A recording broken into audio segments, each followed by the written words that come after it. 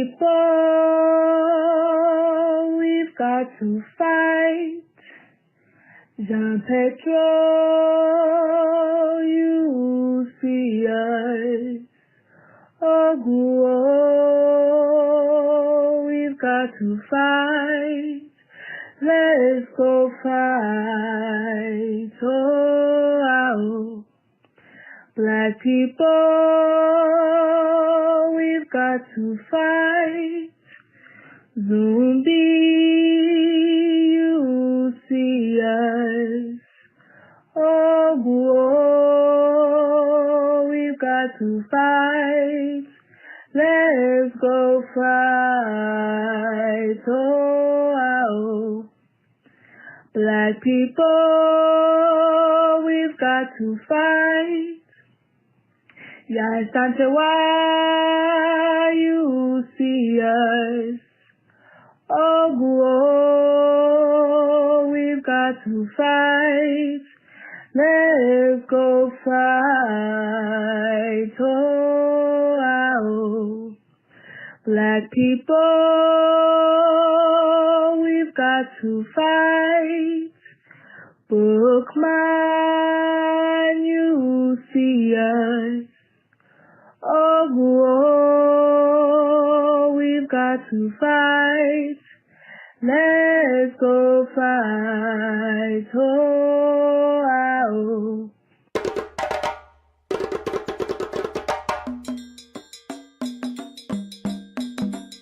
we have to have the courage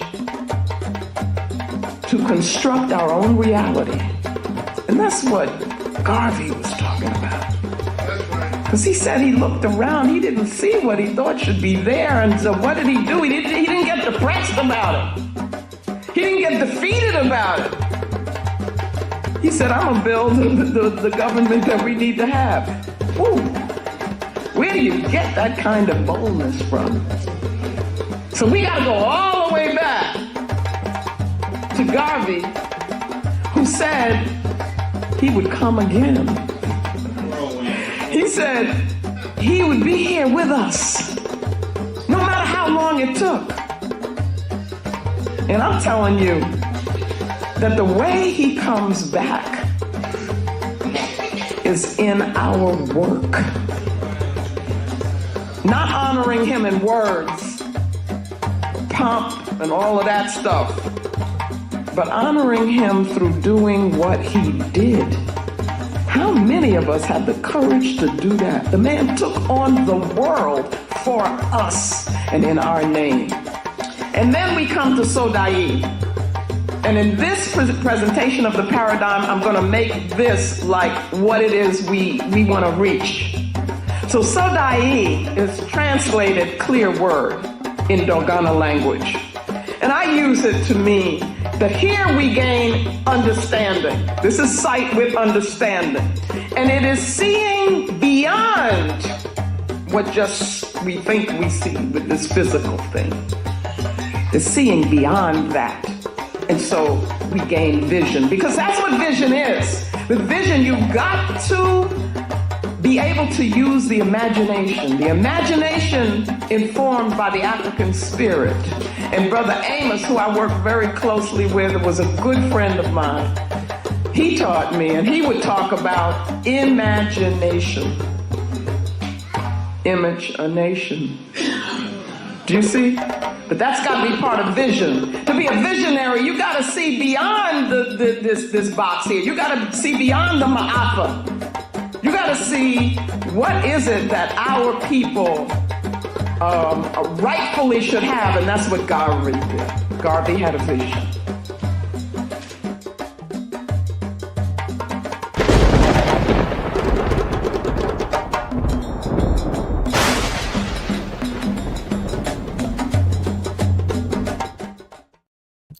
10 times more, they be thankful unto the Mother, Father, creative life force of the universe. Kudzai, Mudzimu, Mukuru. We give praises unto our great ancestors, Abibi Tumi, Abibi Fahodi, African power and African liberation for all African people. Greetings and welcome, brothers and sisters, to this another session live on Kimbungamedia with myself, Shakara, live and in the building. You know, so we're there. Yes, indeed, brothers and sisters, wherever you are, in whatever time zone, whatever planet right about now, brothers and sisters, we appreciate your presence there. Yasso, with we right here now, kings and queens. It's going to be a beautiful conversation, a beautiful session. And we thank you once again for being here. As you come through, please be dutiful and hit up the like button as you come through. Yes, indeed. Spread this universal African nationalist energy all over the internet, brothers and sisters. Yes, indeed. Hit the like button and share the video. Share the video far and wide. Make the people them know that Shakara is live on Kimbungamedia right about now. And we're going to have a special guest coming through with us in not too short order as well, brothers and sisters. Yeah, I do need to inform you of one thing before we get into the depth of our session today, and that is the fact. Hold on, brothers and sisters. I should say to you, apologies, manners and respect for our slight lateness today, brothers and sisters. We were dealing with some technicals behind the scenes. Yeah, 1-2 technicals were taking place behind the scenes, but they are all resolved now. And we are here dutifully to have this conversation that I know many of you are interested in. I do want to let you know, however, that next week, we are going to be continuing our We Stand with Congo series. And we'll be talking to our good brother, Kambale Musavuli, who is a brother from Congo, but he lives in Ghana currently, brothers and sisters. And he will be here to break down the political economy of the Congo crisis, yeah. And I realized this was needed partly because of some of the questions that you all asked last week. Shout out to brother Set Imhotep over there in Trinidad. Asked a question that I said we'll table, and I was going to do a separate video just answering that question for the sake of the education of our audience, but I figured we can actually address it in the context of this conversation. This conversation is intended to be a semi-deep dive, yeah, into the different players on the field of the Congo crisis, what their interests are, and where am I going with, yeah? What are they doing, brothers and sisters, in the Congo? We're going to be breaking that down with our brother Kambale Musavuli next week, Wednesday, brothers and sisters, on the excuse me, the 26th of the month, them call February. Yes, indeed, brothers and sisters. There's more announcements to make, but we'll come back to them shortly. For the sake of time, let me just make sure that we maximize and utilize well the time that we have. And so I want to introduce you now to our special guest for this evening, a brother who I became aware of in the year 2008. Yes, indeed, brothers. No, 7, in fact. Yeah. 2008, when we were greeted and meted by our president, General Babasengo Jawara Baye, who was then first assistant president general, but later that year became the president general of the UNIA ACO. And he came and informed us about a great brother who was a spoken word artist, a great Garveyite organizer, and brought some CDs for us. Yeah, And so at least one of the cities that he brought us became like an underground hit, which was concerning the upcoming presidency of Barack Obama. You know what I'm saying? And so that became an underground hit in the conscious community, brothers and sisters. But so many of you will know this man and his works in various different fields. I'm going to leave him to introduce himself properly. But salute and welcome, greetings to Brother Heru Ofori Atta. Tendamwari, greetings, Brother Heru. Yeah, man. Pleasure to be here. It's a pleasure to host you, my brother. And you know that we're going to have you back again soon to discuss other matters, because we know that you're a man of, varying talents, yeah, as them say, varying experience. And so in that regard, please let me give you the opportunity to let the people know who you are and what it is that you do. Yeah, so Heru Ofori Atta, youth man born in Ghana, was raised in America, have lived all over the Caribbean and lived all over Africa, many different places. Caribbean, lived in Jamaica, lived in Barbados, lived in the Virgin Islands, spent some time in Haiti as well. And then as far as Africa goes, being born in Ghana, spent a lot of time in Ghana. Lived in Nigeria, have a business in Gambia, have lived in Rwanda, have spent time in Tanzania, have spent time in Kenya, a couple other places, been quite a few places. All right. So that's the travel part, but I've been a Pan-Africanist ever since. And my training is in I have a science degree in biology and psychology, and also a law degree, and I practiced law for some time. And then I retired when I was around 26, 27 years old from practicing law, and became a spoken word poet for about a decade. And I traveled the world doing poetry, Pan-Africanist poetry, So, I have a few albums out there. So in some certain circles, people just know me as Heru the poet. In certain circles, people know me as Heru the herbalist, because I have a company, Herbal Results, and we've been doing a lot of work in reversing cancer, diabetes, high blood pressure, and many of the diseases that are the points of care that are affecting our people. People can go to herbalresults.net. You can see the testimonials on the page there. You'll see what we've been able to do with all different types of cancer, just so that this becomes more than just a polemical conversation, to give people a little homework on how they can help themselves when it comes to health, because all of us know somebody who's died of cancer, someone who has cancer. And what my research has led me to is that cancer largely is caused by intracellular parasites. So we have developed an olive leaf extract, which I developed over a decade ago, which is antimicrobial, antiparasitic, also lowers blood pressure, lowers blood sugar. But we've come up with a full protocol on eradicating cancer, and we have the evidence of our results with prostate cancer reversals, breast cancer reversals, esophageal cancer reversals. I'm talking stage 3, stage 4. It doesn't really matter the stage. And we're talking endometrial cancer, liver cancer, brain cancer, lung cancer. We have all the testimonials. We have medical doctors who themselves were stricken with cancer, came to us at Herbal Results once they didn't have any other solutions.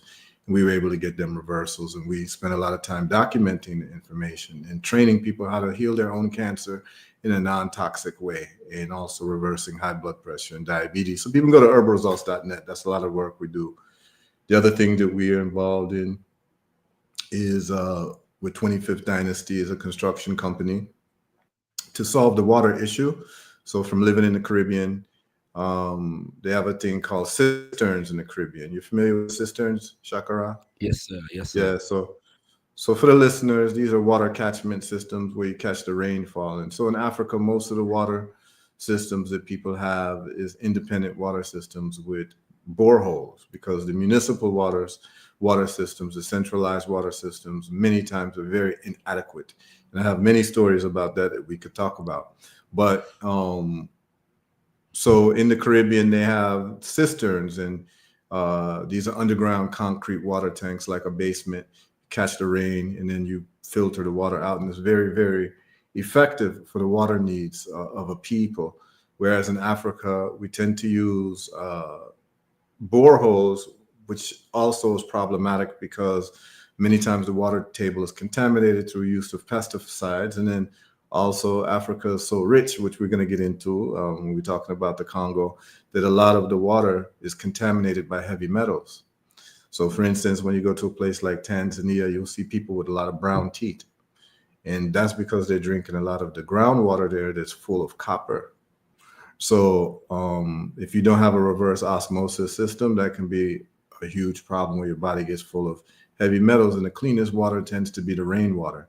But within the African construction systems, most houses, I'd say 99.9% of houses built in Africa do not have rainwater catchment systems, but we get great rainfall in West Africa, East Africa, Southern Africa. So that's one of my missions, is to change the whole water situation in Africa by making cisterns common day construction practice in Africa. So some of the things that I'm doing, just to give people some context, you know.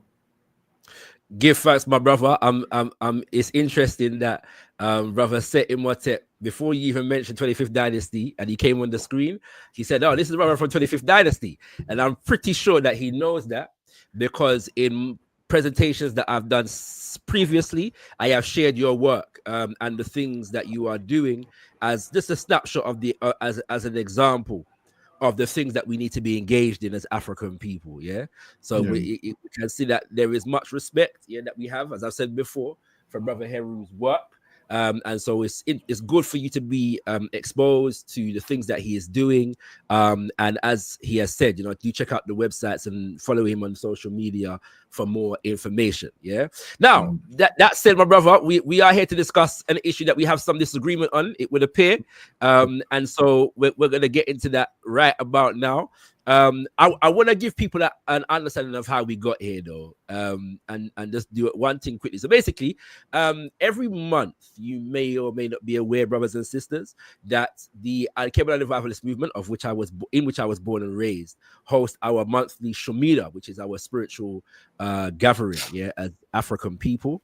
And I was charged with the responsibility of delivering the message for this month, the month of February. The month of February, generally, that space is allotted to honoring the life and legacy of Papa Omowale Malcolm X. And it just so happened that this year is the year during which we are celebrating the centenary of Omowale Malcolm X, of Papa Patrice Lumumba, and of Frantz Fanon, among others. And so the message that I delivered honored Papa Patrice Lumumba and and Omowale Malcolm X. And so I had posted a snippet of that message on social media, and it was shared by some brothers and sisters. And I'm going to give you some brothers and sisters some context in terms of exactly what was shared and how we got here. Give me a sec, brother. You hear that Rwandan troops have invaded the eastern Congo, understand that Kagame has been a puppet of America and Britain for the entirety of his presidency. That's right. Understand that when these big Western corporations are acquiring minerals that come from the Congo, that do not come from Rwanda, that is being facilitated by Kagame. Understand that some of us as Pan-Afrikanists have been confused on the issue of Kagame. Word. Speak on it. Word. I hear too many Pan-Afrikanists. Too many. Bigging up Kagame like he's something good. Yeah. Because you go Kigali. And you see pretty road and tall building. And get excited. Come on. And the fact that this has been funded by the exploitation and a genocide That's right. Come on. that is being committed against the people of the Congo never seems to cross your mind. No. Long-standing Pan-Africanists who I respect. Word. Talking this foolishness. Word song. Bring it. Word song. We cannot afford in this day and age Come on. to be confused on those issues while our people in the Congo suffer the consequences. Word. And I call on all Pan-Africanists, if you've been parroting the foolish narrative, Nonsense. In this context now is the time to correct yourself.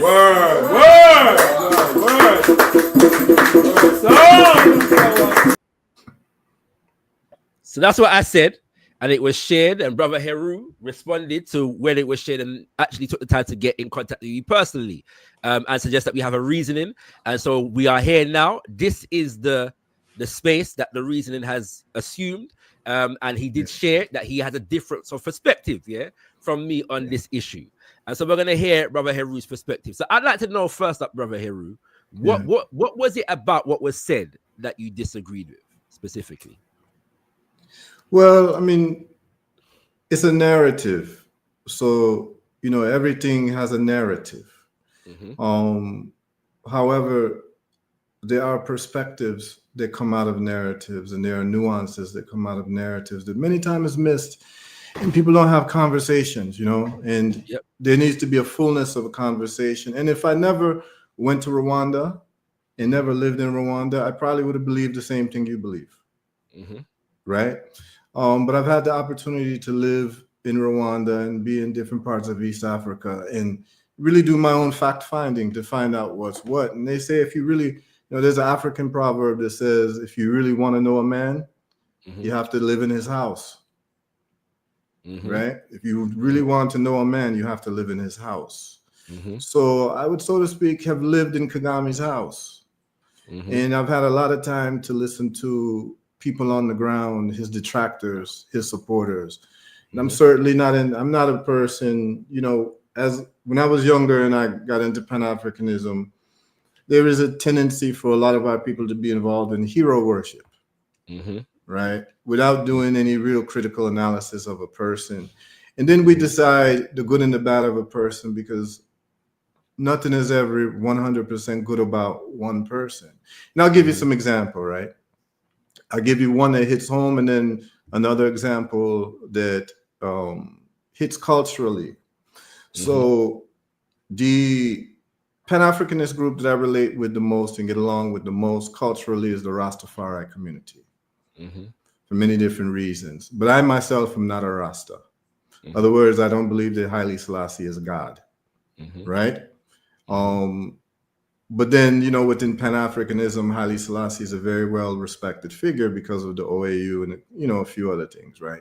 Then those who get into the religious thing with, the line of David and all that type of thing, and Ethiopia and what Ethiopia means, they get into that. But that's not really my focus. But I look at his statesmanship, I look at some of the things he said in terms of African unity, then I get to read his biography. And I remember living in Washington, D.C. And when I was living in Washington, D.C., and this is very important. So I was living in Washington, D.C., and because of my hair, many times would say, Rasta and all of that, right? Which I don't have a problem with because I'm comfortable in any Black-based religion, right? I may not adhere to it myself, but I'm comfortable and I understand it and I appreciate it, right? I met a young man who was my security guard at the building where my brother was staying in. And I would see him every day and we would say hello, And then one day we started talking. I said, Habesha, yeah, Habesha. And, that's what the Amhara-based Ethiopians call themselves. And he said, no. He said, no, I'm not Habesha. From Ethiopia. I said, oh, okay. He said, I'm a Romo. I said, yeah, okay, you're a Romo. All right. And then he asked me, are you Rasta? And I said, what do you mean? Because, I need to know what you mean by that because it could mean a lot of different things, right? Yes. And he said, so do you worship Haile Selassie? And I said, no, I don't worship anybody, but I think that he did some great things. And he said, he said, I didn't know whether you worship him or not, but if you worship Haile Selassie, we can't be friends. He said that to me. I said, why? He said, because Haile Selassie used British airplanes and dropped bombs on my people. And I had not known this. This was maybe 20 years ago we had this conversation. I didn't know this. And I looked it up. And it was in fact true. The whole Oromo villages had bombs dropped on them from Haile Selassie because of protests that they were having against being treated unfairly because they're the majority of the people in Ethiopia. And So I learned a lot about the struggle of the Oromo people. And I also learned about their disdain for Haile Selassie based on the things that his government did to them. And he had some really strong stories, you know, like he had family members who had bombs dropped on them and burned alive through Haile Selassie, you know? And that taught me a lesson, you know, that everyone have a different story, and the people who you may consider heroes may be villains to other people. Now, to the part that hits home. And again, this is going to go a different route. This is not being an apologist for anything criminal that people think that Paul Kagame may have done. So I don't want people to get that impression, because I think there's a narrative out there that maybe I disagree with you, but it may not be the type of disagreement that you think it is, right? Okay. I'm definitely not a hero worshiper towards Paul Kagame, or really any man. I look at what he's done. I look at what's been said about him. Sometimes you'll have enemies for different reasons based on narratives. So my family has been involved in government in Ghana since the beginning. My uncle's grand uncle's name is J.B. Dankwa. He's part of the Big Six of Ghana. He started the UGCC. J.B. Dankwa is my grandfather's brother. And he was one of the people, he was the main guy who brought in Kwame Nkrumah. Kwame Nkrumah comes in, Kwame Nkrumah separates and forms the CPP, right? And eventually becomes prime minister and head of state. I myself, in many ways, would consider myself an Nkrumahist, in the sense of me heralding him as a great Pan-Africanist and a great example. One of the reasons is not just because of the books he wrote or his intellectual capacity or his speeches, but what he actually did on the ground in Ghana in terms of the development. And when you go to modern day Ghana right now, most of the important developments was all the way back from the 60s and in Nkrumah time, and most of these other leaders did little or next to nothing. Now, Kwame Nkrumah, when he became head of state, half my family split. So half went to the Nkrumah side, the other half were with the J.B. Dankwa side, who became the opposition in Ghana. I even have an uncle who was part of Nkrumah's cabinet. He was the Minister of Interior. His name is Heru Ofori Atta. Now, I have uncles that when I was growing up as a boy, you could never mention Kwame Nkrumah's name, or else it'd be fight. Just like many people here, if you hear the name, you know, might be listening to, they hear the name Paul Kagame, they're ready to fight, right? And the reason is because during the end of Nkrumah's tenure, the real problem was that have you heard of Atomic? A place in Ghana called Atomic? I don't know how familiar you are with Ghana. No, I'm not mad familiar, but I know of Atomic. Yeah, I'm not okay, so it's close to a place called Achimota. This is where my father went to school. But there's a whole village called Atomic, and the reason why it's called Atomic is because he started the Atomic Research Laboratory there, because he figured that Africans, before we can even negotiate or sit at any table with anybody of consequence, we're going to have the same ability to defend ourselves as others and have the deterrent that other people may have, right? So he started the Atomic Energy Research Laboratory. And when he did that, it became a huge problem, because he was talking about a continental army of Africans being able to defend ourselves with even atomic weapons if we had to.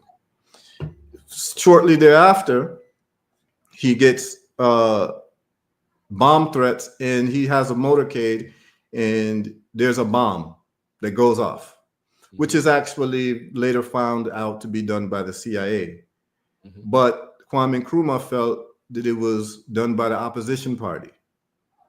So he ends up locking up my uncle, J.B. Dankwa. J.B. Dankwa ends up dying in jail. Some say starvation. He died from starvation as an old man in jail. My family members will never, ever, ever forgive Kwame Nkrumah for that. And because of that, I can never, ever, around some of them, the old ones, the old school ones, ever mention Kwame Nkrumah, because he's seen as the killer of the patriarch of our family. However, even with that information, I still think that Kwame Nkrumah was a great man.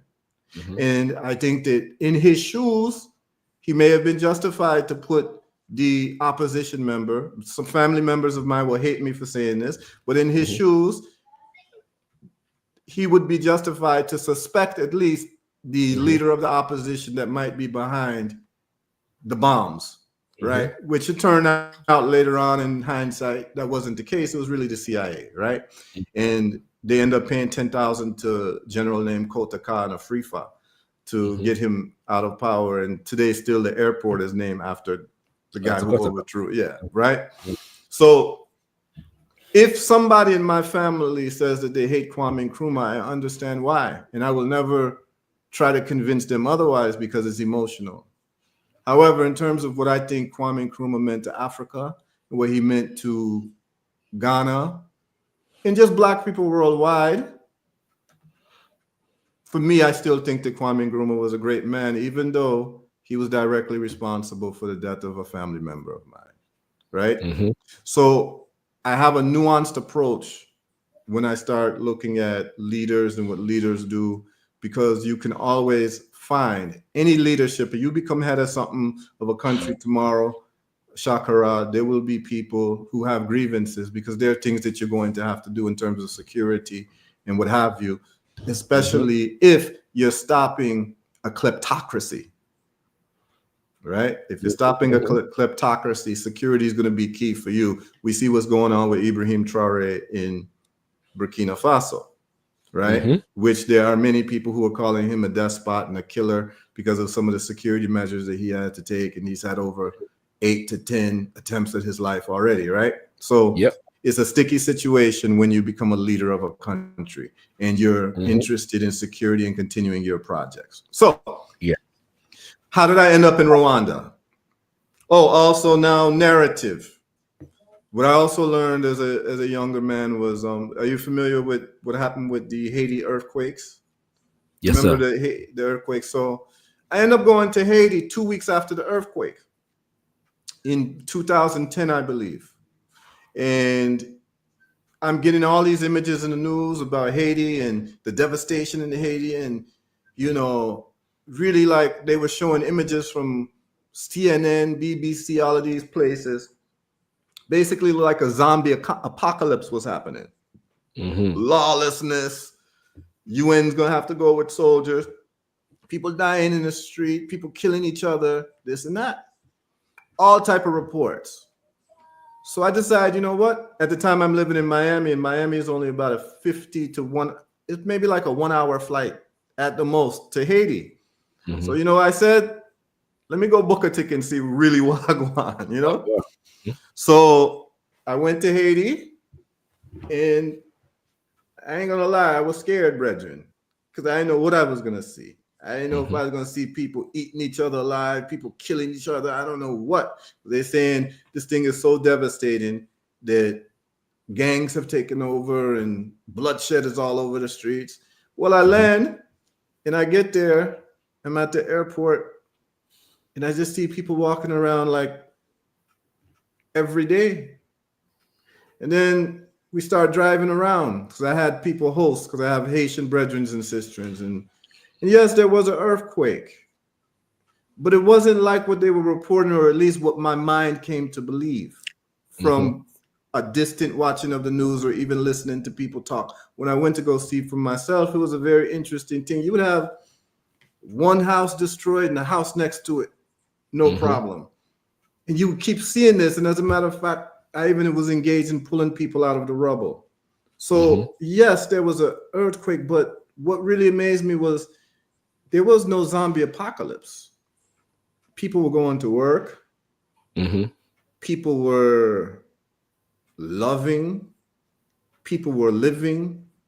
Yes, people were made refugees because of, you know, certain places collapsed, but it was nothing like what was being painted in the mind. But what was very observable was NGOs, right? And this is also a thing in the Congo too that we're going to talk about, the role of NGOs and what they really are. Absolutely. And most of these NGOs are really intelligence operations. And so you see NGOs all over the place, and you see people just making do with life. And I get to really see the country, and I would consider myself somewhat of an amateur historian on Haitian history. So being there, I got to really ground. And I mean, I met people who were 100 years old, who grandfathers or great grandfathers fought with Toussaint and Dessalines. Like, you know what I mean? To put things in perspective for me, that like it wasn't that long ago, and you have people with living memory of this from stories from their grandparents who fought in the Great Haitian Revolution. And so I'm seeing it was a complete, and people are emailing me like, oh, you're in Haiti, are you gonna make it out alive? And you know what I mean? Like, and I'm like, actually, this is one of the most peaceful places that I've been, and I didn't know Haiti was so beautiful. Right? It was really Port-au-Prince that suffered, but the rest of the country was just fine, brethren. But when you get the images from the news, it's quite different than when you're actually there. So presence is important. And even the presence of some people, when they report back, they may have their own agendas. If it's an NGO and they're trying to get more money, they're going to show you more devastation than the picture really is, right? Yes, sir. And so we have to also temper the information that we get with who's giving us the information. If we're getting it from BBC, we're getting it from CNN, they have narratives and they have ways that they phrase things. And so, for instance, a lot of people get news about Rwanda from BBC, CNN, which is actually not favorable to Paul Kagame. BBC News, CNN, they're not favorable to Paul Kagame. When they interview Paul Kagame, they call him a despot, human rights violator, all those things. They don't talk about nothing else, and he's framed that way. They'll call, or like, you know, Ibrahim Traoré, they call him junta leader. You know what I mean? They'll call him something like warlord takes over or whatever, right? And they phrase it. So you'll see the phrasing that will happen. So if a Palestinian shoots a rocket into Palestine, you know, Palestinians attack Israel. When Israel does it, it's called retaliation, right? And so you start seeing the way that they phrase words. And so a Hezbollah attack is never retaliation, but it's always Iran-backed Hezbollah, right? It's never just Hezbollah, it's Iran-backed Hezbollah, because they're having a narrative. And so that's a lot of times you'll see M23. It won't just be M23, Rwanda-backed M23, right? And so when I start seeing this type of language, when they start contextualizing with a narrative, it gives me red flags to say, okay, there's a story that's being woven, okay? Now, in 2017, I'm living in the Virgin Islands. Now, let's take it to Rwanda, because this is what we're talking about, but I had to lay the context before we can talk about it, so you can understand my thinking and why I came to the conclusions I came to, because I don't think that you're an unreasonable person.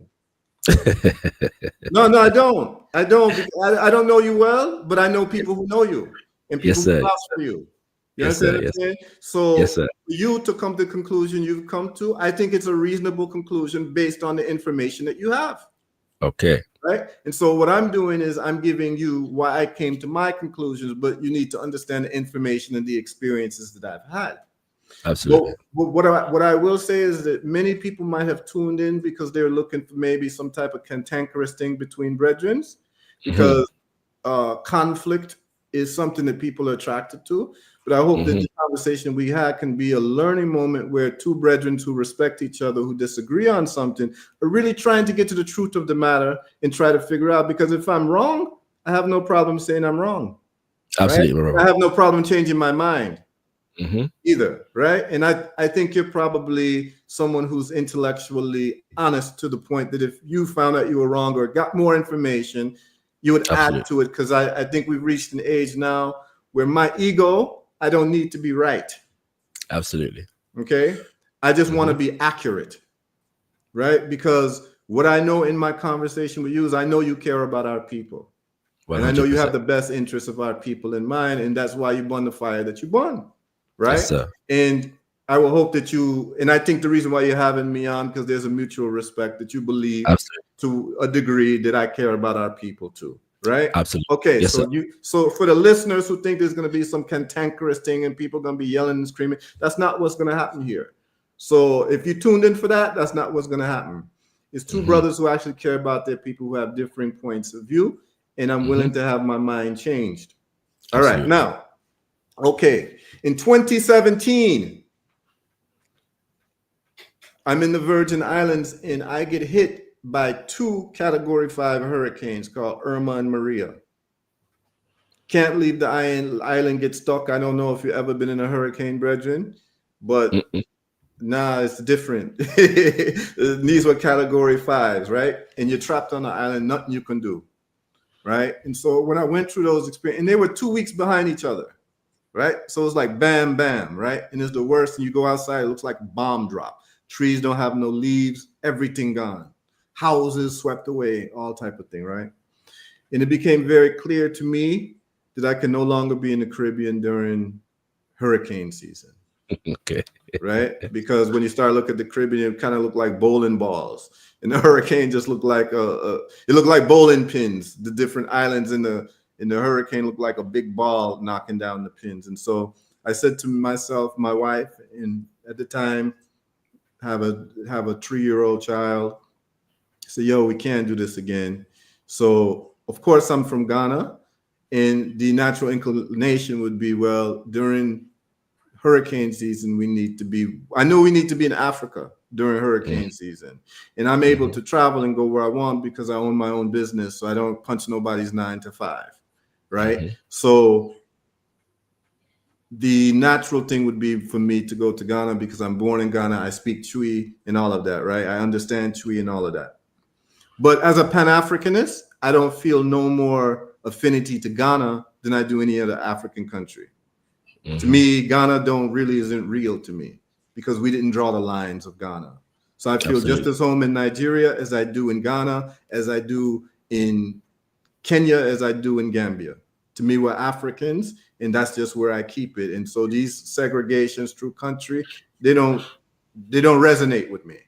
So to me, all right, we know that the hurricanes start off of the coast of Africa, so the safest place would be in Africa, right? So this is the thinking, and so we start looking and saying, okay, what African country are we going to be in next hurricane season? And to me, it's not Ghana. I'm start looking, and I started hearing about Rwanda. So I'm online.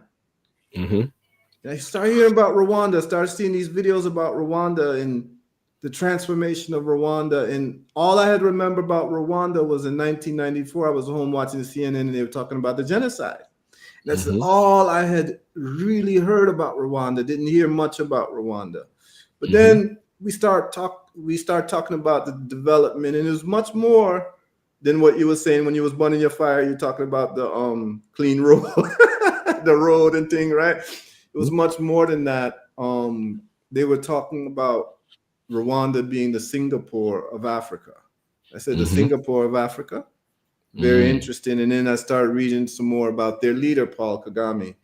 And one of the first things that he did once they took over power after the genocide was that he actually went to Singapore and studied Lee Kuan Yew and studied with Lee Kuan Yew. And I don't know if your listeners know who Lee Kuan Yew is, but Lee Kuan Yew is the founding father of modern day Singapore, where he transformed Singapore from a malaria-infested fishing village, swamp, to what it is now, and the road that he took to go there.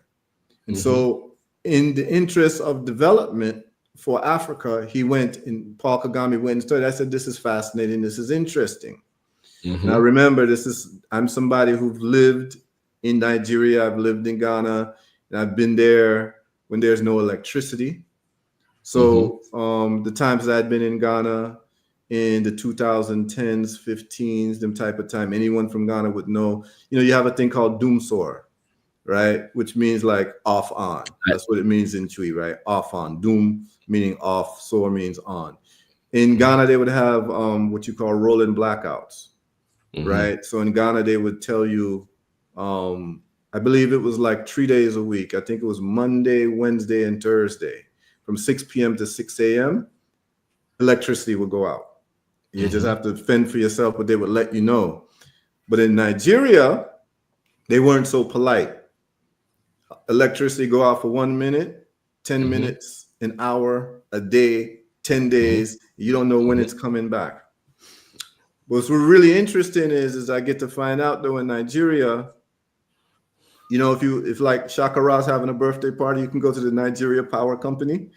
You can pay them to keep the lights on in your neighborhood, and they keep the lights on in your neighborhood, you know? And then I get to find out that the Syrians and the Lebanese control all the generators coming in and out of the country. And they're the importers of generators. And they actually pay the Nigeria Power Company to turn off the lights so that people buy more generator. And that's what got me into studying and becoming a certified in solar engineering, right? Because I figured that, okay, if we got these electricity issues, at least we have sunshine in Africa. And then in Jamaica, I was going back between Lagos and Jamaica, where I was living in a compound town. You know, a compound town in Jamaica, which is the Maroon Town. I was living there in 2010, 2011. So I was between there. So I went to Nigeria to perform for World Music Day. And then I end up getting malaria. Then I go to Jamaica, and the pump is out in Jamaica in the hills. And so everyone have to fetch water. And I don't know if you've ever been to a compound town, but it's very steep. It's very steep, brethren, but you see old people carrying buckets of water, right? Yes, sir. Very fit.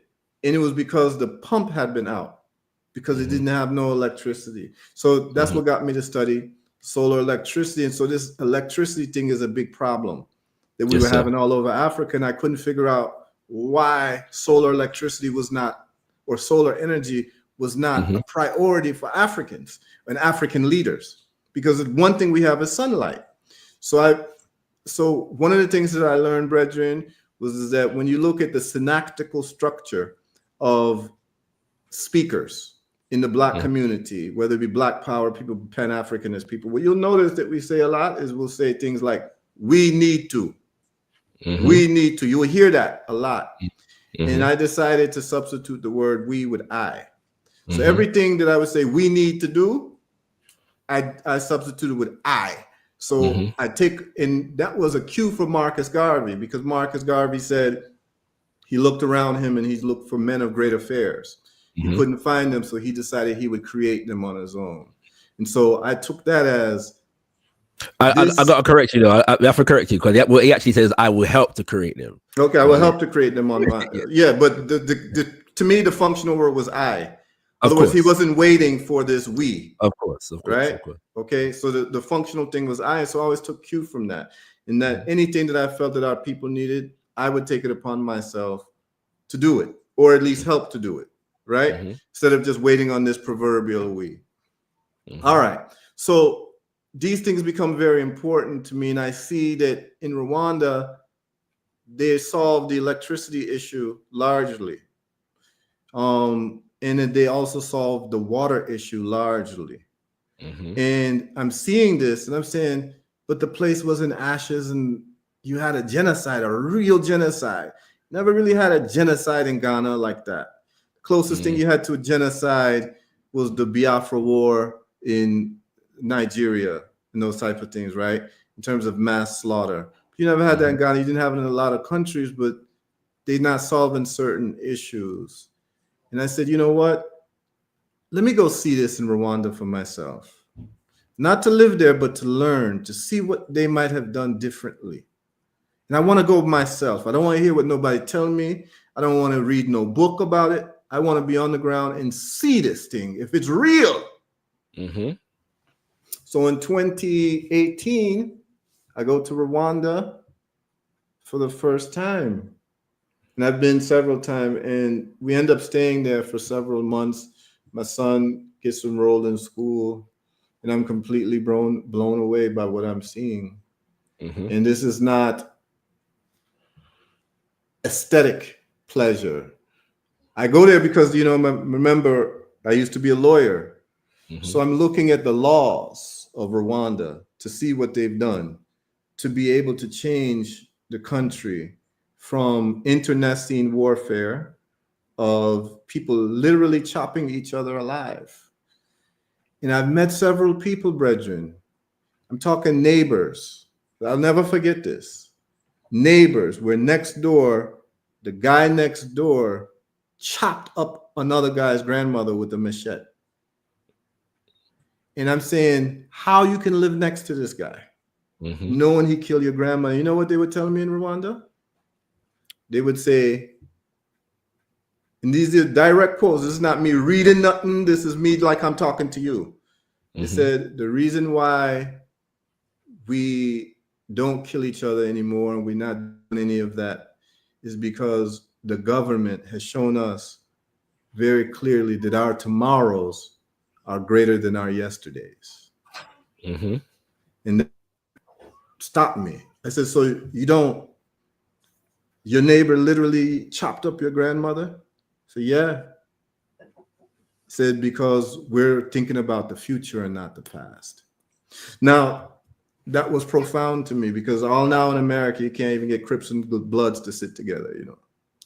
So I'm saying, okay, this is astonishing that this happened. Then I start looking at the laws of Rwanda. So in Rwanda, nobody in Rwanda can call himself Tutsi or Hutu. You can only call yourself two things in Rwanda: Rwandan or African, right? So I get to look at more of the laws, and one of the laws too is that no laws can be passed in Rwanda unless the parliament has at least 50% women. So right now in Rwanda, they have the biggest amount of female representation than any parliaments in the world, where it's about 70% right now, because what they figured out was that no laws should be passed unless the mothers of the country have a say. So I'm looking at this, and I'm going to their legal department to look at the laws. And then I get to find out in Rwanda, they abolished all of the colonial laws, which was very big to me, because in Ghana, all now you have judges wearing white wigs. You know, they're still doing the colonial law. And I said, wow, there's a lot to learn from this. So I went to Rwanda humble to learn about how you transform a society and how you govern a society. And what came out of it, brethren, was that it became very clear to me, and I'll give you some very clear examples that could be implemented in any African countries, that became very clear to me that out of all the African leaders that I've seen, it seemed like Paul Kagame is the only one who don't have glucose in his brain. And this is what I mean by that. That when I look at solutions to simple things. So for instance, this may not be the case in where you are. You're in England, right? Yes, sir. Okay. So if you've been Caribbean. So, and you've been to different parts of Africa, I would assume. One of the biggest problems that we have is speeding of taxi buses and taxis that carry people, and they get a lot of head-on collisions. Speeding in general, but yes. Yeah, but you'll get the bus. You're right. Yeah, so you know, these are like things that affect people's lives. Where you'll be in Ghana, you'll be driving. Let's just say you're driving from Accra to Kumasi. On the side of a road, you could easily see head-on collision with people on the road dying because there's no ambulance service, right? And people are speeding, but human behavior follows incentives. And so you can pass laws and say people don't speed. But if the taxi driver is incentivized to speed because he makes more money based on how many trips he can take people, right? He's going to speed. He's going to be incentivized to speed because he's going to make more money by getting places quicker. And that's why they're speeding. Well, this is a problem in Jamaica. This is a problem in many parts of the Caribbean. This is a problem all over Africa, Nigeria, Ghana, especially. Okay. Well, look how they solved. You know how they solved the problem in Rwanda? In Rwanda, every single vehicle that carries human beings for commercial purposes, like a taxi or a bus, must have a device called a speed governor. You know what a speed governor is? We can guess. So no, I don't know. So I don't know if I don't know what it. I've never heard of it, but the name would suggest what Yeah. it does. So yeah. So it's a device that you put into the engine of the car, and it limits the speed of the car where it can only go maybe 35 miles an hour, and whatever that comes to in kilometers, because I know you deal with kilometers, right? So I don't know, but it's not very fast. And so what they did was they created an engineering solution for a human problem. Instead of just passing laws and this and that, they made sure that every car doesn't even have the physical capability of speeding, because they know that within human nature, that driver will be incentivized to do X, Y, and Z in terms of speeding. And this is the problems that we have. And so because of that, you see very little road accidents in Kigali or in Rwanda, not just Kigali. This is over Rwanda. So then I get to Rwanda. I'm seeing all of this.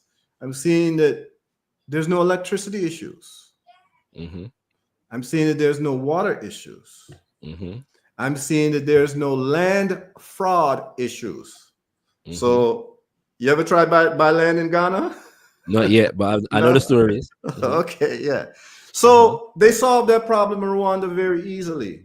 So if you want, let's say you're a Rwandan and you have a piece of land and you're going to sell me, right?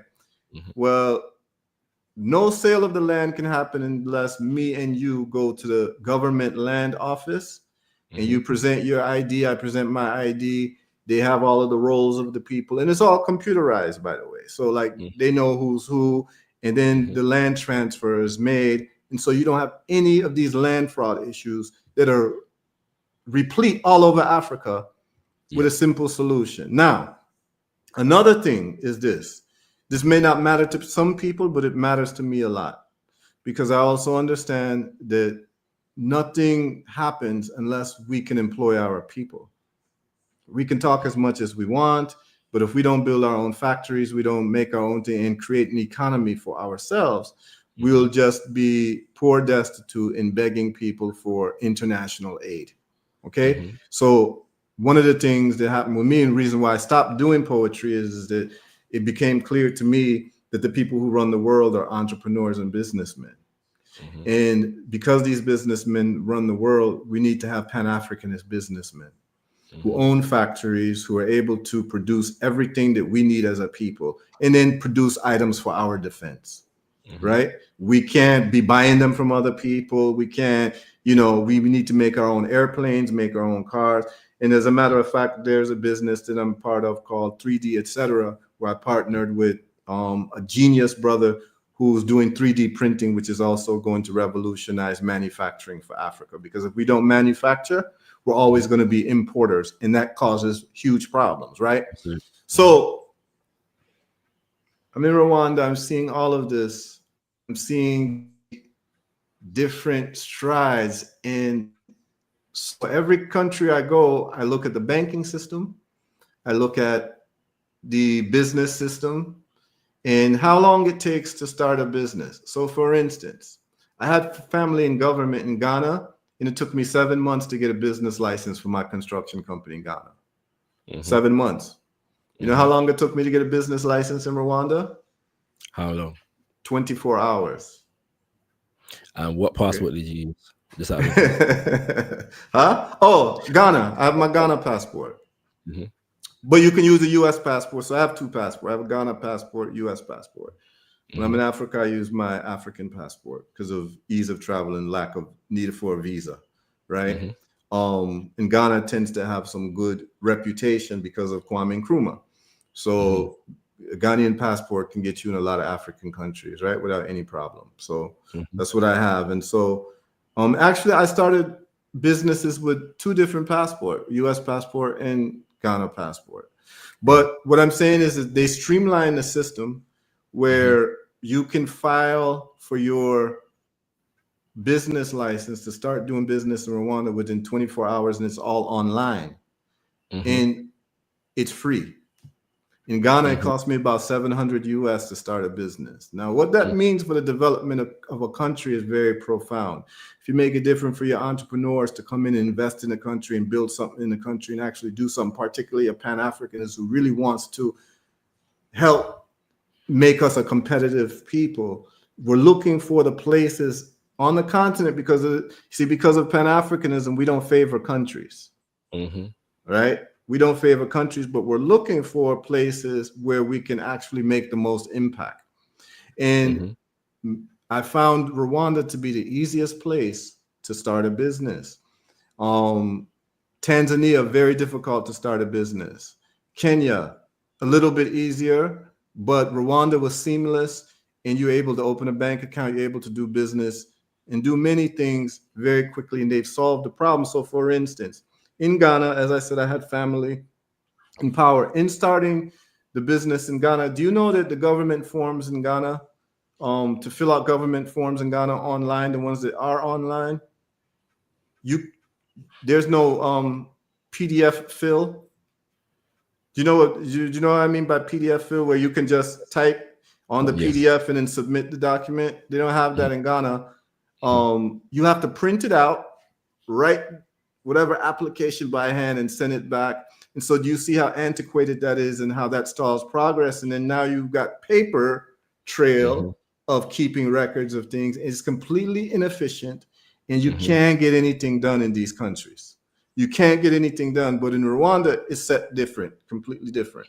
The other thing that I come to find out is that in Rwanda, Paul Kagame, the guy that you all hate, he has a contract with all of the ministers. It's a 1-year contract. So you'd have like a minister of what they call RDB, Rwanda Development Board, which is responsible for all business registration and also investments in the country. So if you want to, let's just say you want to invest in farming or agriculture there, they have a list of all the farmers who have qualified in terms of their paperwork of like keeping their accounting records. So if you want to invest, your money would be safe. And then they also have the investment locked in with the government to monitor your investment so your money just doesn't get stolen. So they have the list of farmers who have qualified. Now they make investment very easy. Paul Kagame would have a performance contract with, let's say, the Minister of Water, the Minister of Electricity. So it's a 1-year performance contract, and they have to meet quotas. And if they don't, they lose their job. This doesn't happen in any of these African countries. It's nothing but kleptocracy happening. In Rwanda, you can't bribe a police in Rwanda. You can't bribe a police in Rwanda because what happened is that he stopped corruption by creating a system where, because his training is as a spy, his military training, he was trained in espionage. And so he has different people. Do you know by who? Yeah, he was trained in the United States in espionage. But let's also keep in mind that Dessalines, Toussaint, all these men were trained by the French army as well. And if you, I mean, let's just keep it real. Let's keep it in mind, right? And so, go ahead. Yeah, I'm just saying, let's be fair. Let's keep it in mind. Dessalines was trained by the French army. He was a French army officer. But it's what you do when you get that information, and the other side of it too. You're a Pan-Africanist. I don't know where you went to school. Where you went to school? In the UK. So who you was trained by? Bro, that's not even a, that's not even a, no. That's not analysis in any way, shape, or form. But I'll come back to why though. I'll come back to why. If you went to a university in London, you may have a degree in whatever you study in, whether it's computers, whatever. But that does not necessarily mean that you are. No, the argument is not that it necessarily means that. No, it doesn't necessarily. That's all I want to say. That's the point that I'm saying. I wouldn't argue that it necessarily means. Yeah, that's the point that I'm saying, because what we also know is, like, so in America you had the Black Panther Party. So you had people like Geronimo Pratt, or he's renamed Geronimo Jijaga. He was trained by the U.S. Army in Vietnam. ACR were militarily trained. Exactly, by American Army, exactly. Yeah. So it's not dispositive to just say someone was trained by a certain country. No, but go on. And to tell you the truth, in the case of Kagame, though, that is an important fact. Well, no, it's a fact you can take into account. Definitely, it's a fact you can take it, but it must be taken into account in context. 100%, right? And that's the point that I'm making. And so, and as a matter of fact, if you were to be trained in any type of military warfare right now, if you want the best training possible in terms of technology, you probably would have to train with those people who we consider Yurugu. You probably would have to get training from them, and then in your heart still have love for your people. Because if you don't understand drone warfare, artificial intelligence, and what these people have, anti-gravity propulsion systems, and you don't understand that, we won't be able to defend ourselves. Okay, so anyway, that's a different. Let me let you finish. I'm gonna let you finish, but you have been speaking for a good while, yeah. Yeah. I just because I want to lay the context. No. I'm hearing you. I'm hearing you. I want to lay. Now let's talk about Kagame. Yes, sir. In his history, right? So then I get to say, okay, let me look at Kagame. Let me look at his background, and so in what context is he growing up in? So Kagame, born in Rwanda, and then his family has to leave. Why does the family have to leave? Well, in 1959 in Rwanda, there is a genocide that happens against Tutsis, and they have to get up out of the country and leave. Now, the history is a history. What was the reason for that, for what you're referring to as a genocide? And I don't know many people that refer to that as a genocide, but what is the reason for it in your understanding? Oh, well, just like Khalid Muhammad said, anything that happened with black people where it's bad, the first thing that you have to go through is look at Yurugu. If I slip on a banana and fall on my head, the first thing I look at is, did Yurugu put the banana there, right? So when we get to find out in terms of the internecine hatred, you have Belgium come in through Belgian colonization, where they favor the Tutsis over the Hutus. And at the time, the Tutsis and Hutus was not a designation based on phenotypical expression. It was based on what type of vocations you were engaged in, from what I understand. So the Hutus were more farmers, and the Tutsis were engaged in more like animal husbandry with cows, right? And in that part of the world, cows are very valuable, and that's actually the main form of wealth. Dowries are paid in cows and what have you. But what the Belgians did was that they started looking at people's features. So you had Hutus with certain features that they called Tutsis and so forth and so on. And these features where they were taller and had more what you call aquiline features, right? With more of a straight pointier nose, and not like what you would call the Negroid Bantu nose or what have you. And so the Hutus were there, and then you had the Tutsis.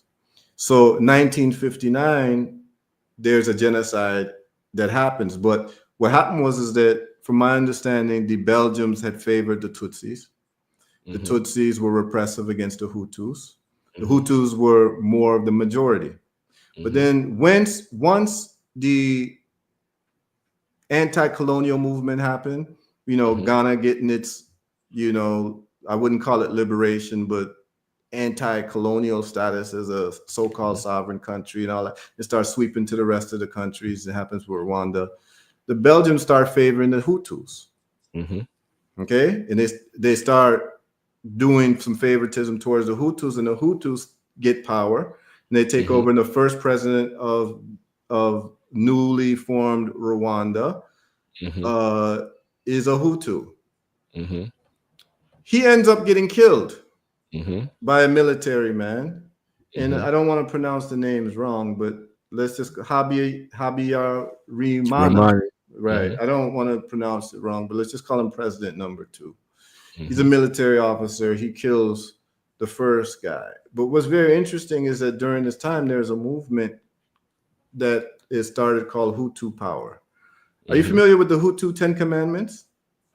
Yes. Okay. I don't know if the readers are familiar with the Hutu 10 Commandments. I mean, your listeners. So the Hutu 10 Commandments, anyone can Google it. Can I share a screen? Yeah, go ahead. Because I think we're getting into the mix of the matter, but it was important to lay some type of context as to why I think the way I think.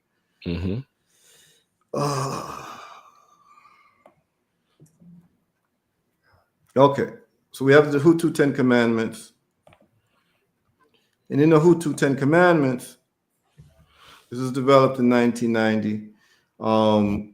Movement of Hutu power.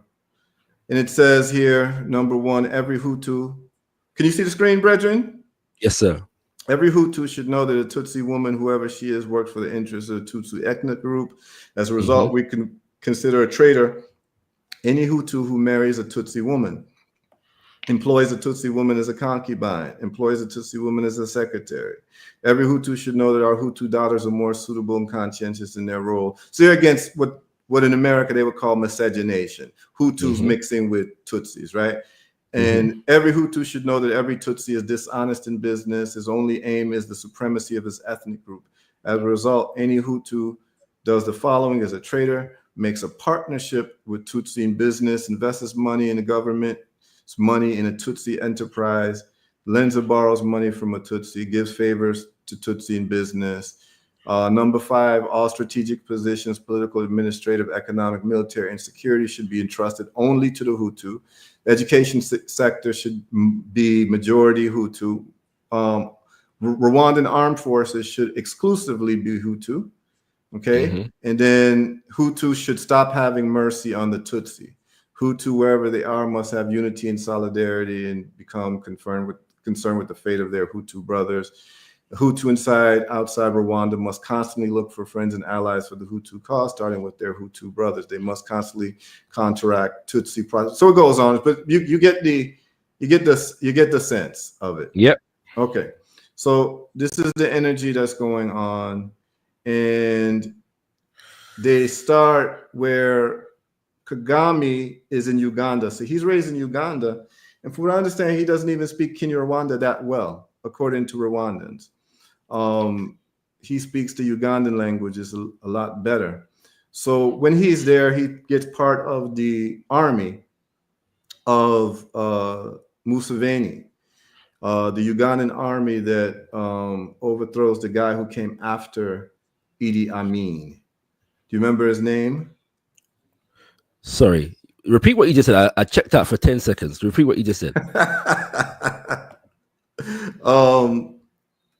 Museveni, the guy Museveni overthrew after Idi Amin.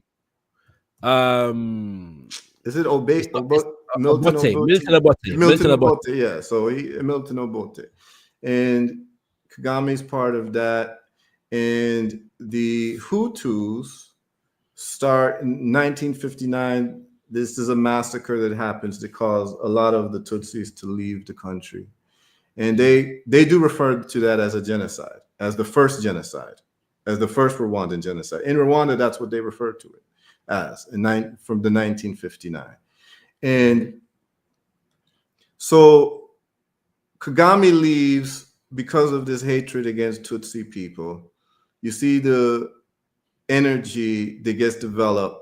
The Hutus have a lot of infighting that's going on, and the second president becomes president from killing the first president, who were both Hutus. And this is Habyarimana. Just call him Habi, President Habi. I know that I'm not pronouncing his name right, but President Juvenal Habi, let's just call him that. And he is also aligned with Hutu power people and Hutu people who are what you call Hutu radicals. And you have Kagame coming in his mind, or from what he's saying, or from what they're saying, to stop the killings, the wanton killings of his people, the Tutsi people. And there's a plane that's shot down. And the plane that is shot down happens to be carrying, and this is in 1994. The plane gets shot down, and it is carrying, it's carrying not only Habyarimana, but who's the president at the time, also the president of Uganda. Burundi. Sorry, yes, Burundi. All right, who's also a Hutu. Now, what's very interesting is that this is ascribed to Paul Kagame. They say that Paul Kagame shot down the plane.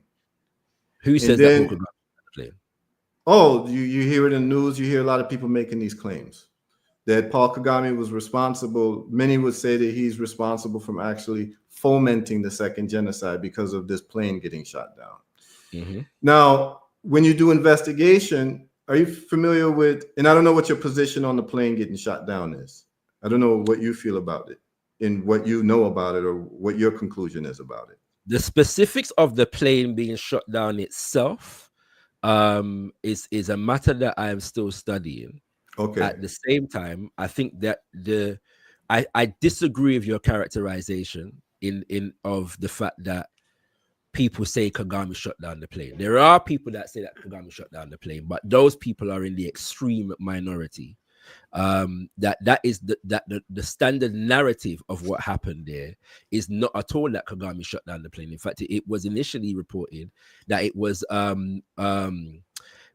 Habyarimana was shot down by Hutu power people. Yeah, were the people that shot down his plane because he was considered to be a moderate, and that also fed into the reasoning for who was and was not slaughtered during what is referred to generally as the Rwanda genocide, which I'm going to get into properly when I respond. So I'm just allow you to complete, but I'm just simply saying for now because you asked the question. No, that's good. Very good. Yeah. The idea that Kagame shut down the plane is actually a minority opinion, and an opinion that is that there's a lot of propaganda against, not for. Okay. All right. So I disagree with you that it's a minority opinion. It's an opinion that I hear quite frequently, but I don't think that that's very important. No, it's not obscure. I'm sorry. Let's clarify. I don't regard it to be an obscure opinion. It's definitely not the standard narrative. Okay, yeah, it's definitely not the standard narrative, and the idea that he shot down the plane is far more. It's given far more credibility now. Sorry, because of a lot of investigative journalism that it was given at the time, and the immediate aftermath. So good. It's good that we have this because I know where you are with that, right? Right. So for me, in my experience, I hear Kagame shot down the plane more than I hear anything else, in my experience. Okay. In my conversations. So a lot of times I have to spend a lot of time talking about that. And so then you're familiar then also with who they call Madame Agatha, right? Madame Agatha, for the listeners, was the prime minister at the time who herself was killed. So there's a lot of evidence that it was actually a coup d'etat by exactly the people that you said, the Hutu power people, because that was off the heels of the Arusha Accords. The Arusha Accords was when there was a negotiation between Kagame's group and the Rwandan government that was in charge at the time, Habi's group, for power sharing with the Hutus. And the Hutu militants were completely against that. And so many people would believe, in which I'm tending to believe, but I wasn't there. I don't know. You could read this, you could read that. And what I found out with politics is many times what you think you know is not necessarily what accurately happened. When it comes to politics, there's a lot of framing that goes around, and it's hard to know what's true. And that's what I've learned through my years in studying politics and even history.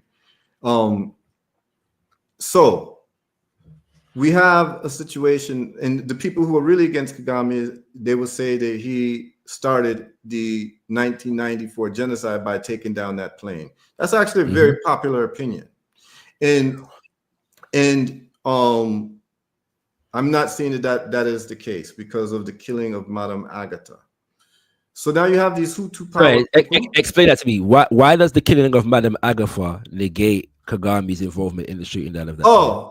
Yeah, because she was killed right after his killing, and so you saw it as an accounting because she was part of the Arusha Accords also. And so it lends a lot of credence to the MO that it would be the Hutu power people killing moderate Hutus, just like how you said that it was no change of power in terms of succession of power within the same administration. So usually if you'd had someone, the leader killed, the second person in charge would come and take power unless you had some inside type of job and you wanted a complete clearing of the house.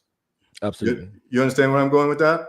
I understand where you're going, yeah. Right. So she was killed. And so it gives a lot of sense to the logic that it was by insiders who were more radical Hutus, right? And didn't want to be engaged in power sharing. And so then you have the Rwandan genocide that happened. And so you're comfortable with the word genocide for what happened in 94?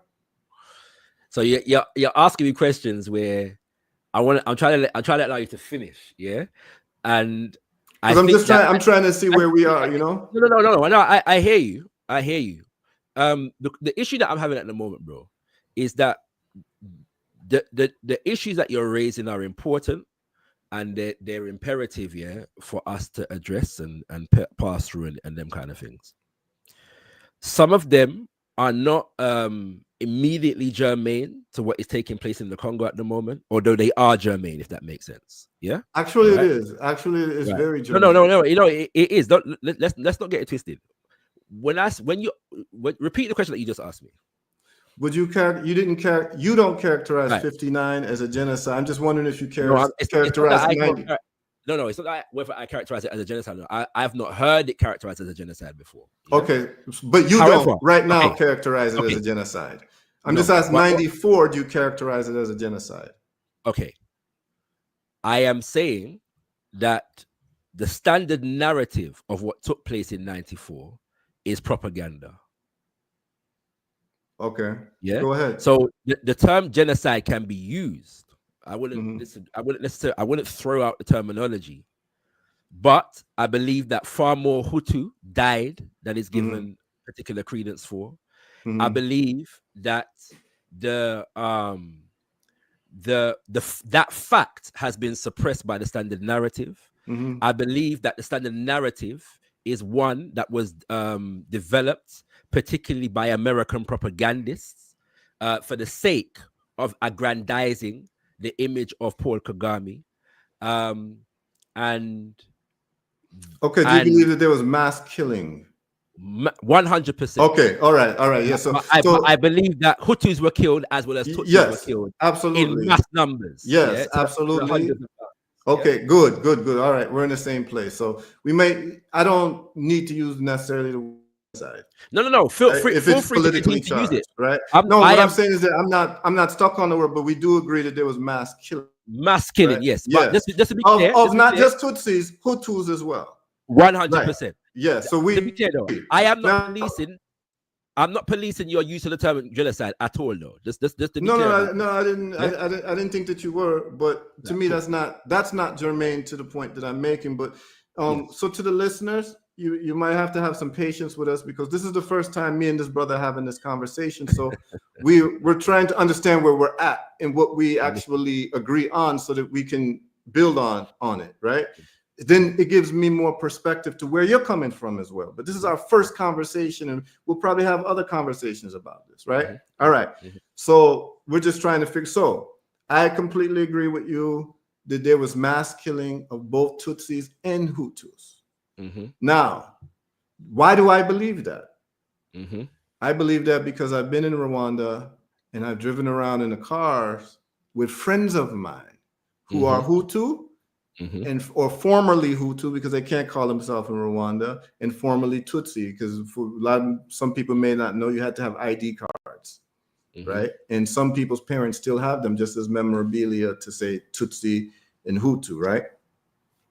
I've been driving with people in Rwanda, and they'll point out a certain road, and they will tell me this road here. And these are not news reports. This is not reading a book.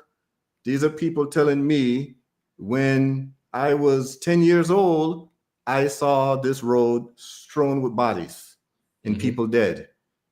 I have many friends who had to hide in cars, in the trunk of cars, so that they wouldn't get caught who were Tutsis who didn't get caught. So they're able to tell me what was happening at that time because they were there.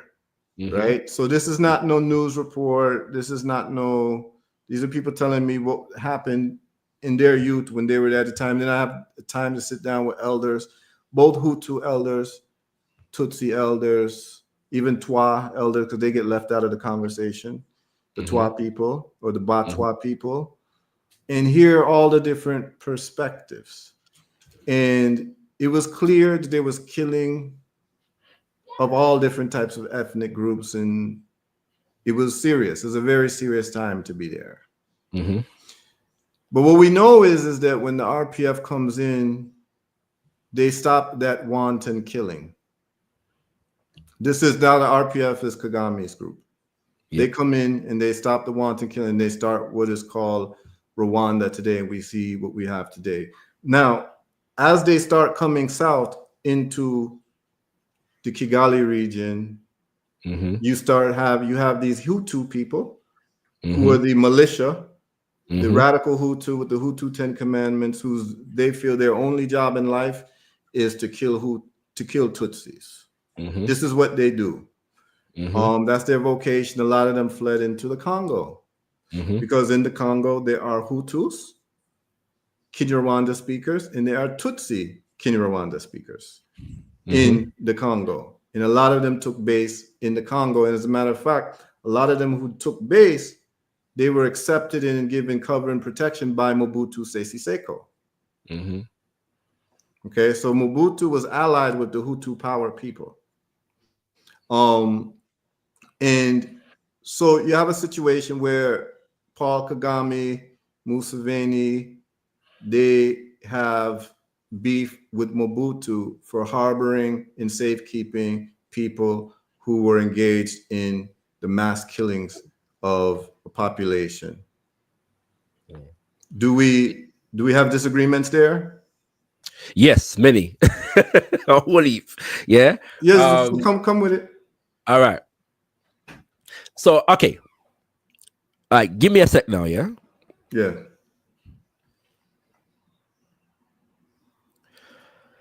I need to start what I'm about to say by saying much of what you said in the context that you laid down, yeah. In a vacuum sounds beautiful, yeah. When you say them solve the electricity problem, you know, them solve this problem of speeding on the road and all these things. That sounds in a vacuum beautiful. I have been many places in the African diaspora. My passport don't look like your passport yet, but I'm getting there. Whereby the problems that you outline, I have observed them, and I can imagine that being in a nation that seems to have solved some of those problems would have a significant impact upon me if I experienced it. I have not been to Rwanda. By the way, have you been to Congo before? I've only been on the outskirts. I plan to go in October. Okay. Or maybe May. Have you been to Congo? No, not yet. Would you like to go? 100%, yeah. You want to go in May? I can't go in May. But there's reasons for that, but yeah, I can't go in May. No, because I would like to go with you. Because I believe we gonna Goma, you know, and Eastern Congo. We gonna Kivu, you know. What you say? So if you want to come with me to Goma and Kivu, man, that's right there. Yeah, I can talk about that. Yeah, easily. Easily. We can go. And Kinshasa, because it's important to go to Kinshasa. No, I agree. I do know people who have gone though, who have been and been to these regions that we're talking about right now. Me too. Okay. Me as well. So that's one thing. Yeah. Whether that would be the defining factor in my analysis is another thing. Yeah. Yes. What I mean by that is, if I learn about the government in place and realize, they're looting and killing, and that's what caused them to get an advantage and this and that, then it's ill-begotten fruit. Ill-gotten gains. Right? Yes, ill-gotten gains. Good. Let's not say absolute cause, yeah, because there may be a number of factors, yeah, that has brought about that reality. But if this is a contributing factor, the reality of this government and the fact that this affluence and this problem solving to whatever degree has come at the expense of other Africans, yes, just across the border, yes, it's going to cause me to look at what I'm experiencing differently. And I agree with you. Guess what? I agree with you. Oh, no, all right, that's good. That's good. Yeah. I'm glad we have agreement on that. Yes, okay? we do. All right. So now to get into the major disagreements that I have with the narrative that you're presenting at the moment, I am saying that if you look at the development of the RPF and its relationship to the American government and American military, and the fact that prior to the shooting down of Habyarimana's plane, that the RPF headquarters, and so I'm agreeing, mostly with what you said in terms of RPF and them being developed from Uganda, now there's a whole thing in terms of between 1990 and 1994. What was the RPF involved in? What were they doing? Because they came as an invading force into Rwanda. Let's remember that in 1990. Yes, we both agree on that. Right, and there was civil war was fermenting from that period. So the Arusha Accords comes into being as a means to try and find some resolution within that context. Okay. Yes. Bearing in mind that the American military and the RPF already have a relationship from that time. Yes. And so there are reports that the American military were regularly visiting the RPF headquarters from before the genocide kicked off in 1994. Yes. We're getting weekly visits, right? Okay. Yes. So then what happens is, the Habyarimana's plane is shot down. He's assassinated. Yes. In that context. Yeah. Mm-hmm. I don't want to get into the weeds in this conversation, although it's an important conversation about the extent to which Kagame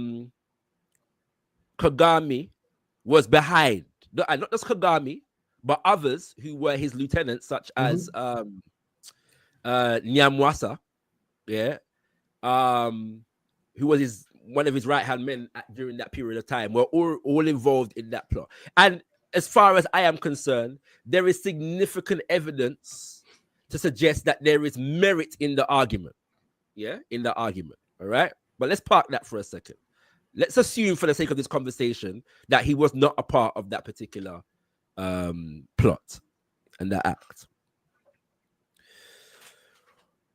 The idea that mass killing went on until the RPF came into the situation and basically saved the country and stopped the genocide is what is, I am saying now, a part of the beginning of Western propaganda narrative about what took place in Rwanda in 1994. Because the narrative is saying to us that for 100 days, nearly or just over 1 million people were assassinated until the RPF came in and supposedly stopped killing. Yes, which is false, because people were being killed in Rwanda up until December of 1995. Yes, by the RPF. This is during now when the RPF was consolidating itself and was being promoted to the world as the saviors of the Rwandan people and the stoppers of a genocide. Yeah, and so that the question then becomes, what happened and what was taking place between July of 1994 and December of 1995, whereby there are reports and records of not just Hutu being killed, but also Tutsi being killed in Rwanda. Yes. Yeah. Right. There's also, so you do understand, but you understand that it's never, when you have this type of internecine warfare, change of, it's never gonna be clean. No, ever. I'm not arguing for cleanliness. There's gonna be people, but I'm saying there's people going to die. There's going to be retribution here and there. There's going to be remnants of fighting, pockets of fighting. You're going to have this one killing that one. It goes so. Talking to now, this isn't reports. Remember now, this is not reports I'm reading. My brother, but that might be the case, except for the fact that we also have to contend with the extent to which powers that be have gone to protect Kagame from any charges of wrongdoing, No. any they have No, hold on. Number one, the information about what happened in Rwanda. Yes. I think that you would be best to go talk to people in Rwanda who were there during that time, and just to get a wide scope of information, not from news, not from reports, from like elders who actually will tell you what was happening in the country. The problem with the dichotomy that you're creating between reports and elders is that it presumes that some of the elders are not the ones providing the reports. Yeah. So there are many people who are around at the time and who are children of those who are around at the time who have they're not publishing the report. They're not publishing the reports. Well, I'll give you one name.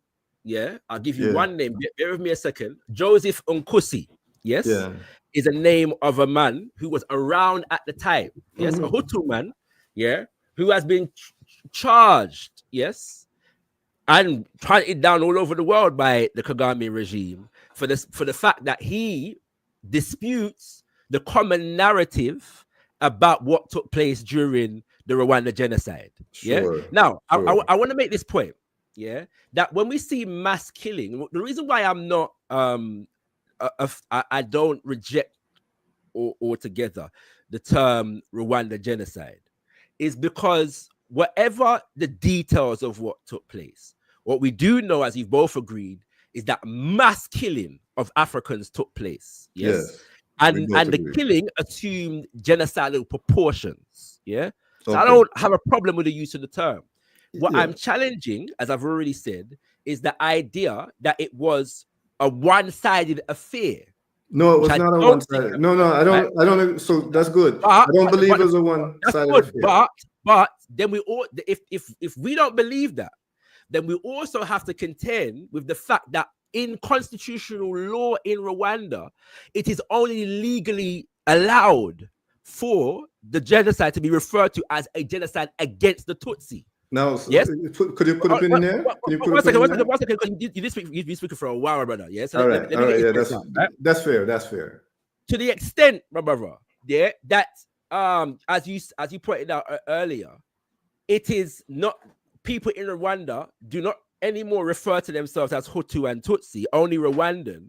Good. Then a law such as that would not need to be passed. Good. By virtue of constitution. Are you familiar with Sister Victoire Ingabire? No. But so you see the point you made? Yes. That's my argument too. I've had that argument in Rwanda. But I agree with you. Respect, you made the point, however, that the people them don't use the term Hutu and Tutsi, but in the constitution itself. This is what I'm saying. This is a contradiction. This is a contradiction that I do not agree with. It goes beyond the contradiction, my brother. You know why? Because you are criminally liable. Yes, if you refer to it as anything other than a genocide against the Tutsi. Right? Yes. To the extent, my brother. To the extent, yeah. No, I don't know if you hold on. I don't know if you're criminally liable. Are. I'll give you an example. I'm going to give you an example. Hold on. I can give you examples where I've seen people had these talks and conversations where there was no criminal liability. There was a real conversation about it in Rwanda, because I myself have a problem with it being called a Tutsi genocide. It is officially known in Rwanda as a Tutsi genocide, and I don't think that that's actually a good thing to call it, especially if you have then made laws that says that there will be no distinction where people can call themselves Tutsis and Hutus. And it also overlooks the death and the carnage of Hutus, because even in the history it says that there were moderate Hutus. There were Hutus killed who were actually hiding Tutsis. I have those stories from real people who were hiding Tutsis and they end up getting killed as collaborators. 100%. Okay, so I don't. You see, so that's why I'm saying this is why nuanced conversation is important, because I don't agree. I don't agree with everything Kagame does or has done. Brother, at the moment, though, your agreement, though important, is not imperative. Yeah, what I'm laying out is the politics of the situation. Yes, Yeah, go ahead. And the reason why I cannot hail Kagame. Yes, No, that's fine. as right, and how his leadership in Rwanda is not designed to serve African people, but designed to serve the interests of Western powers and Western corporations No, in that Africa. I don't agree with. I know you won't agree with that, but Yeah. we're gonna come to that in a second. That's But not what I'm I've just seen. laying, I'm laying out the context as you said earlier. All Yeah? right. To center this point now about how the genocide can be referred to. There's a politician, well, a woman who would like to be a politician in Rwanda, who's run actually against Kagame in Rwanda. There's a couple sisters, in fact. One sister, she ran, and I forget her name now, so forgive me for this, but she suffered the fate of having the government put out nude photos of her and all kinds of attacks against her character because she dared to run against Kagame. Victoire Ingabire is a woman who returned to Rwanda. Now forgive me if my year is off, yeah, but the year 2008, I believe, yeah, but don't quote me on the year. And one of the first things she does when she gets back to Rwanda, she goes to see the memorial that is designed to memorialize the genocide. And she makes this public statement that if the nation is going to heal as it needs to, we cannot only remember the Tutsi who perished as a result of what happened between April and July 1994. We have to also remember the Tutsi. The Hutu. Sorry, the Hutu. Thank you for your correction. For this, she was charged with terrorism and genocide denial. Yes? For trying to start a terrorist group and genocide denial. Put in prison. I believe her sentence was like 15 years. I believe she served 6 of that 15. Yes? Or something to that effect. Yeah? The point I'm making is that this is all well and good, yeah? But we're seeing now not just that he's acting in this way, and not just him, but the government in general is acting in this way, but he's being provided diplomatic immunity, yes, and protection from Western powers. And I'll give you an example of this. And I read this last week, and obviously you wouldn't have heard the show, yeah? But there's a woman by the name of Carla Del Ponte. I'm reading now from a book here called In Praise of Blood. I'm not sure if you're familiar with this book, Brother Heru. No. By a investigative journalist by the name of Judy River, yeah?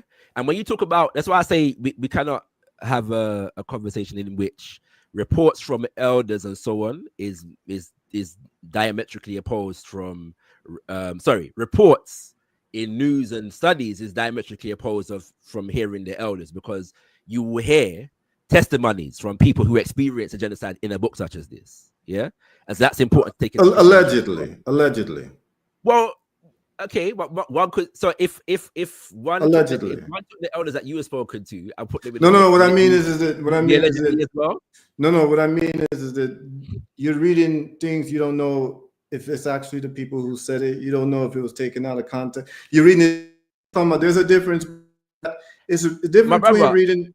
No, hold on. This is an important point. There's a difference between reading about something that may have happened in Jamaica in a book during Manly time, and then actually talking to someone, and not just one, but a wide range of people face to face who were there during Manly's time. You know, there's a difference. I once listened to an interview with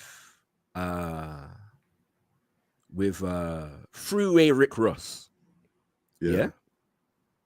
And you will know who Freeway Rick Ross is. For those who are not familiar with Freeway Rick Ross, Freeway was one of the basically quote unquote drug kingpins. That's the term that the popular term that they use, yeah. On the west coast of America during the crack era, yeah, in the 1980s. All right, and around that period of time.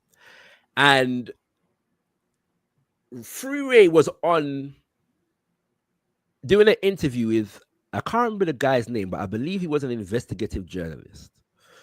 And the journalist was sharing with Free Ray Rick Ross. He was the guy, yeah, that popularized crack on the streets of LA in the 1980s. There was no guy more powerful than him as far as the street level was concerned. Yeah, he was in the thick of everything. And this brother was sitting on this interview learning about how what he was involved in was connected to the CIA and connected to the FBI and connected to the LAPD. Yeah, he had no idea when he was on the streets engaged in it. If you wanted to know what was happening on the streets during that time, you speak to Free Ray Rick Ross. He can tell you who was around, who wasn't around, who did what, yeah, and who's lying. And so, but he did not know how deep the rabbit hole went as far as what he was involved in on the streets. Does that make sense? Yeah, he had to learn that from people who studied the geopolitics of the situation. I would submit that it's the same for every scenario that you've outlined. Yeah, but you read the Willie Lynch letter, right? Of course. Well, there's questions about that even, right? So no, hold on. It's not questions about that. Yeah. It's a fraudulent document that people have been quoting all the time as if someone actually, a guy named Willie Lynch wrote that. Right. But it's in a book, and it says that this is what Willie Lynch said. My brother, okay, we're having a conversation at the moment. So the kind of veracity, and it's I get what you're saying, but the kind of veracity that one would do in terms of the level of verification of a source, for example, that you're discussing at the moment. What I am saying is that as well as you can bring people to the table, because by the same token, anybody that you've spoken to would be questionable by the standard that you've put here today. Yeah, anyone can be questionable, but what it is that we deal with a preponderance of the evidence, and that is what I'm saying. Yes, that is what but here's what you know. Yes, here's what you know. There are all types of books written about Africa. I'm aware, my brother, and some of them all types of people, and some of them are written about Paul Kagame in his favor. Yes, some are written in his favor, some are written against his favor. What I'm saying is some about Africa in Africa's favor, in Africa's non-favor. For instance, I'll give you an example. There's books written about Kwame Nkrumah, correct? Well, on Ghana Web, there is a guy who talks about how Kwame Nkrumah, there's writings about him talking about how Kwame Nkrumah was just this terrible person. And if that's all you read about Kwame Nkrumah, you would never support Kwame Nkrumah. So what I'm saying is that's not the case, my brother. I'm familiar with all the narratives that you've laid out. In fact, that's what I was referring to in the speech that you responded to. And you know what? I'll say this before I read what I'm gonna read. I will say this: there's an extent to which I am sympathetic to the narrative and some people being impassioned by that narrative. When you see an African nation that has experienced genocidal levels of mass killing, and you understand the levels of trauma that come out of that, and you go somewhere and you see that they seem to have come out of that with some semblance of peace, that's a powerful story, that's a powerful experience, and that is something that I am sympathetic to the idea of. I'm also sympathetic to the idea that it cannot have been easy to bring about stability in a nation like Rwanda. I'm sympathetic to that. I'm not unsympathetic to that story, that narrative, and that perspective. I'm unsympathetic to it. Yeah, man. I think I'm enjoying this conversation because I believe you're a reasonable person. Give thanks, right? But what I'm saying is that I'm doing exactly what you're asking us to do, which is not just to take draw from all different sources. I'll draw from all different sources and draw things into the reasoning, and then make an assessment. I'm not finished on the journey. I'm not complete on the journey. I am still studying. But what I have gleaned so far suggests to me that Kagame is not a Pan-Africanist one.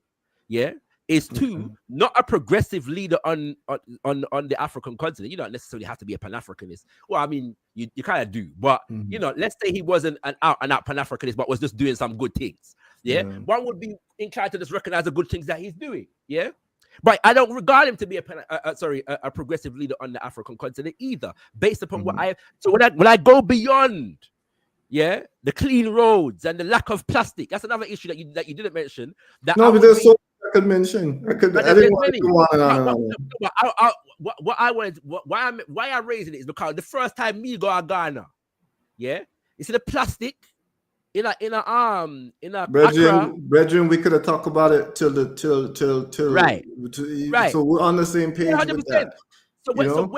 So if I would go to Kigali now and see there's no plastic, yeah, I am sure that would have impacted me because I've seen it. Well, all right, hold on. All right, so good. So, one second, bro, because I want to read this thing because because at this point we're going beyond now the conjecture as you suggested, yeah.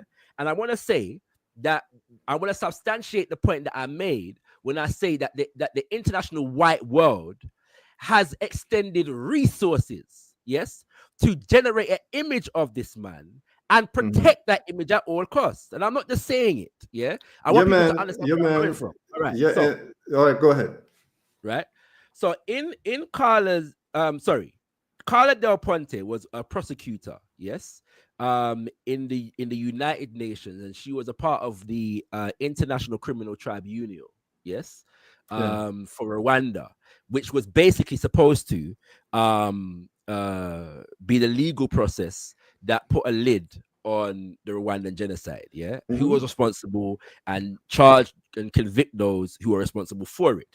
To my knowledge, in the initial stages, they tried and convicted 800 people, all of whom were Hutu. Yes, all of whom were Hutu. 800 of them. Okay, nobody else. Yeah. Okay.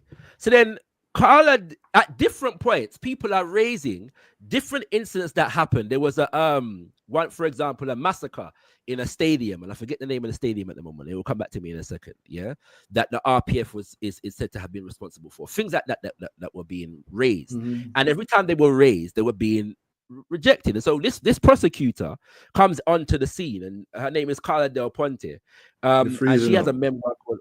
Pardon? You froze up for a second. Sorry. The screen froze up for a second. I'm back now, yeah? Yeah, you're good. The prosecutor's name is Carla Del Ponte, yeah? And in this book, as I said, in Praise of Blood, by Judy River, it says, in Carla Del Ponte's memoir, Madame Prosecutor, she recounts how in May 2003, she was called to Washington for a meeting with the U.S. ambassador for war crimes, Pierre Prosper, who, she writes, warned her that if she went ahead with her plans to indict Kagame and the members of his government and military, she would be fired as chief prosecutor of UN tribunals. Del Ponte told him that she didn't work for the United States, she worked for the United Nations. A few months later, she was removed from her position. Yeah. Now, of course, yeah, Pierre Prosper denies that this was the reason why she was removed from the council. Yeah, from the tribunal. Yeah, as a prosecutor, and they go into the. I'm saying this because I'm not going to read that part of the situation. Yeah. But he obviously denies it and said that there was various different people that wanted to get her out for various different reasons, etc., etc. Then it goes on to say, Del Ponte also wrote that she long suspected the Americans had done a deal with the Rwandan regime, that's Kagame and them. And she was right. In May 2003, a May 2003 memo sent by the U.S. Embassy in Kigali to Rwanda's general prosecutor, Gerald Gahima, explains what Ambassador Prosper had succeeded in doing. The memo, signed by the U.S. ambassador in Rwanda, Margaret Macmillan, and included below was addressed to Gahima. And by the way, they actually have a picture of this memo, of the actual document in the book, Ambassador Prosper's office asked that you confirm your approval of this document. So basically, that's to Gahima now, member of the Rwandan government, all right? The deal outlined in the document concerned the special investigations against RPF perpetrators and stipulated the following. The office of the prosecutor has a list of sites where massacres may have been committed in 1994 by members of the Rwandan Patriotic Army, and that the office of the prosecutor will share with the government of Rwanda. The government of, that's one bullet point. Second bullet point. The government of Rwanda should have the first opportunity to prosecute such cases. Bullet point number 3. The office of the prosecutor would not seek an indictment or otherwise bring a case before the ICTR, that's the International Criminal Tribunal for Rwanda, unless it is determined that the government of Rwanda's investigation or prosecution was not genuine. Bullet point number 4. Both parties agree to identify 2 or 3 sites that will be investigated by the government of Rwanda. That's the American government now and the government of Rwanda. Yes, they're going to decide which of the sites should be investigated. Yes, and going to limit it now to 2 or 3 of the sites, not all of the sites, but 2 or 3 of the sites that will be investigated by the government. That will be investigated by the government of Rwanda. The Rwandan government will conclude these investigations by the end of 2004. So now remember, this taking place 9 to 10 years after the genocide was committed in Rwanda. Who's the author of the book, by the way? Who's the author? Judy Rivers. Judy Rivers, sorry. What's the name of the book? In Praise of Blood. Okay, thank you. Yeah? Very, very informative book. I mean, I have my, 1 or 2 issues with it. Some of it is a bit too autobiographical for me because she details some of her own life in terms of trying to investigate this stuff. But, there's good information in here. Yeah. The final bullet point. The office of the prosecutor will share any related evidence as appropriate with the government of Rwanda. Yes. In black and white, that's the end of the what she's quoting here from the memo. Yeah.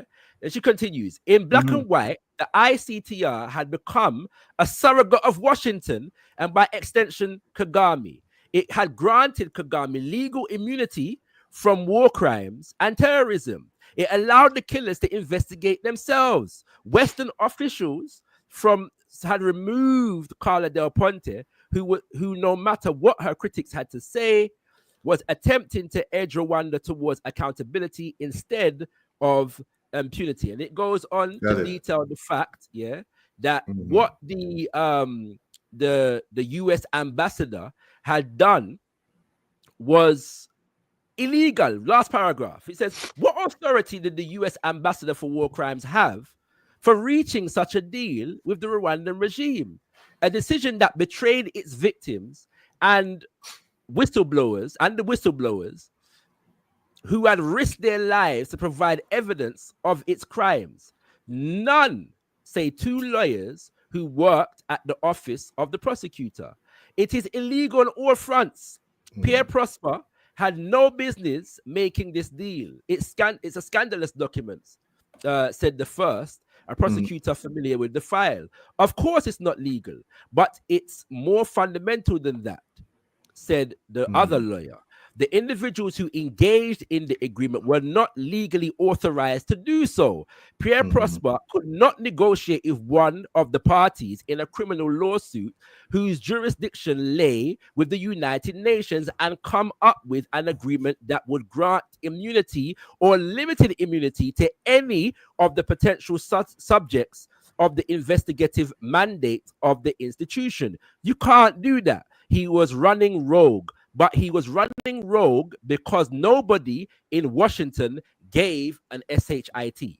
The point I'm making here is that we're not just dealing with, a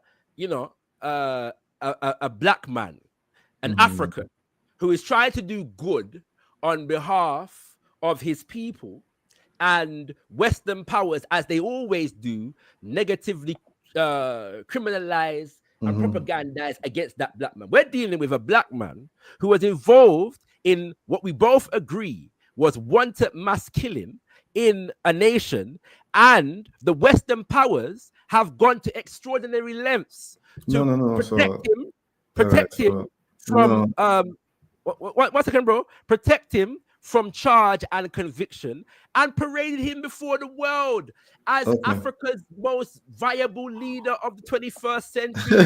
All right, good. Africa. All right, Yes, good. and all of these things. All That's right, what we're good. talking about, All you know. right, so here's my narrative.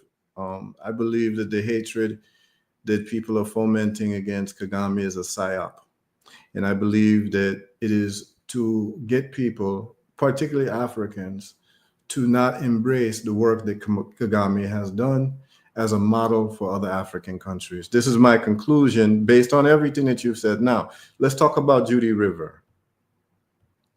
Judy River, I wasn't too surprised to see this. So Judy River, this is Judy River, right? That's her there. So we make our decisions to believe Urugu or not Urugu when the narrative fits what we're talking about. My brother, right? guess what, brother? No, hold on. I'll let you Guess what, speak. brother? I'll let you speak. I'll let you speak. I haven't spoken as much as you this whole conversation. But I don't know about that. But just like you said, right? Just like you said, this is Judy River. You're correct. That is Judy River. Yes. No, but then we go to her bio. Hold on. Have you read her bio? Guess what? Pierre Prost. No, you can read it in a second. But guess what? Go on, read it. I'll speak. No, have you read her bio? I'm asking you if you've read it. Do you know who she is in her background? I have an idea. Yeah, I have an idea of who she is. But go ahead, read it. Okay, so Judy River, she used to work for Radio France International Desk. You know what Radio France International Desk is? Yes, my brother. And I also know that Kagame is good with the French. No, he's not good with the French. He This is. what I'm trying to tell you. He's not. Here's why. Kagame has the Rwandan army in Mozambique right now, defending French interests in Mozambique. Yes, he does. That's a fact. Okay, hold on. The RPA. Hold on. So when we talk about because I think one of the sticking points that people have is this, Kagame is supported by the West. He's supported by white people. He's supported by, the enemies of our people, right? So then when I didn't make I'm saying that this is what people say, that he's supported by the West. No, I'm saying you just made the same argument when you brought up the picture of Rivers and said that she's supported by the French. No, it's not that she's supported by the French. No, it's not that she's supported by the French. I'm saying that her narrative, because we're reading her book, and so we have to decide if her book is a narrative to push a certain narrative. No. We should do that. We should do that. I agree with you. Yeah, but hold on, because I'm gonna get to where you're gonna get to. Because here's the thing: if you're right, then I'm wrong. No. Hold on. I'm right, brother. It's not whether I'm right. It's whether the evidence suggests what has just been read is a fact. Yes, but what I'm trying to tell you, but what I'm trying to tell you. Hold on. Acting that way in relation to the UN. That's the question we have to ask ourselves. This is what I'm trying to tell you. Is what I have just read. Through a preponderance of the lie. Hold on. Through the preponderance of the evidence, you tell me this is a book I should get to read to get more insight, right? So whenever I read it probably is some good information, but whenever I read a book, I like to see who the author is in the background of the author. I am the same way. What I'm saying is that so the background of the author is basically she used to work for French intelligence. Yes, my brother. Okay, so she has a certain narrative. Now, here's what people have told me. Rwanda gets favoritism from the West. Yes. Kagame's regime is funded by the West.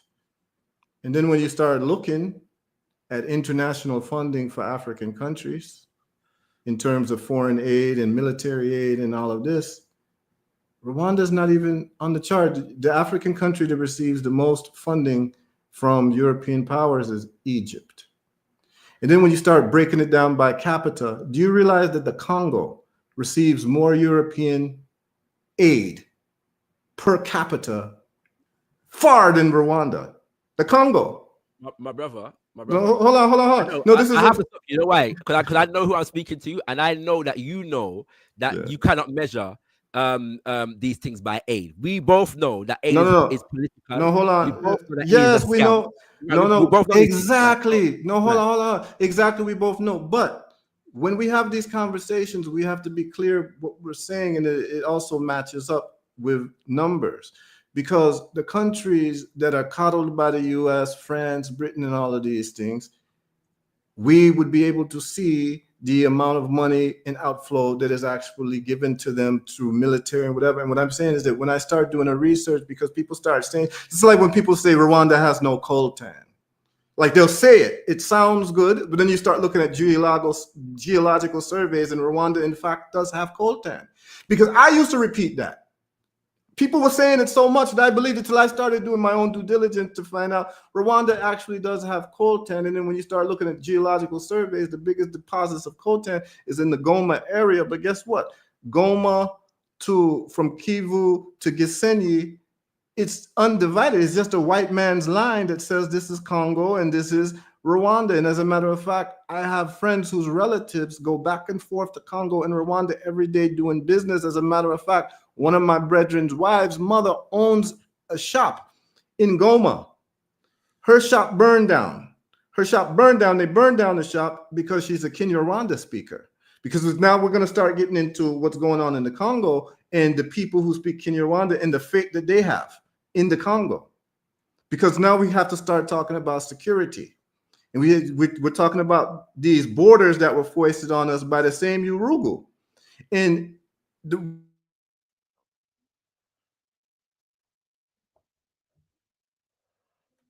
then we start talking about these deposits, and then people say, "Oh, Rwanda is definitely looting because they export coltan, and where they're getting the coltan from, and this and that." And did you know that Rwanda is the only country in Africa with a coltan refinery? Did you know that? It's the only place. They're the only country. So of course you're going to have more exports in it because that's where the refinery is either going to be refined in France. That doesn't answer the question of where the coltan is coming from. Now, we're going to get to that. We're about to get to that because that's the point. Because you made a very good point, and I think it's central to where we're both at. I don't think that you are disputing with me about some of the good that is done in Rwanda. Forget the name Kagame, but in terms of the way Rwanda run, okay? The question is, how did it get to be that way? And was it through nefarious activity of killing Black people? That's the question, okay? So that is the question. That's the question at hand, right? Yeah. And what I'm trying to say is that I believe that one, you don't know how Rwanda stay unless you've been to Rwanda to really see the fullness of how it stay. But then once you get to the conclusion of how Rwanda stay, the question becomes, okay, where they get the resources from? What is one? I was lied to when they was told that Rwanda has no coltan. This is a lie. This is an outright lie. Rwanda does have coltan. The region where most of the coltan in the Congo is in Goma. In that region is Kinyarwanda speakers who have been discriminated against by the Congolese government since time, and they're told that they're not Congolese.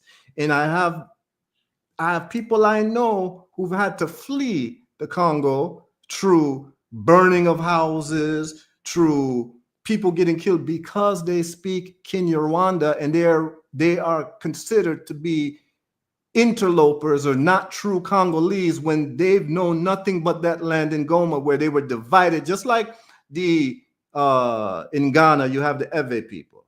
The Ewe people are divided by a white man's line that's called Ghana on the left-hand side and Togo on the right-hand side. But they're all Ewe people. I'm not understanding what you're saying. I'm sorry. There's one thing I'm not understanding from what you're saying. Yeah. we know the borders are colonial, yeah, and illegitimate. All right, but the global geopolitics as we know it operates on the basis of those borders. When you say that Rwanda does have coltan, are you making the argument that Rwanda has coltan as Rwanda is designated today as a state? The state of Rwanda as we know it today has coltan within its borders. Is that what you're saying? Or are you saying that the people of Rwanda extend into the Congo and therefore they have it doesn't have as much as the Congo, but it does have coltan. Okay. But I've had people repeat it to me, telling me Rwanda does not have coltan. My brother, Rwanda has no I coltan. suggest to you though that the germane question is not whether or not no, this is important. This is important. One second. It's whether or not Rwanda has coltan to export it to the extent that it does export it on the global stage. That is the question you have to ask. No, but hold on. Before we get to that question, you have probably heard, I don't know, I can't speak for you, but for many years, people told me Rwanda has no coltan. I have heard geologists and mining experts say Rwanda has no coltan. No, and that's false. I have heard others. I have others say that Rwanda has coltan, but it doesn't have it in the quantities. And this is correct. And this is correct. And this is yes, right. No, this is correct. Okay. Rwanda does not have coltan like what you have in Goma. No. Sorry. Or Congo. That's not what I said. That's not what I said. What I said was, I have heard others say that Rwanda does have coltan, but it doesn't have the quantities, yes, to export it to the level that it is exporting it. Okay, so now let's get to that. No, but let's get to that. You realize that they're the only one with the refinery. Well, I don't know. You understand? No, hold on. You understand how supply chain logistics work? You realize that, okay, so coltan itself is not, coltan is not valuable. You know what's valuable? It's tantalum. Tantalum, yep. So coltan is columbite and tantalum. Yep. The tantalum has to be separated for it to actually be useful. So it has to go through a refining process. So guess what? Congo has never built does not have a working refinery. So if you have the raw materials, you have to send it, you have to send it to either China, United States, France, or the country you're living in right now, Britain. Yes. Right? Yes. Guess what? In terms of supply chain logistics, if you're going to have refined material, it would be better to have it closest to where the mines are. Yes. So guess what? Rwanda is always going to have more exports of whatever it is, even if they don't have it themselves, because anything, whether it's legally or illegal, smuggled, it makes more sense to have it. We cannot say whether it's legal or illegal. No. It's important. It's important because even the smuggler wants it to be refined. I don't know if you ever gone on like gold exploration in Africa. No, I haven't, my brother. But I understand what you're saying very well. I'm not even disputing the process.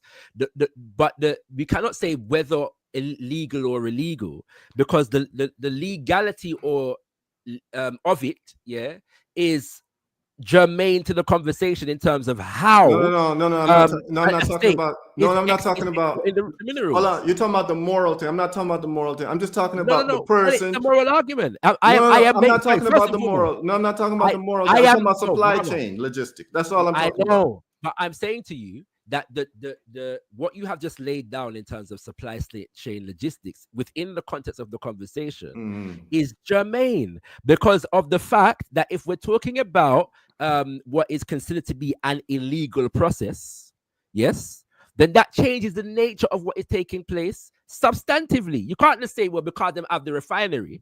Yeah, by the way, hold on. How was the refinery built in Rwanda? Are you? This is a genuine question. How was it built? Yeah, like, so what was they have a gold refinery there too?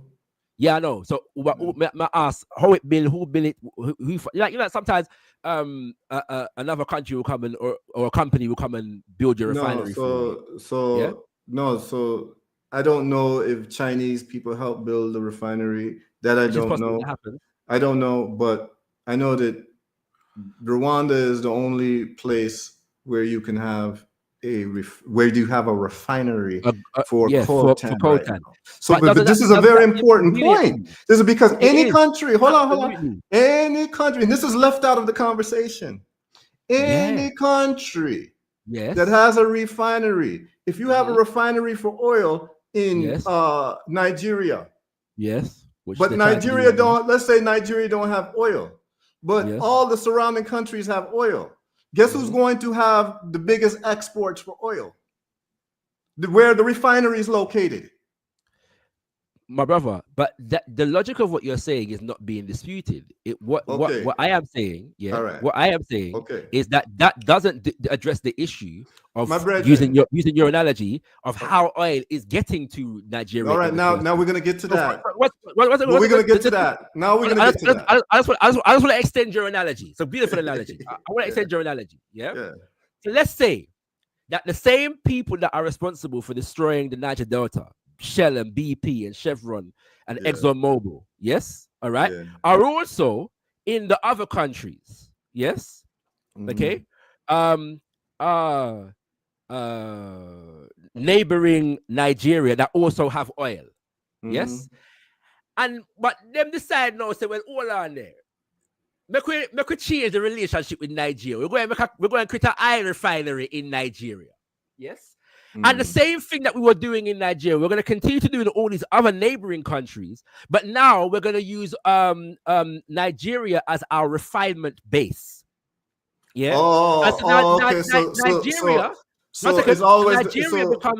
Nigeria becomes a refinement haven but the oil that is extracted from the rest of the countries is extracted by ecocide, the destruction of the ecology of the nation. Genocide, the destruction of the peoples of those surrounding areas where the oil exists, and so on and so forth. And through various different means, all of that oil that is having a detrimental impact upon all of those people finds its way into Nigeria, and then Nigeria is lauded as this great African nation. That could happen. That could happen. You know what else could happen? You know what else could happen? That could happen. And I'm enjoying this conversation, brethren. Listen, that could happen. You know what else could happen? What's that? You can be a leader of an African country and say, yo, we're going to refine everything in Africa. We're going to do that in our country, and we're going to do it for the benefit of the people. All right. So let's say that's the case.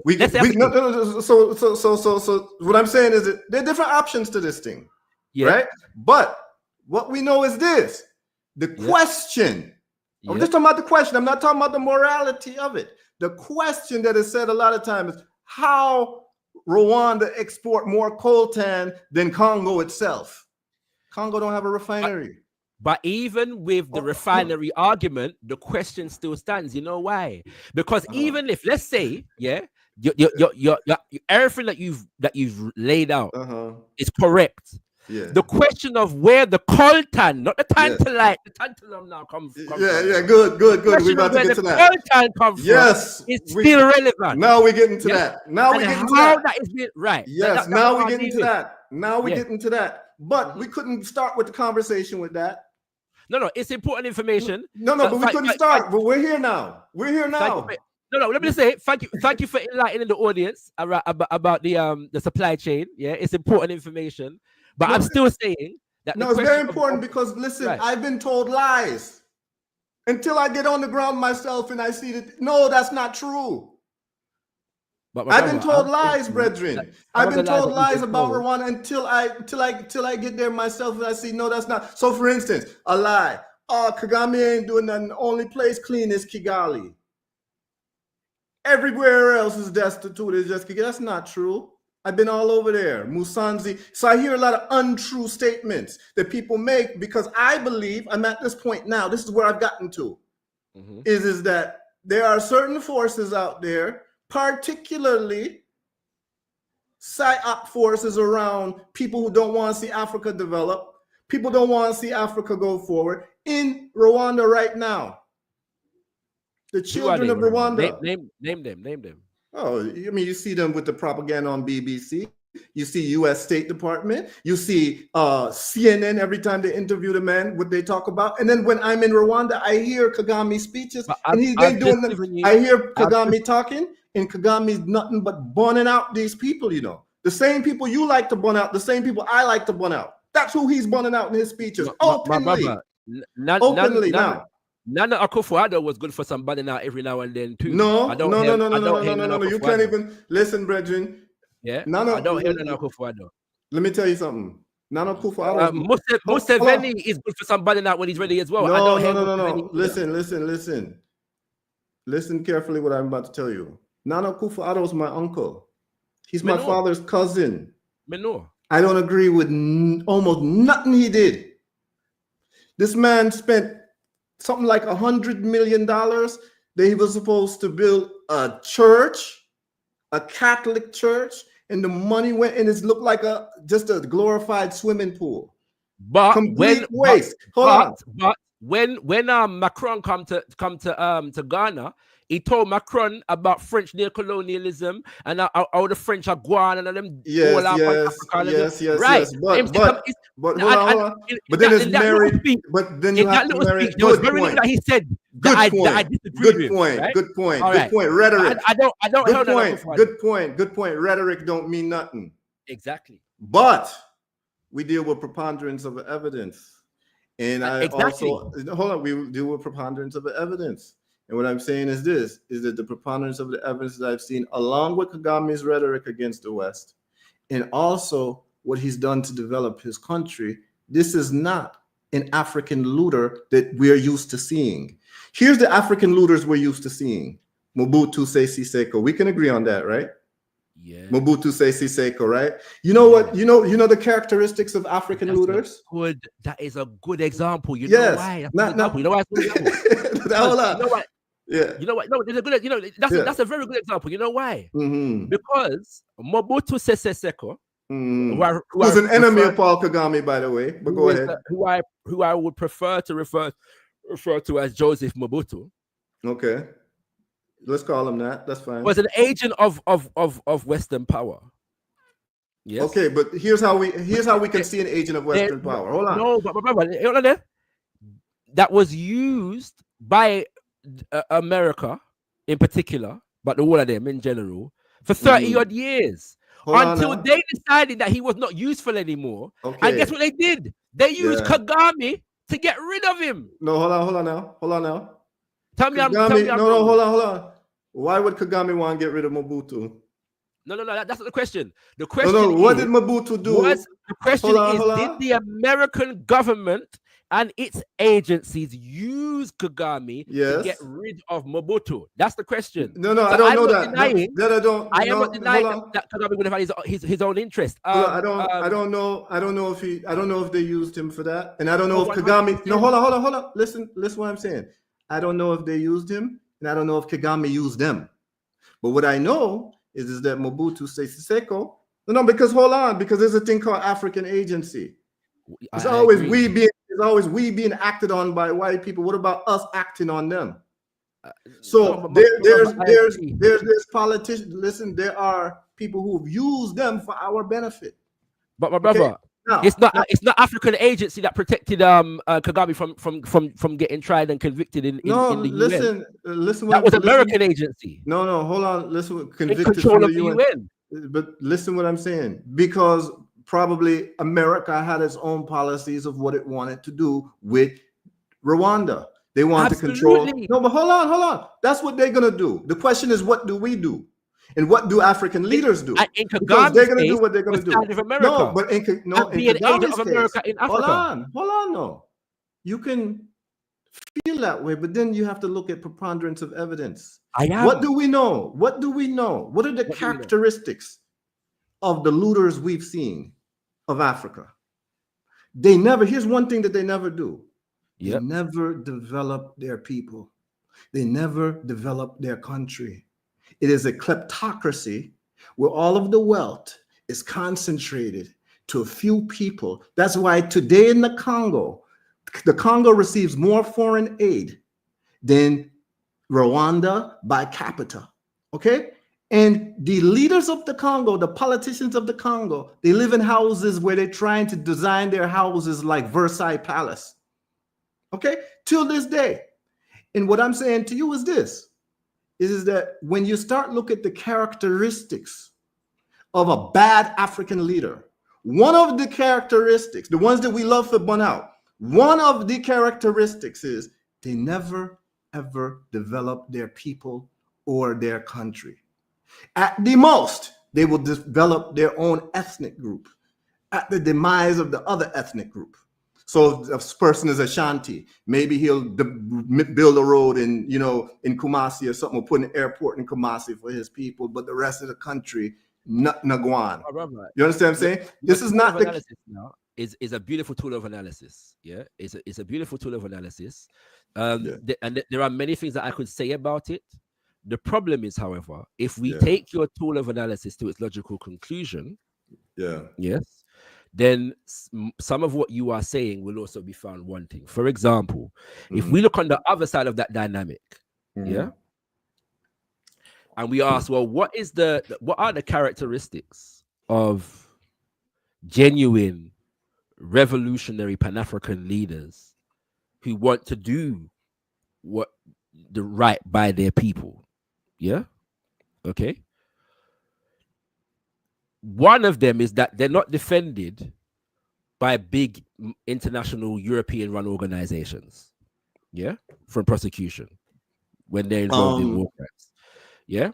I don't know if that's necessarily true, particularly in a situation where you've got the type of killing that you had in Rwanda, mass genocide. My brother, there's been killing all over the African world for 5 centuries. Right? Yes, but listen, what happened in Rwanda was concentrated. If we're talking about all right, let me ask you a question. Let me ask you a question. More people have died in Congo than have died in Rwanda. Yes. There are more people died in Biafra. Yes. And that was, I don't know if more people died within the same amount of time. I don't know. I don't know. The Biafran War was certainly I don't know if more people died. It was very concentrated killing for a short amount of time. But it would be true to say, however, that a lot of the Biafra War was targeted against one specific quote unquote ethnic group, the Igbo. Yes, one doesn't, and so even in that context, my point about numbers is neither here nor there. The intent to target the Igbo makes it a genocide, and that particular event is still commonly referred to as not the Biafra genocide, but the Biafra War. Yes, there's a reason for these things. Yeah. I don't know of you using the same analogy that you're using. And we're going to come back to the other side of it now. In terms of that's despots. They don't develop their nations. Yeah. I don't know, for example, of Thomas Sankara being protected by the international community from prosecution for anything. I don't know of Patrice Lumumba being protected. I don't know of Winnie Mandela. And Winnie Mandela is relevant because of the fact that she's crosses the timeline in terms of she was on the scene in 1994. And at that time, the same people that were protecting Paul Kagame from prosecution were trying to charge and convict Mama Namzama Madikizela Winnie Mandela, of crimes for fighting for freedom in South Africa. The same people that were protecting, during the time period that I just read about a minute ago, Paul Kagame from prosecution in the early to mid 2000s, were at the same time ramping up a massive propaganda machine against the government of Robert Mugabe in Zimbabwe for a land reclamation program that he instituted. Well, that the war veterans instituted, and he decided to side with them against the West, and the white farmers. Them at that same time as Kagame was being allowed and facilitated by the white world to change the constitution in Rwanda and extend his term in office, the same people that were supporting him in doing that were railing against Mugabe for staying in office too long in Zimbabwe. Okay, so Yeah. So I don't know of that being that taking place. Good, You know good. And that's and that is why I think that you have a reasonable assessment based on the information that you have. I would have to look into those things a little bit deeper, but that makes me understand why you have the position that you have, because you believe that they're protecting him. And what I'm saying is that it's not just that, my brother, but that's part of it.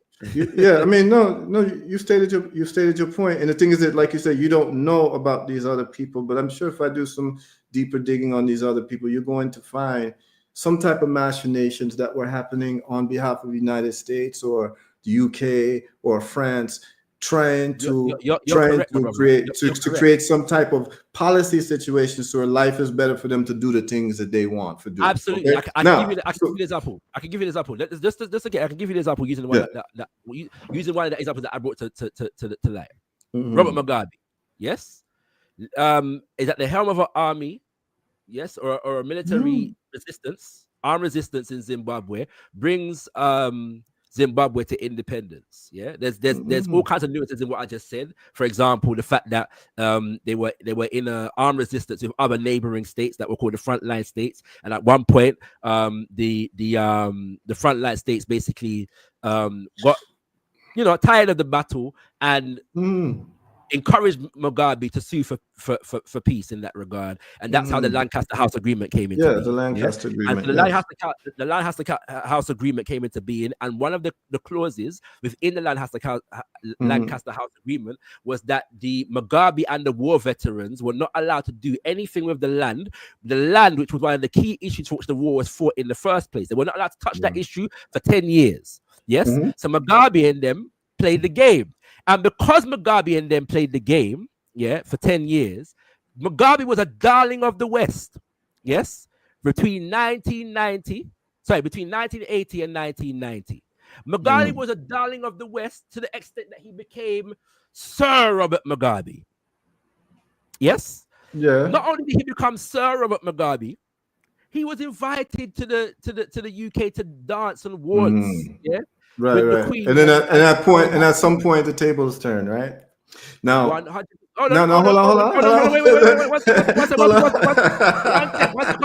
Let me finish the analogy, right? Me know, so you're a narrative man, narrative. Yeah. Right? So then now, 10 years later, Mugabe said, well, hold on, all right, we could try and deal with this land business now. They say, all right, hold on, we're going to push it back another 10 years. Mugabe played the game. During that time, there was a civil war in Zimbabwe, at which an event took place called that's known as the Matabele Land Massacre. Yes, nobody was interested in the Matabele Land Massacre. Why? Because Mugabe was playing the game. Yes, he wasn't raising that land issue, so they all washed over that. What happened? 2000 war veterans. We waited 20 years for this. Yeah, man. We're not getting no fair answer. They start move on some land, and Mugabe, when having to decide between mowing them down and supporting him cave into them. He caved into them. To that right? Vibe, right? Then we start here. Before that, Zimbabwe was the breadbasket of Africa, and it was what Mugabe had this wonderful economy and had all these great things. And two, it turned around. Mugabe's a demon, he's a devil, and destroying the economy. Yes, of course. It's killing the white farmers. Good. Then now, so Matabele, where we don't hear about for over a decade, start come back on the agenda. That's why. Right? So hold on. So that's why. Right. That's why. Change. No, but hold on. That's why we don't worship no man. We look at moves and we say whether this was good for our people or not good for our people. And that becomes the totality of somebody's story. So what I'm trying to tell you is, for instance, I've seen some Pan-Afrikanists say them can't defend Nkrumah anymore because they've seen Nkrumah dancing Queen Elizabeth. There's pictures of him dancing Queen Elizabeth. And so from that, they see that he's a puppet of the West. Okay? And what I'm saying is that I don't think that it's helpful for us to get into hero worship of one individual, as if one individual is going to do everything that we agree with, and we look at the totality and we look at case by case points. So for instance, Do we agree with what Mugabe did with the Lancaster Agreement? Probably not. Do we agree with what Mugabe did by redistributing the land? Probably yes, but do we have criticisms that the people weren't prepared to really take over the land the way it needs to be taken care of? And the fact that there was no real equipment training and all of these type of things. So in name, it's great that the people have land, but if people aren't cultivating the land to be able to feed themselves properly with the most up-to-date standards of farming, then Mugabe has some criticism that's due to him. If Paul Kagame is doing X, Y, Z that we both can agree on through preponderance of evidence, and we can agree that it's morally bad, we should bona fide on it. If he's done some things that are positive for our people, we should study it. So I'll give you an example. I heard you say he's not a Pan-Africanist, but he's the only African leader who sent a plane to Libya to get Black people out of slavery. I was there in Rwanda when it happened. There were all of these reports of Black people being enslaved because Muammar Gaddafi had been killed.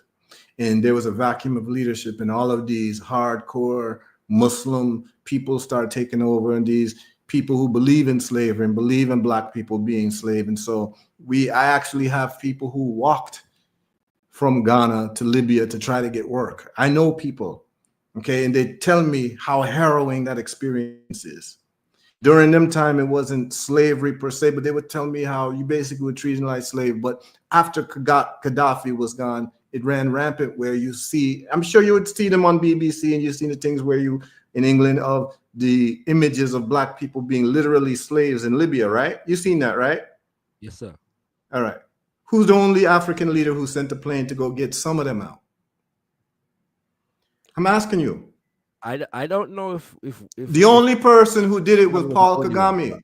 Hold on. The only person who sent a plane to go get our brothers and sisters in slavery, because I was in Rwanda at the time when the plane landed and gave them citizenship in the country. How should I assess that? How should I? Hold on. You can assess it how you want to assess it, but when you're making a statement to say that he's not Pan-Africanist, he's the only African leader who sent for our people who were being enslaved. He's the only one.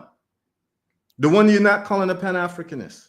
The one you say is not a Pan. And so what I'm saying is that people can make the judgments however they want to make the judgments, but let's get a full picture. This is a fact. This is factual. I didn't send a plane. I saw it. I was angry of our people being enslaved in Libya.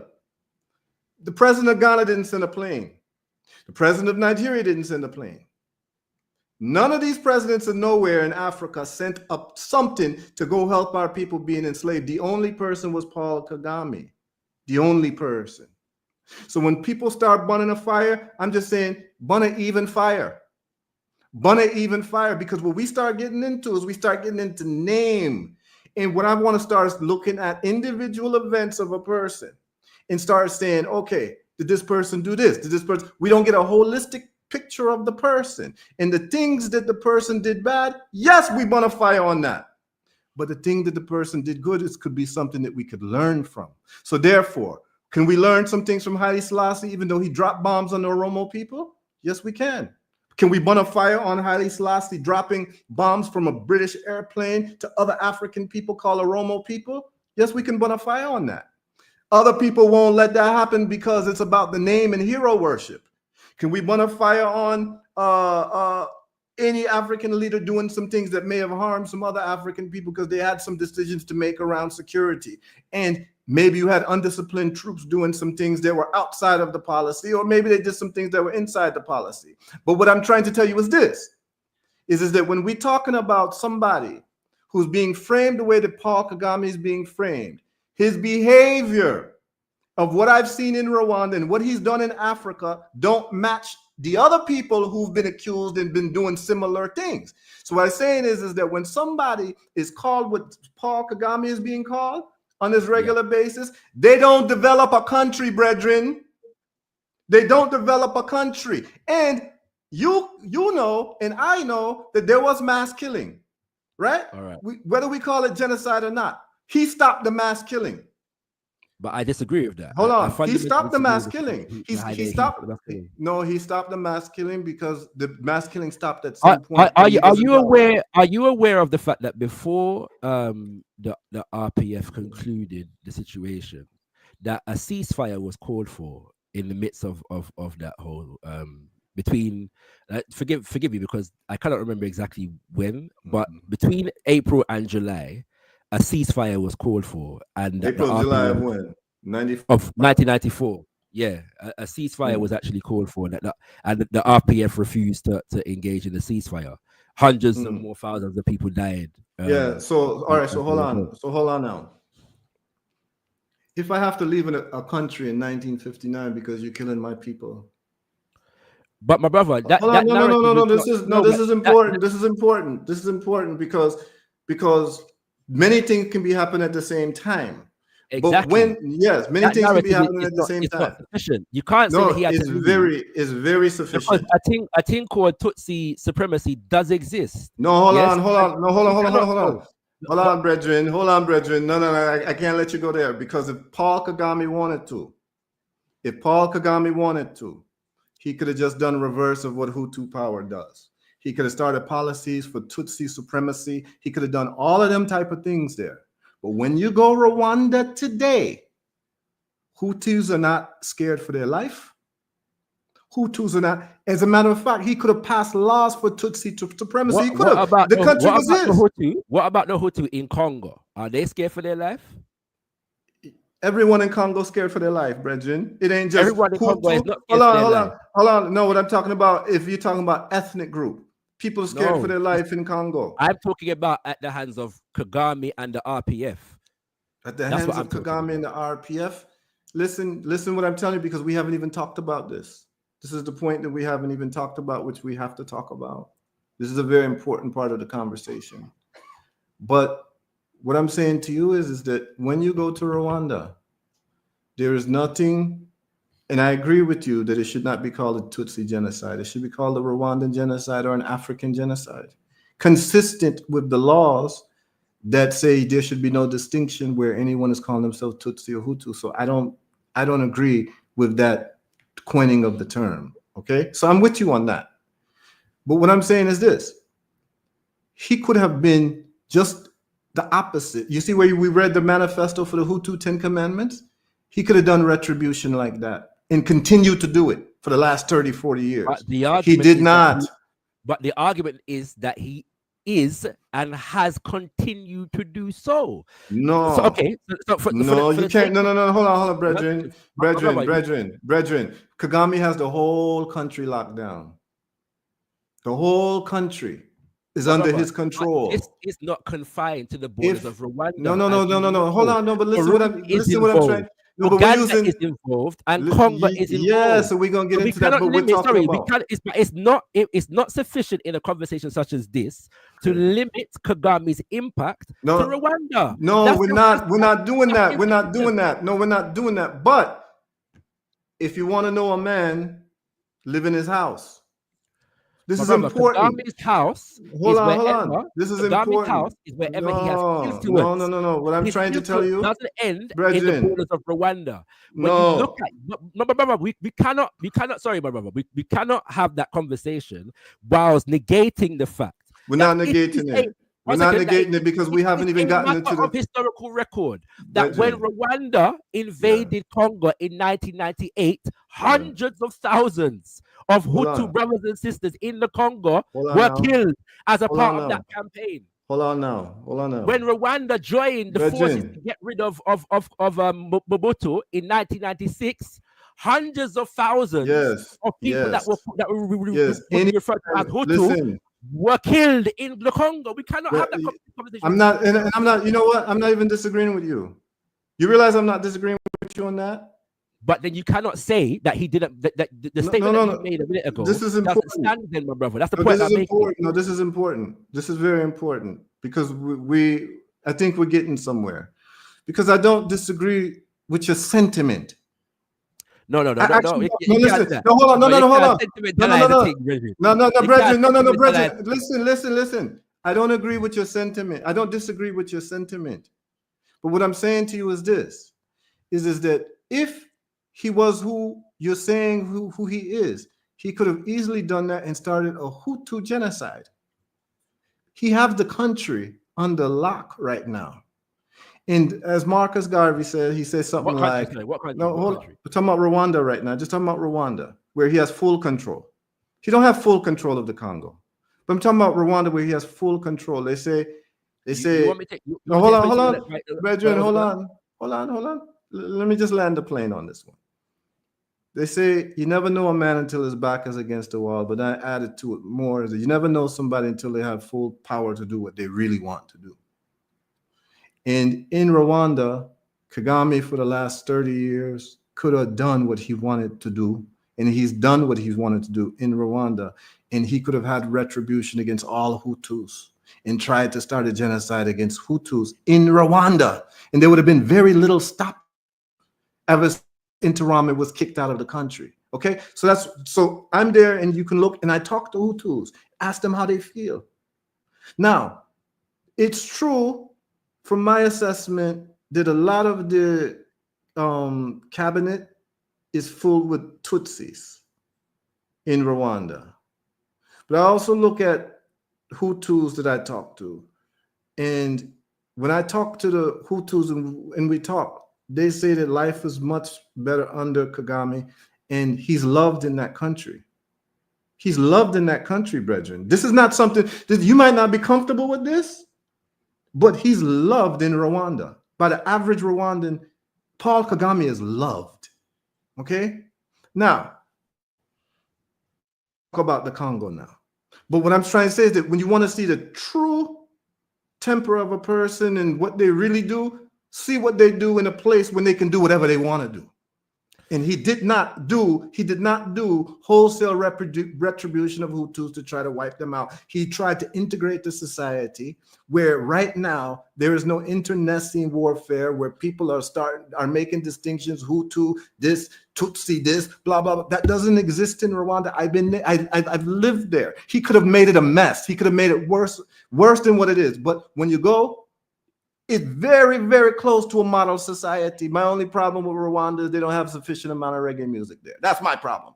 But in Rwanda, when I'm in Rwanda, it's a model society that I think that African leaders, which they do, when they become African, they all come to Rwanda, sit at his feet and learn something simple like waste management.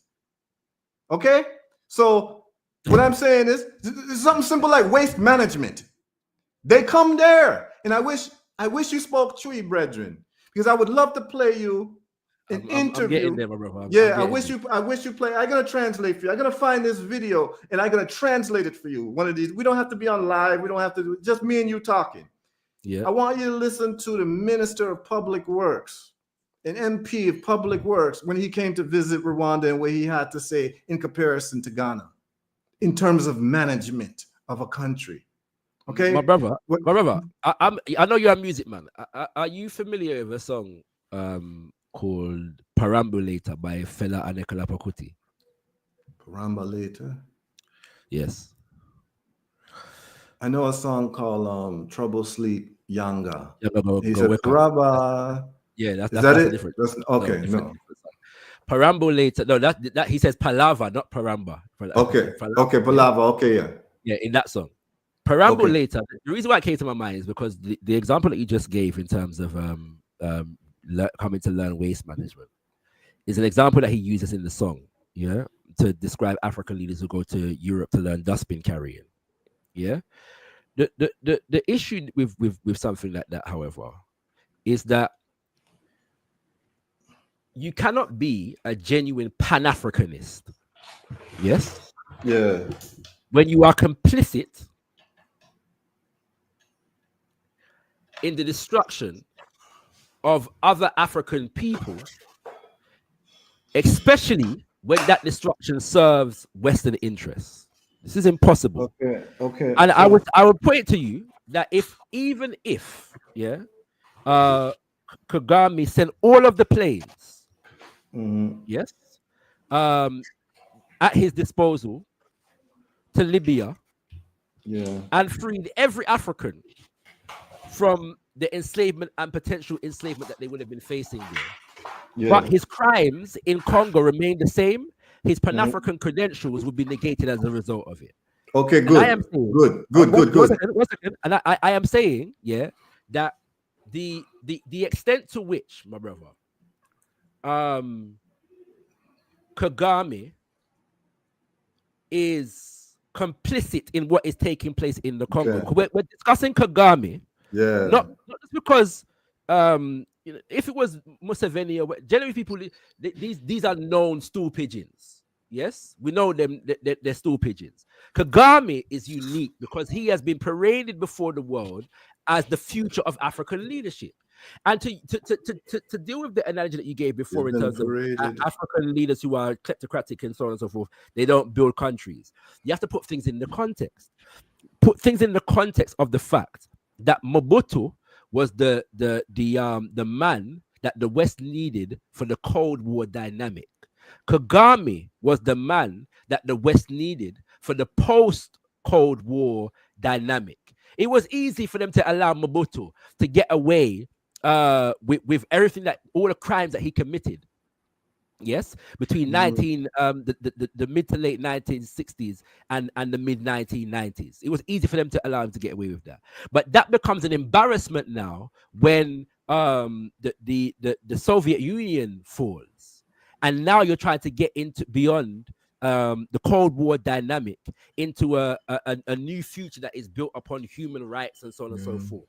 Yeah, and then you want to use Kagame as the number one leader in Africa to defend this situation. It's going to be a contradiction if he's on an out-and-out public killing spree, yes, against the population of his country. So no, do that in the quiet, which was happening in the quiet. Okay.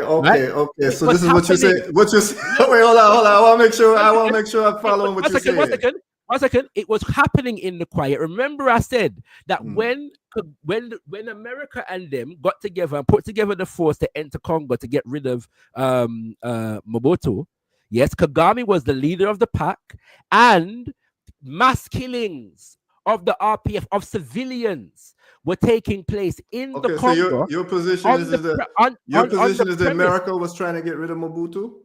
100%, yes. Okay, so what happened? In 1996, yes, 100%. So what happened? What do you mean? What was happened? Was America, was the British, was France, Belgium's behind Mobutu? Were they behind him in helping with the CIA killing of Lumumba, right? Yeah, I've literally just said that. Yeah, so between 1961, yes, and 1997, yes, Mobutu was a Western darling. Okay, yes? And so criminal. They spoiled against him in 1997? They were finished with him by 1997, so they got rid of him. What's the evidence that you have that they were finished with him? They began to ramp up propaganda against him in the country. He basically, Mobutu became an embarrassment to the West because everybody knew that he was their man. He was allowing them to fleece the country dry for the better part of 30 years. But his atrocities were continuing, and in an era whereby they needed a new narrative. So they used Kagame to get rid of Mobutu. It's very simple. They got rid of one atrocity man for atrocities, and then they got a next atrocity man for atrocities. 100%. No, you see, but no, that don't make no. You can't say they got rid of him because of atrocity. Do you know why? Yeah. Because the propaganda where Mobutu is concerned, it was difficult to conceal that anymore. With Kagame, it was easily concealable. You know why? No, because he was the savior of a people who were being genocided against. That was propaganda. So then when he goes into Congo and kills hundreds of thousands of people pursues Rwandan refugees in the Congo, you can justify that. You know why? Because these are Hutu genocidaires who hate the Tutsi and are getting ready to commit a genocide against the Tutsi. You can justify it with that narrative. It doesn't have to be true. No, hold on. Bill Clinton. Bill Clinton can parade Kagame. You know, because you and I know that Kagame is a good friend of Bill Clinton, and Bill Clinton supported Kagame to a significant degree in the early years of his presidency in Rwanda. Yes, we know this to be to be the case. That Okay. And within the context of that narrative, it all factors in, because you know the other narrative that came as a part of the What George Bush think about what was George Bush's relationship with Kagame? it wasn't as close. Neither Bush nor Obama. Because we keep talking about Bill Clinton, but then there's George Bush. Bill and then Clinton. there's- We didn't keep talking about Bill Clinton. I've just mentioned Bill Clinton just now for the first time. That's not the first time. That's not the first time. No, I've not mentioned Bill Clinton. You mentioned him earlier. You mentioned Clinton earlier, but it's okay. It's all right. Go ahead. I'm sure I didn't, but either way, right. it hasn't been a germane aspect to the conversation. And please allow me to finish here. The Bill Clinton, because Clinton is important because he was the president when the Rwanda genocide happened. Yeah. Yes. And so then the narrative now comes around, not only that Kagame and the RPF saved the country and the Tutsis from extermination, but also the other issue now that we heard was that what? The international community sat by and watched. The international community failed to stop the genocide. So Kagame now becomes the hero for stopping what the international community supposedly failed to intervene in, when the reality is that they were already involved. America was heavily invested in the RPF from 1990 at least. Yes. Okay. And what the next on top of that narrative, invested, now, hold on. Invested in what way? In various different ways. So a lot of the arms that the RPF secured, they secured it for America. Okay, backing. all right. So let's stop there. Let's stop there. One second. Let me finish. The RDF is known to have sustained superior weaponry that practically anybody else in the region. Of course. Hold on, Bridget. This is how did it happen? Now this is an important conversation because me and you was in the jungle. My brother, sorry. So with all due respect, I hadn't finished making the point that I was making. All right, sorry. I apologize. Right, but so now, where was I? Clinton. Yeah. So he was the president at the time. Yes, Clinton goes before the world to say, you know, the international community didn't stop the Rwandan genocide. He goes to Rwanda and bawled crocodile tears and apologize to everybody we did there. Yes, for America in particular and the international community failing to intervene in the Rwanda genocide. Now remember that this is in the context of the Cold War and the non-aligned movement, and now 30 odd years of American intervention in Africa and the Caribbean. So I have a question for you. I'm coming, bro.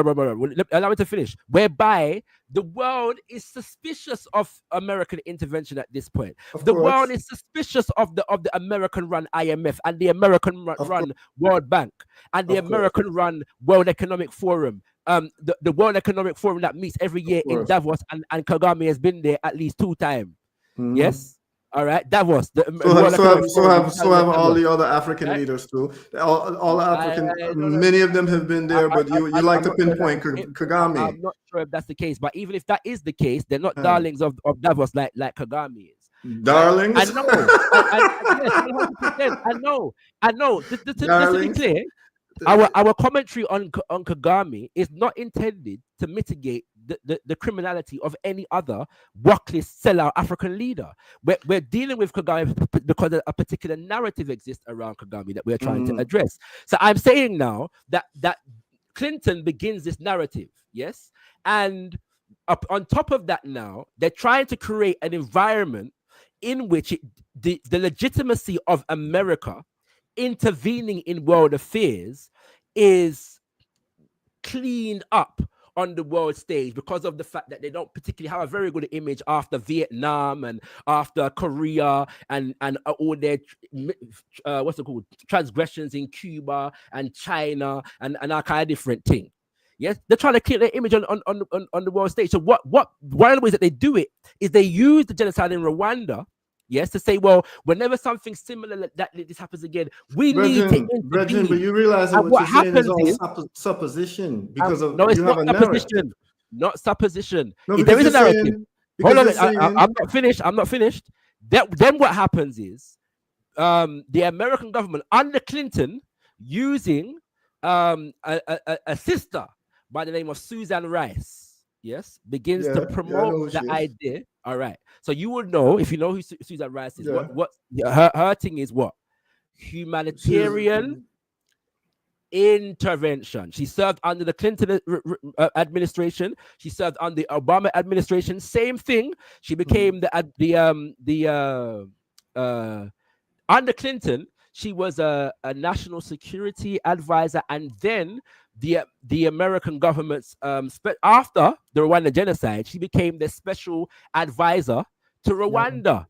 Has a very good relationship with Paul Kagame. Under Obama, she was the US's ambassador to the United Nations. Her key thing is about championing what? Humanitarian intervention. The idea that gives America carte blanche to intervene in any conflict in the world to preserve quote unquote humanitarian interests. She was also operating in what do I name? The last regime in America. What name? Joe Biden. Yes, she was a National Security Council advisor under Biden and all kind of different thing. So the point I'm making is that this narrative of Kagame cannot be separated from the narrative of America at the same time, especially because America was protecting Kagame. Hold on, let me ask you a question, Brethren. This is a narrative that you have, and it's a narrative and it follows. But I think you're making a lot of conclusions that necessarily isn't fact per se. Let me ask you a question. Where would you have preferred Kagame get weapons? Let's just say that his people are being killed. You have a Hutu government that's being influenced by Hutu 10 Commandments and Hutu power. And there's mass killing of his people, the Tutsi people. And this happened in 1959. It's documented, it happened. And it's one of the reasons why they had to flee the country and why so many Rwandans were refugees. So my question to you is, where would you prefer he get weapons from? Because I don't know of too many serious African manufacturing plants for high-grade weapons. Do you know of any? No, my brother. But okay, so where would you? I'm asking you a question. So if you're in that situation, and you had to flee, about a point that I wasn't making.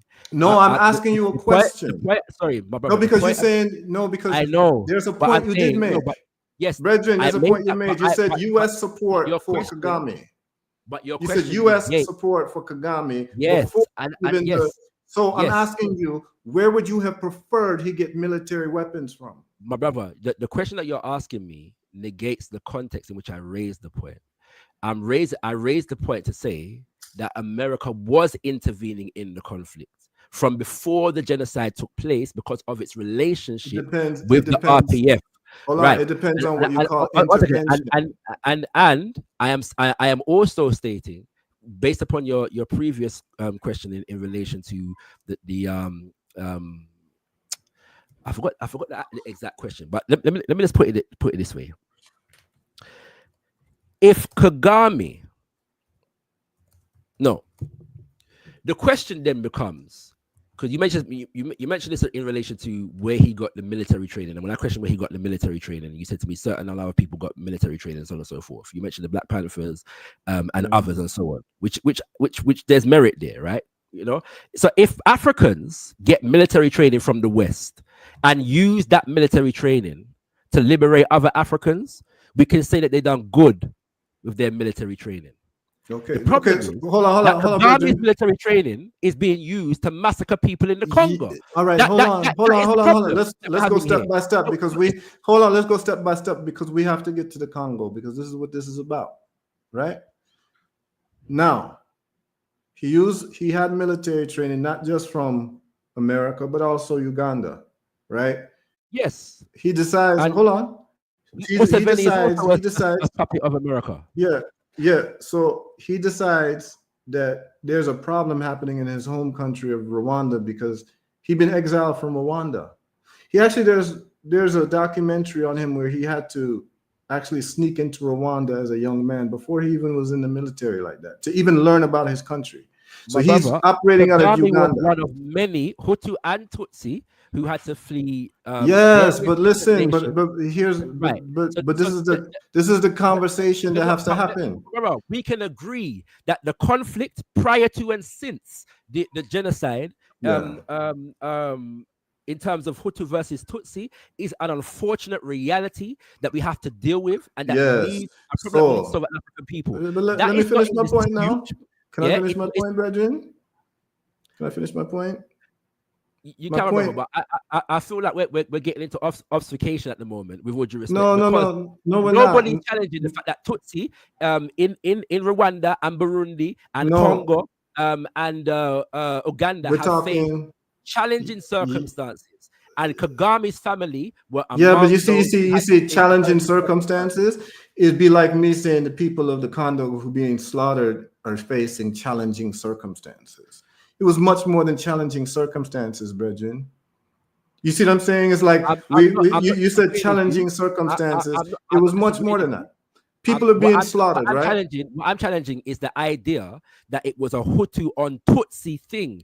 It was a Hutu and Tutsi back and forth thing that was unfortunate. Yes, it's been going back and forth. Right, yes, right. man. And I I don't support none of that. Right. I don't support none of that. However, we cannot treat the Tutsi as though they're a special case in the whole. We've already accepted by your narrative that the Belgians governed through the Tutsi.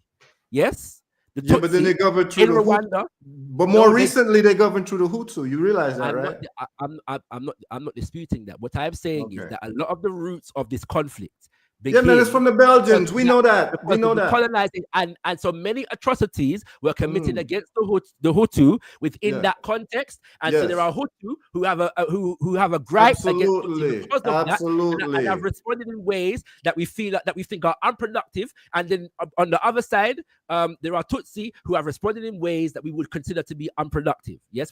I'm not. So that general dynamic is not being disputed. When, however, somebody is given levers of power and military might, and that is used in a particular way, that needs to be questioned. And I am saying, I agree with you. We can agree that atrocities were committed between the Hutu and the Tutsi on each other, and we're not excusing any of this. What we are saying is that this particular leader has been given the right by the quote unquote international community to assume the right of life and death over millions of Africans since the 1990s up until now, and that tens of millions of Africans have died as a result of this particular individual's regime and his government, and that as Pan-Afrikanist is the point that I was making, which you was responding to, that we have to see that issue very, very clearly, and it should not be something that we are supporting. It should not be. We have to understand what his role is in the Congo. Yes, we do. Yes, we do. Absolutely. We definitely do. And this is what this conversation is about. We have to lay the context. Now let's talk about the Congo. Please. Right? Because what I've done essentially is lay out the history of Paul Kagame from that side. You have your own opinion about it, but from that side, and when you're in Rwanda and you talk to people who were there during the genocide, they look at Paul Kagame as a hero. This is what people need to understand. In his country, they look at him as a hero, rank and file, Tutsi, Hutu, Twa. They look at him as a hero for stopping the cycle of violence within Rwanda. That's what they look at him. So all the people who are listening to you, who want to bonafide on it, understand that you're in the minority when it comes to how Paul Kagame is looked at, even in all of East Africa. I acknowledge that my position was a minority at the beginning of the conversation. Now hold on. This is what I need people to understand: that when you're in East Africa, you go to Kenya, and I tell them, "Oh, I just came from Rwanda." Every single Kenyan I spoke, they wish that Paul Kagame was their president. When I go to Nigeria, they wish Paul Kagame was their president. This is the conversations. This is not like, this might sound surprising to people. So when I hear, what I'm saying, when I hear the talk that you're talking is actually a talk this is not the reality on the ground in most of East Africa. And Most the reason people why in the world do not know of Kagame's actions in Congo because he continually denies it, and the international community okay, that's has fine. protected him Okay, that's fine. Then the 1990 majority, now. the masses For of the 20 people, years.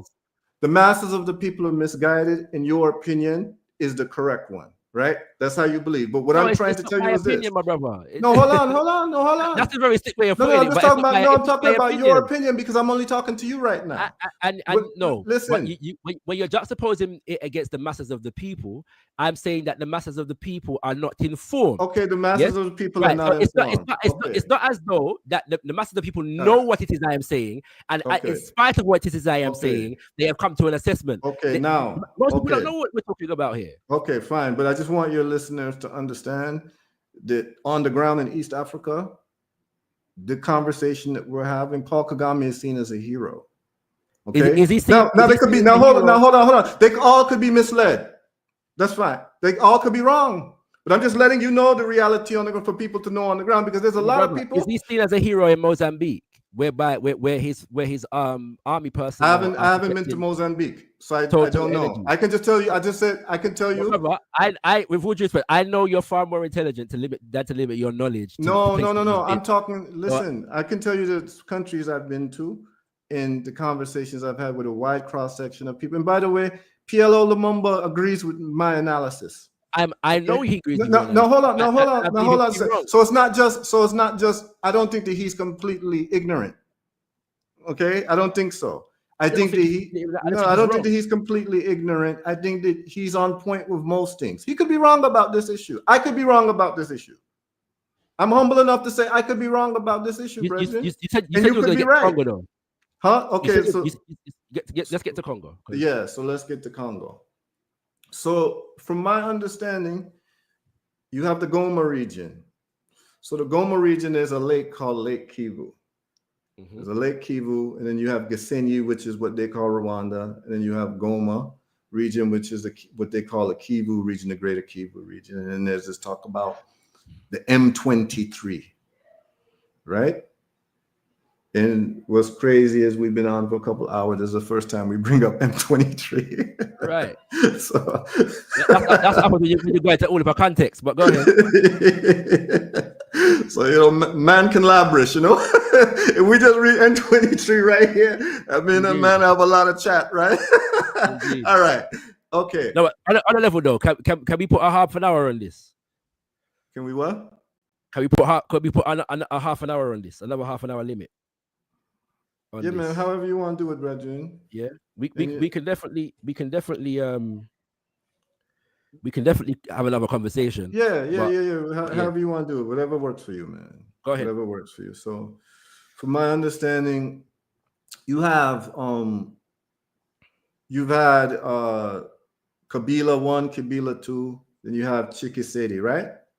Tshisekedi, yeah. Tshisekedi. I don't want to, I hate messing up. No, it's fine. It's fine. So, in each case, the problem that at least what Paul Kagame has stated is that there are security issues around Hutu militants being part of the Congolese army, and also being funded by the Congolese, who have recently been caught hiring white mercenaries that were captured by the M23. Recently, you've seen that. Have you seen that?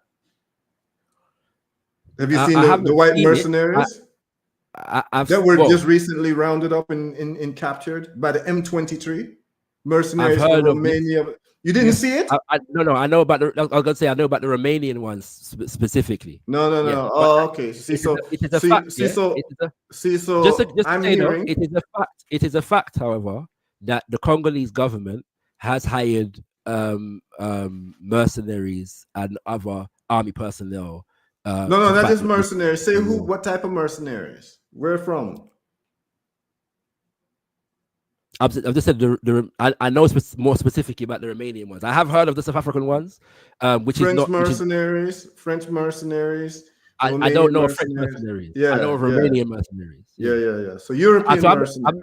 I'm not even saying that you're wrong. I'm simply saying no. I'm just saying. Okay, yeah. So I mean, there's I'm surprised you didn't see it. They were lined up. American No, I mercenaries. saw that. What I'm saying is, to my understanding, those were Romanian mercenaries that were. They were Americans too. They were American mercenaries in there as well. And as a matter of fact, we don't have a lot of time, but I don't know. So I deal with what they call citizen journalism. So one of the best places is X, is Twitter. So you have people who are actually on the ground. No, it is to me, because I catch actual news with people on the ground before anyone else does. It's actually a cheat code. X is actually a cheat code to find out what's happening in the world, because you get direct reports from people. You get video of people on the ground talking about what's happening on both sides, by the way. Some that believe in what you're saying, and then some that don't believe in what you're saying at all. So you see, you have a balance of it. So what I'm saying is that, white mercenaries on the ground, they were there. We agree that they were there. So where we going? So what I've seen is this: is that Kagame's problem is that the Congolese government has never brought to heel the security threat to Rwanda. This is what he says, with the Hutu militants, whose only job is to, quote unquote, finish the job, which is going back to Rwanda and killing Tutsis under the Tutsi 10 Commandment rules. Okay? Now, for anybody... Can I say a question? In this recent conflict, have you seen evidence of Tutsi in and this is a genuine question, because I have not seen it, and many people who I've spoken to say that it's actually not the case. Have you seen evidence of Tutsi in Rwanda? Sorry, not Rwanda, in Congo, in Eastern Congo, being aggressed against, persecuted? Yes. Where have you seen this evidence? My brethren's wife's mother had her store burned recently, maybe five years ago. And the stories that I hear from them directly are atrocious. And they call them the Banyaranda, right? I know you're familiar with that. And I have all types of report. I have all types of footage of them being treated terribly. And I also have footage of the M23 recently having a rally in Goma where they were celebrated as heroes. Have you seen that footage? Yeah, I have, and I've also seen propaganda too, right? Well, I've seen reports from people who have translated some of what is being said, and at least one of them said that one of the people in the video had said, "Don't think that we're cheering because we like these people. If we don't cheer, we are going to die." Which is not far-fetched if you understand the fact that the M23 is a military occupier in these regions. Yeah, so it's a military occupier. Yeah, where are they from? What do you mean? Well, the M23. Where are they from? Are they from Rwanda or are they from Congo? A bit of both, to my understanding, as far as its personnel is concerned. A significant number of them are from Rwanda. No, they're Kinyarwanda speakers. They are Congolese. No. I'm disagreeing with that, but to whatever extent that may be the case, the idea that it justifies the level of killing and the level of systematic rape that we've seen as a result. What they're saying, but what they're saying is that they're being killed and they're being raped. The Tutsis in Goma. Yes, they say that they're being killed and they're being raped. It appears to me to be the case that the most well-armed people in that particular region are, without a doubt, the M23. It also appears to be the case that we're not discussing, we're not talking about a military on military incursion, battle war fight. We're talking about a militia that is having a significant impact upon millions of civilians, my brother. People that are being displaced, redisplaced, killed. So have you seen video? Hold on. Right? Have you seen video, which I'm going to send you, because when we do our part 2, whether this is public or not, it'd be good for us to have this in front of each other so we can look at it, right? 100%. And so what I've seen video of a village being bombed, right? and the news reporters, the BBC and all of that, saying that it was Rwanda-backed M23. But then they had interviews with the people on the ground, and the people on the ground are saying it was not M23, it was actually the Congolese army. Now, let me say this. Sorry, let me say this at this point. I am not here defending the Congolese army. I am certain of the fact that for the most part, since Lumumba come on down, or let me be clear to say Mobutu come on down, for the most part, the people who have been in government in the Congo have been nothing but stool pigeons, for the most part, that is, and agents of Bakra imperialism on the continent of Africa, that they have betrayed the interests of the people of the Congo and Africa in general, and serve the interest of America, Britain, and France, for the most part, right? So the military, as an extension of the government, would serve that function as well. So we're not here to defend the actions of the Congolese government. What we are saying, I never said you were. And I never, or the military, yeah. But, no, I never took it. I'm not saying that you are. I'm just making it clear. What I am saying is that when we're dealing, however, with Kagame, what we are dealing with is the most long-standing person responsible for the incursion into the Eastern Congo that has created a lot of this destabilization in the Eastern Congo. I should say built upon a lot of this destabilization in the Eastern Congo. I am saying that under the pretext of going in, well, it depends, because one minute. Let me ask, my brother. Let's do this before we close, because this clip, which I'm sure you've seen, has gone around, and I would like for your assessment on this, because we're talking about this at the moment, and who is in Eastern Congo and who is not in Eastern Congo. All right, so I'm sure you see this as everybody else has. 1 second. Well, go on, yes, sir. All right, cool. So let's deal with this at the moment, right? I'm sure you see this interview, with Kagame. Feel free to confirm or deny. Oh yeah. I've seen this. I've absolutely seen it. I've absolutely seen it. All right. I've absolutely seen it. So I know exactly where he says I don't know. Right. So let's play it for the people, just in case there's somebody who hasn't seen it. Didn't come from here. So let me ask this directly. Sorry, people, just let me know if you could hear the CNN interview just there, sir. Let me know if you could hear that clearly. I want to make sure everybody can hear it. There's one person that's let me know they can hear it.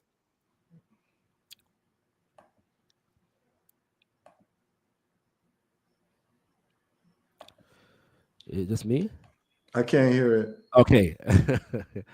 You can't hear it.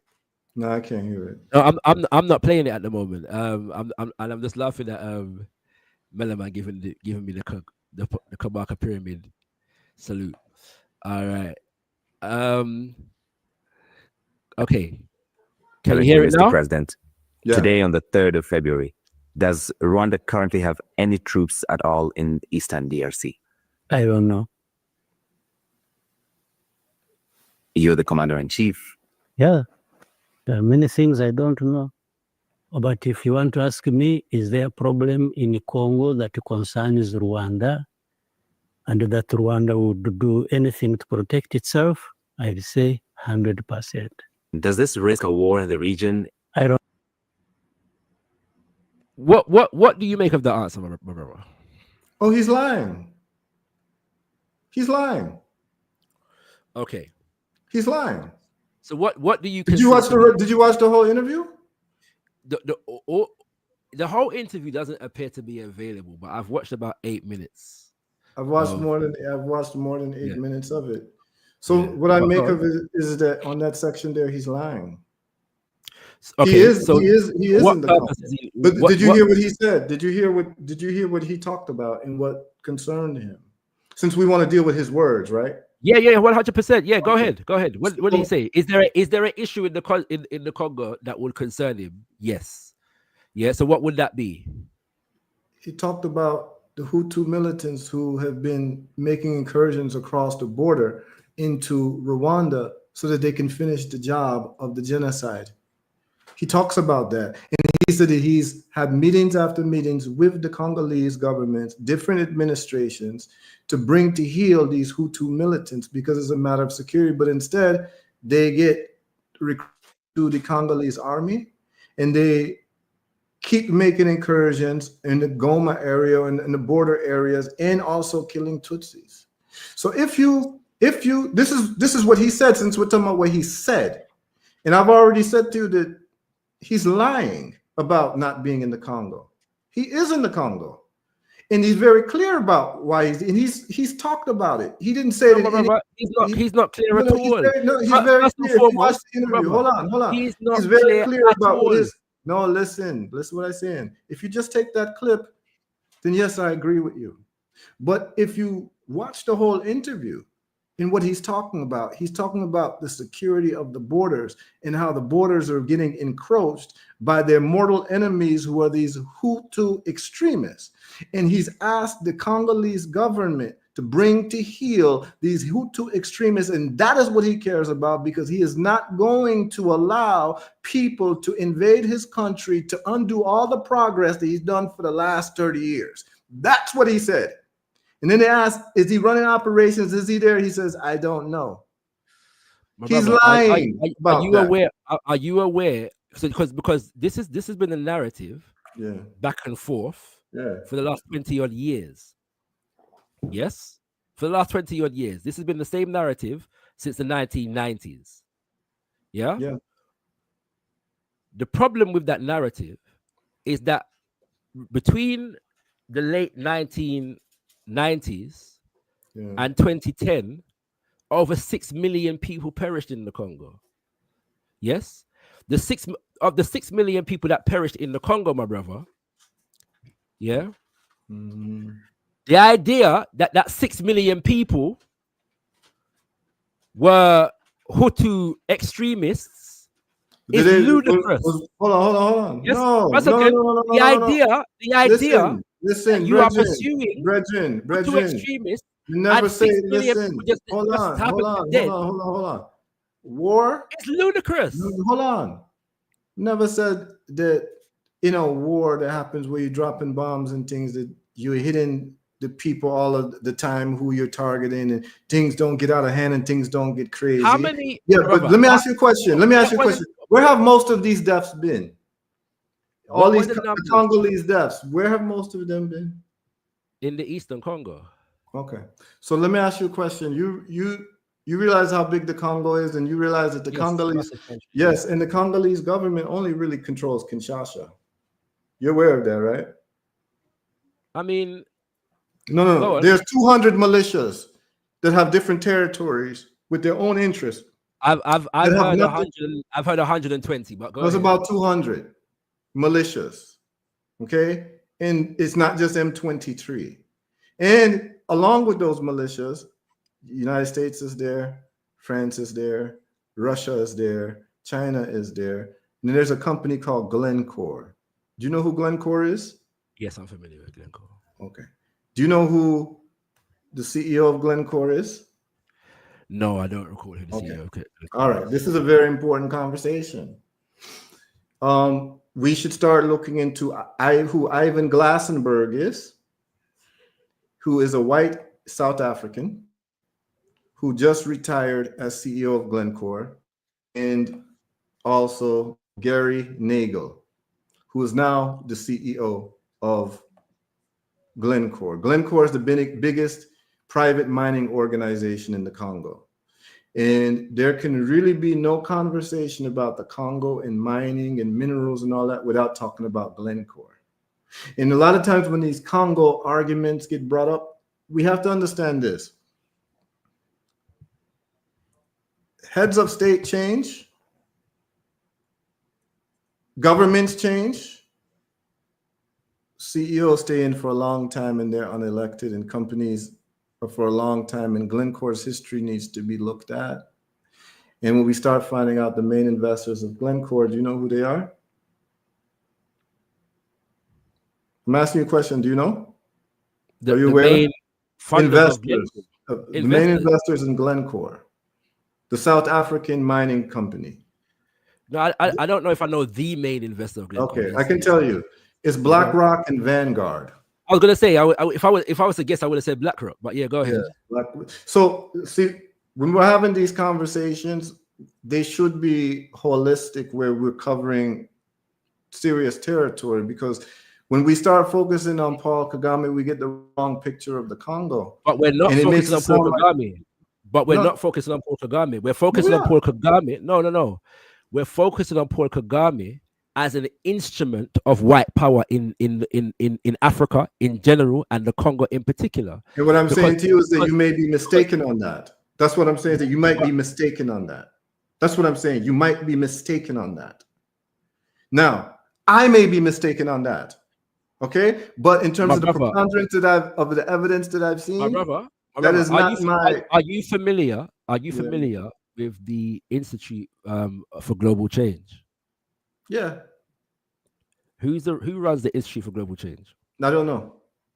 Tony Blair. Are you familiar with the Africans Governance Initiative? Yes. Who runs the African Governance? I don't know who runs it. The same person, Tony Blair. Yeah. Are you aware of the fact that Kagame is a client of both of these organizations? Define client. He's a client of both of these organizations. It was Tony Blair. What is client? I'll give you an example. It was Tony Blair that provided Kagame with the international diplomatic community for him to extend his term in office. Yeah, Kagame. Tony Blair gave him. Hold on. Let's parse out. It was Tony Blair who facilitated the political ground for Kagame to extend his term in office. How does that work? So you're telling me, hold on. You're telling me that when an African leader extends his term in office, he needs help from a white man to do that in his own country? He certainly needs the backing of the West. If that no, he doesn't. Actually, he doesn't. No, he doesn't. I haven't finished. He certainly needs the backing of the West if the act of his extension is not going to be seen as a corrupt African leader operating on the African continent, which it wasn't.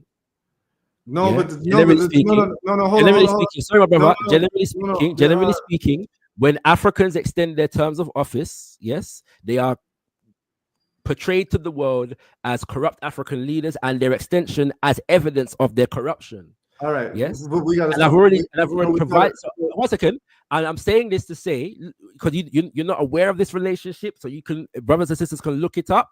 You can look up the relationship between Tony Blair and Paul Kagame and the African Governance Initiatives and the Institute for Global Change. You can look at what those institutions do in terms of policy and advising governments and their connections with big major corporations and think tanks on the global stage, and what kind of advice a man like Tony Blair would be providing for an individual such as a Paul Kagame. And ask yourself the similar question to what Brother Heru asked the other day. When do you see genuine revolutionary progressive African leaders being aided and abetted and backed and financed and so on by Western think tanks, corporations, and international organizations? Where does that happen? Hold on. You realize that Rwanda received the least financing than these other African countries? When you say these things, let's start listing the financing of different African. Let's look at Ghana. Let's look at Nigeria. My brother, I am not certain that what you have just said is necessarily the case. I know, for example, that Rwanda has received hundreds of millions from US aid, for example. Yeah, from USAID, I should say. From USAID, I should say, to not confuse the thing.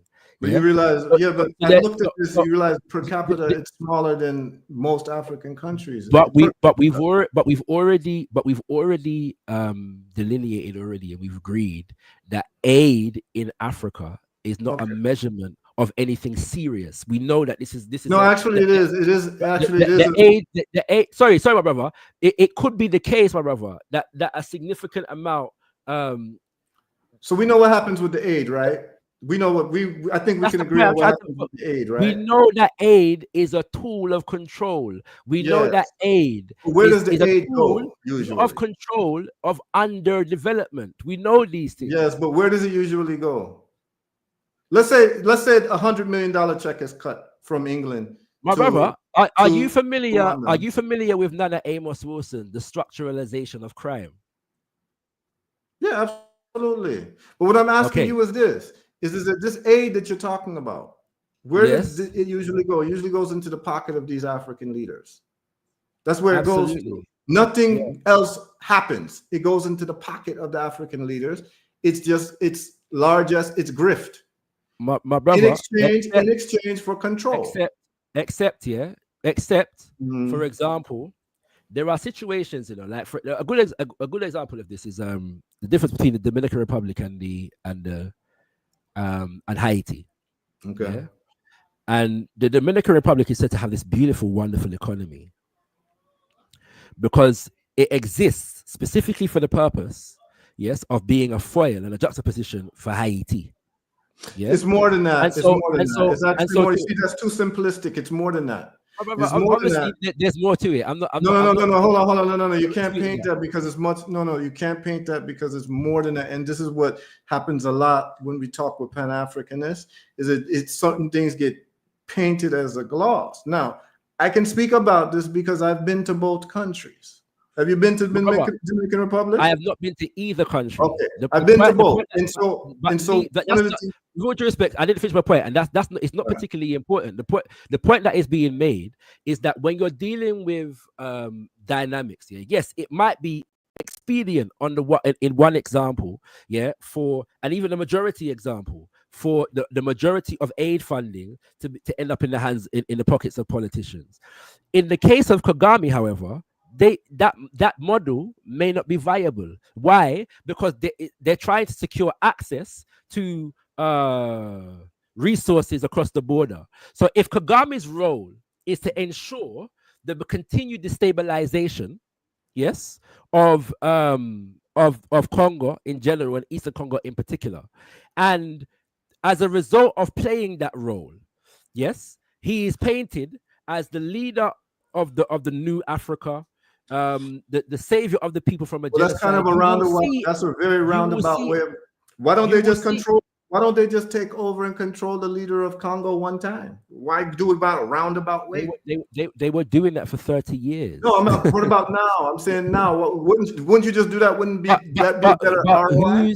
Who's to say that they're not doing that now? And this is what I'm saying. The government of Congo is complicit in the thing. Okay, but the government of the Congo being complicit in the thing does not negate the role that Kagame plays. No, it does and not we cannot. And I'm sorry, I do not accept the narrative that Kagame's actions in the Eastern Congo for the last 20 odd years are to do with Tutsis in Eastern Congo being aggressed against and the need to quell so-called Hutu extremists in the Congo. Right, because you don't think that the Tutsis have been killed and discriminated against in that region. You don't believe that. We've dealt with that. I don't. For decades. You don't believe that. I don't, my brother. No, I think I've already answered that question from beforehand. The point just that remind is being made, remind me. The point, my brother, the point that is being made at this moment in time is that Paul Kagame and his forces, the Rwandan army and the militia known as the M23, are complicit,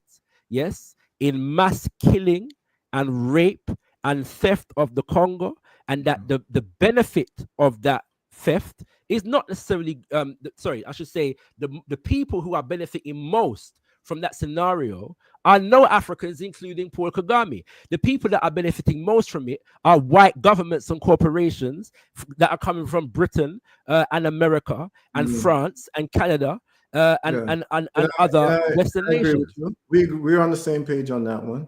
You just believe that it's Kagame being the agent of that chaos. as an agent of I'm white saying that people. Kagame is a primary agent of the chaos. That's what I am saying. And I am saying that Kagame is responsible for the death of millions in the Congo. Millions. And do you think that you could be wrong? I could be wrong, but one would need to show me evidence of that wrongness, right? So one would need to show me how when the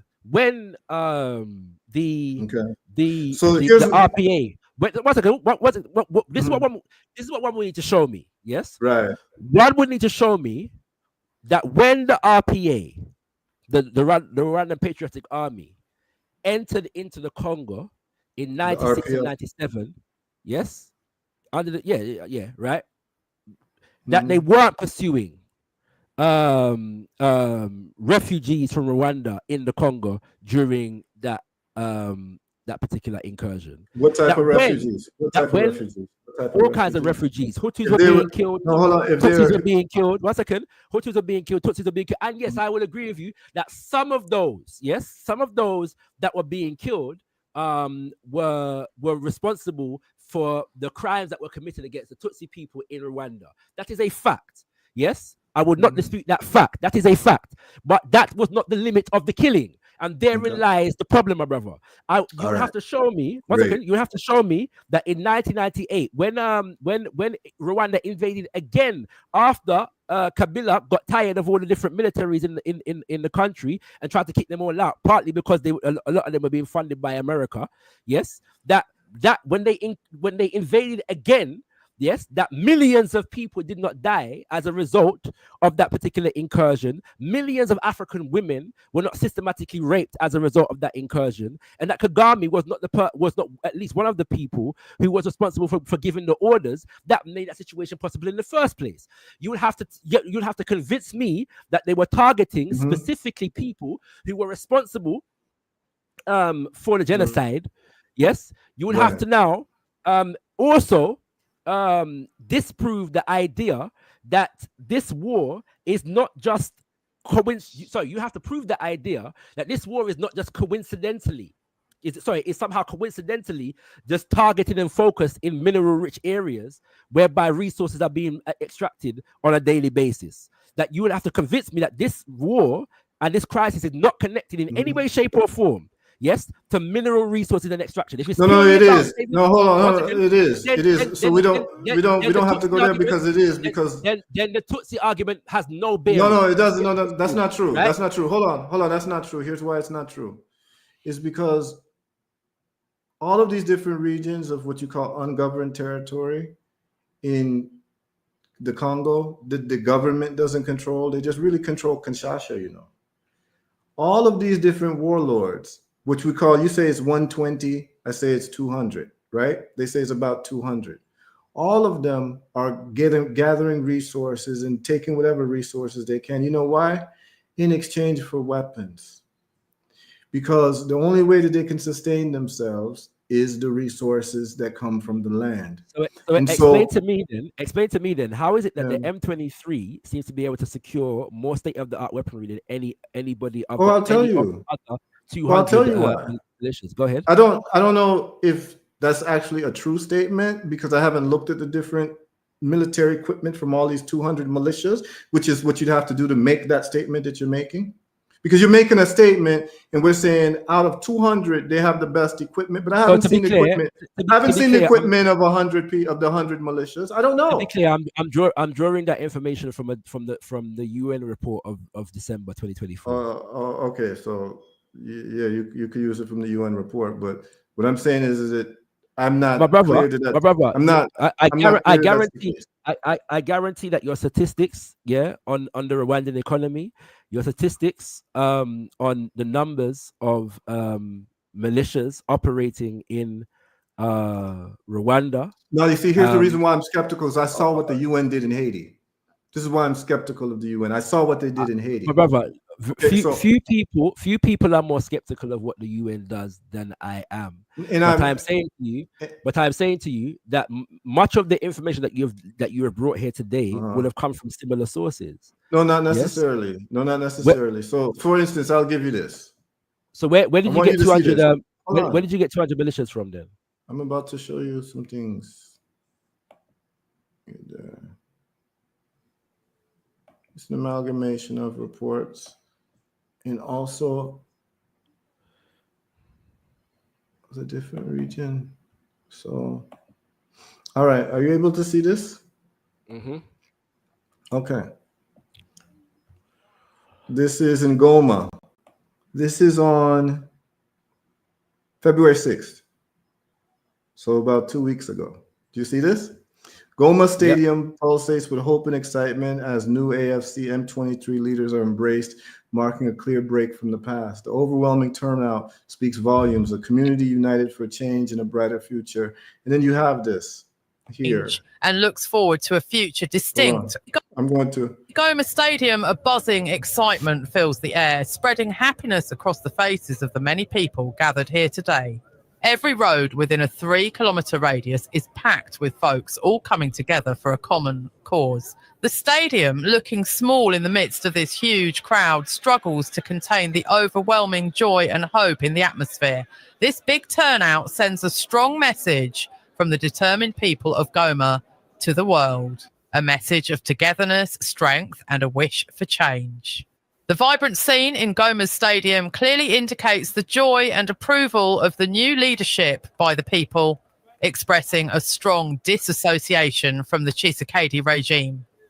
The overwhelming turnout and palpable enthusiasm serve as a powerful statement that the community embraces change and looks forward to a future distinct from the previous regime. All right, so this is Goma recently, where the M23 has taken over. Okay, My brother, the question that I asked you was, where did you get the information about the 100, the 200? So I did searches on Grok, which is AI, artificial intelligence. So what they do is they just do an amalgamation and they have the different sources. So you have the African Union reports. Hold on. You have not just the United Nations, you have African Union reports, you have human rights organization reports such as Human Rights Watch. You have what's this other group? Forget the name of the other group, but I think they're associated with the African Union. So whether it's 120, we are aware of the fact that the African Union also. No, I have problems. We have problems with the African. This is the problem with sources. But that's the point I'm trying to make. So this is why I'm saying to you, it probably would be best. I would love to go to Goma with you. No, we but can the go. point We can go and see these things ourselves, because there is nowhere on the African continent. And by the way, brothers and sisters, if you were here last week when I spoke to Brother Maurice Carney from Friends of the Congo, we are going to be arranging a show whereby we're speaking to Africans on the ground in the Congo, specifically those who have institutions that are trying to serve the people. Yes, and so we're coming from a place whereby we're not just talking about UN, we're talking about reports from people on the ground as well. Yes, that's very good. And very few people, very few institutions have more connections with people on the ground in the Congo than Friends of the Congo.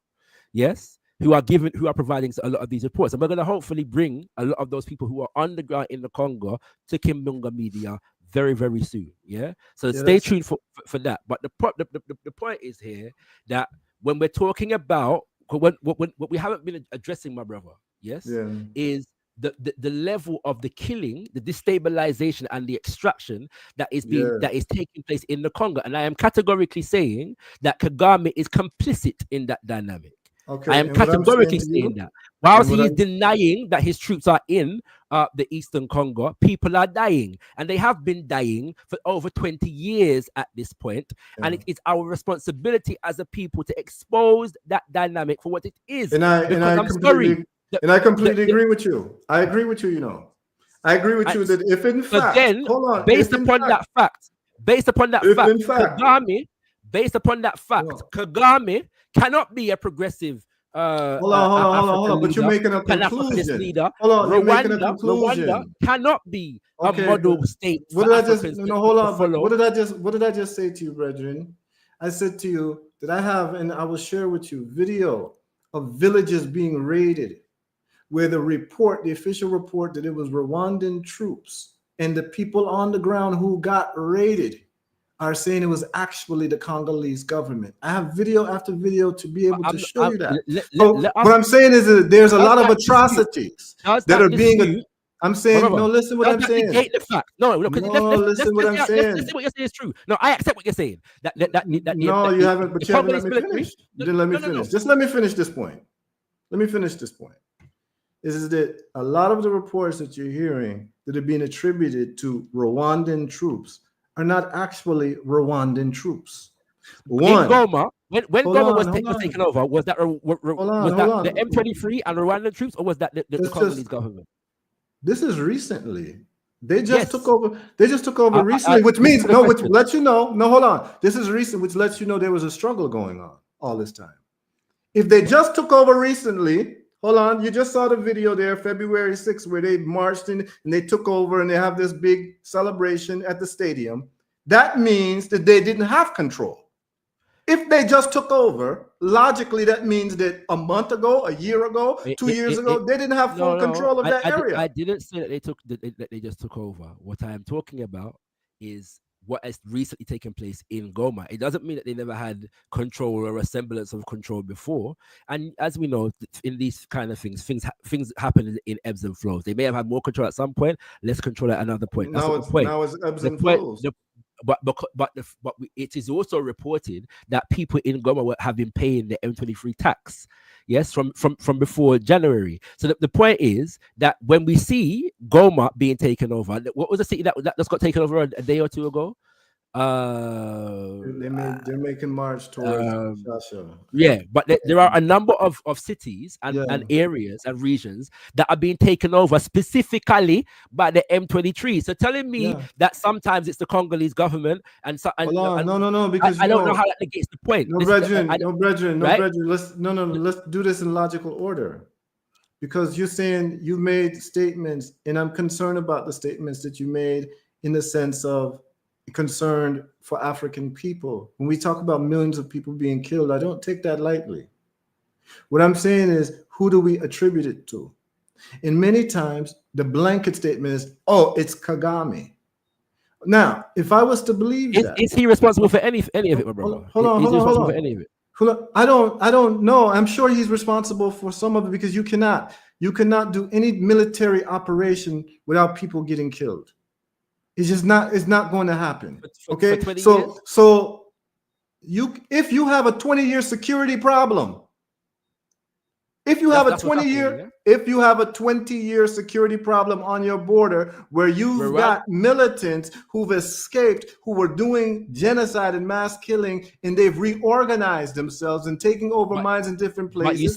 But you see what I was saying before, that the narrative that they put out there in relation to the genocide was put out there just so you can give me the argument that you just given me. No, you see, you can't do that, bro. You can't do that. Here's why you can't do that.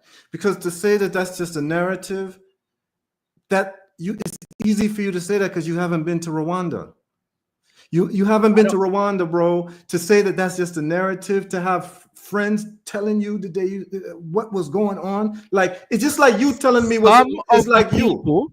In Rwanda, some of the people in Rwanda who experience a genocide are Hutu, who want their family members recognized and memorialized, and they yes, and I've talked to them too, right? And they've told me they've told me what's happened too. And what I'm trying to tell you is that I've been there and I've talked to their stories. I'm talking about people who are shell shocked. The Rwandan spirit and personality is a very stoic spirit and personality. You could tell these are people suffering from PTSD. Now, the newer generation is a bit better, but what happened there was it was real. What happened?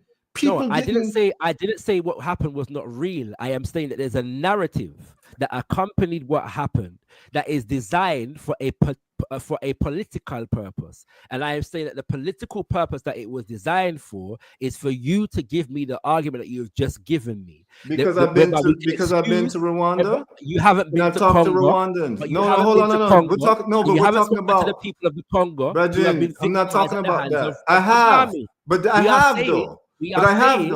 What I'm telling you is that I have. And his troops and his government have sent army personnel and militias into the Congo in the name of pursuing genocidaires, and that excuse has been the excuse that provides him immunity when millions die in his wake. No. It does not provide. Listen, it does not, because in the last few months, my brother, hundreds of thousands of people have been displaced.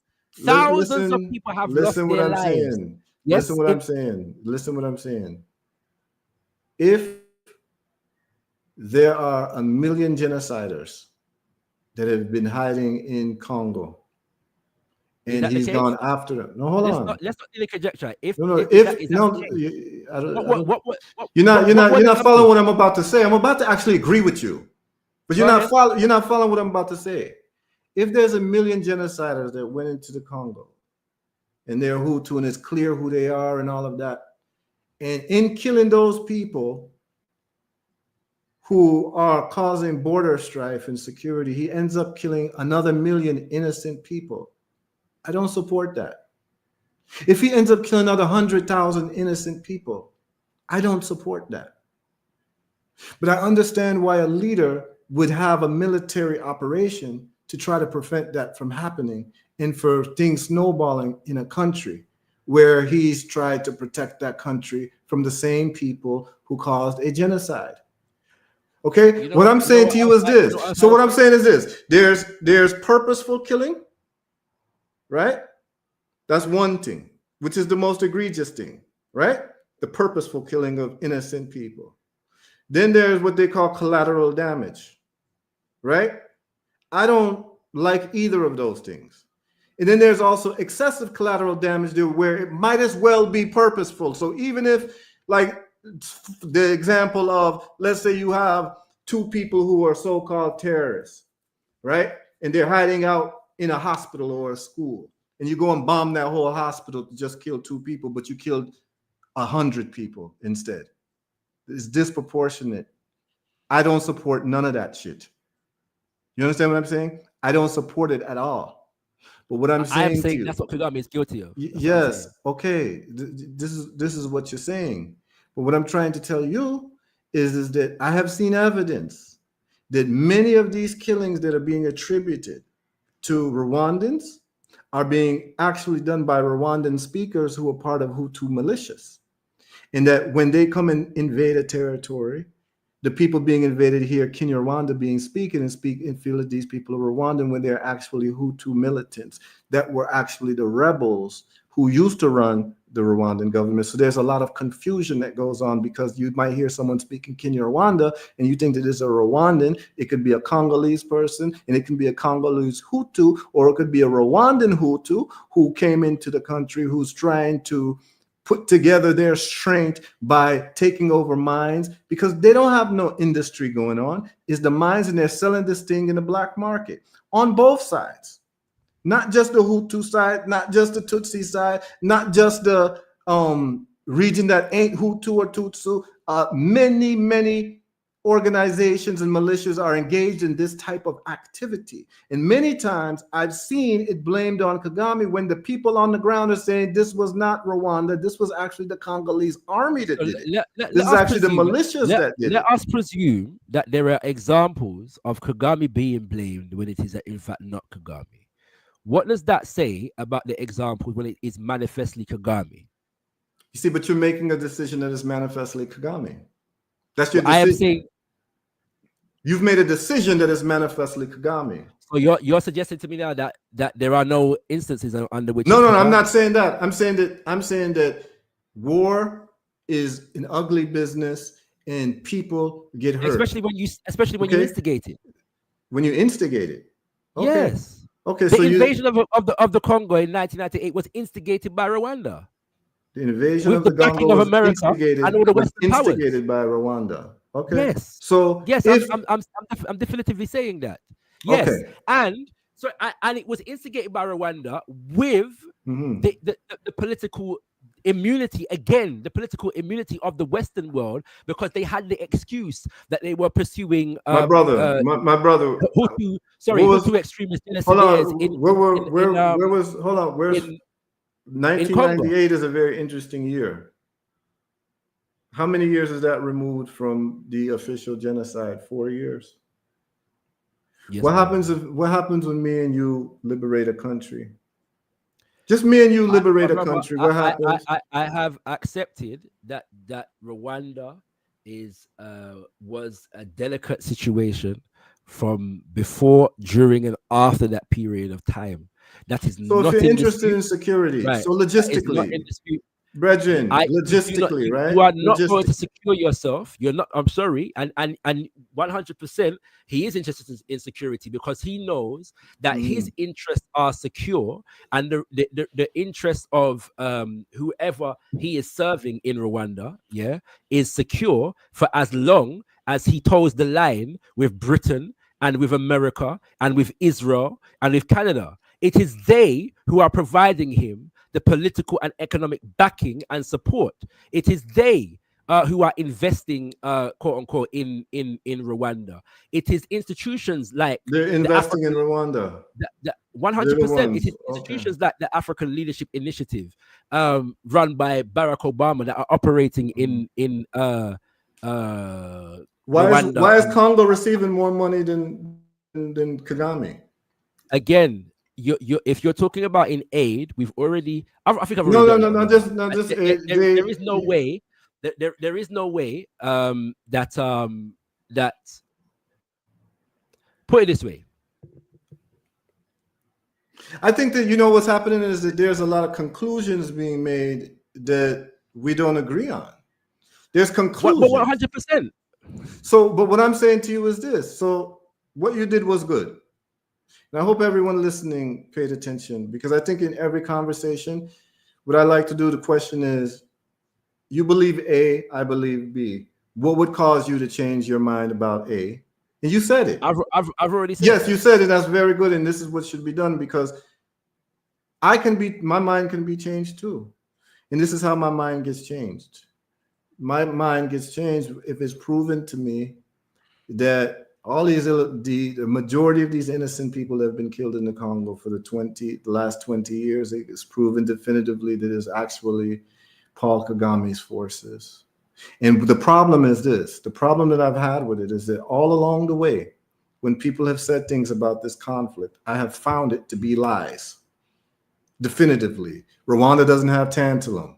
This and that. Blah, blah. I hear all of these things. Then when I look into it myself. I haven't said that to you. And so no, I'm not talking about you. I'm not talking about you. No, brother, I'm not talking about you. I'm talking about the evolution of my thought. No, so but what I'm saying point is this. that in the context of this conversation, then, with all due respect, it becomes a straw man and a distraction to keep saying that, because nobody has brought the argument to you. So that is not the battle that you need to fight right here and now. No, yes? So let me tell you where what we're I am at. saying. Where we're at now is we're at evidence. We're at evidence now. Because what you said to me, excuse me? I've been providing evidence in the conversation. No, you haven't. No, you haven't. So what I'm saying is this, is that our next conversation could be evidence-based. So you show me the evidence of Paul Kagame's troops killing all of these people, like evidence, like we have like but it's not. Just to say, it's not just about directly killing the people. When you're dealing with warfare and you create a situation of war, people die in different ways. So if somebody dies because they were sick in a hospital, but you didn't directly kill them, it doesn't mean that they're any less a victim of. Yes, and I agree with you. And I agree with you. Okay. So we don't disagree on this, No, here's what we disagree on. Right. This is what we disagree on. Who's behind the killings? The majority of the killings. That's what we disagree on.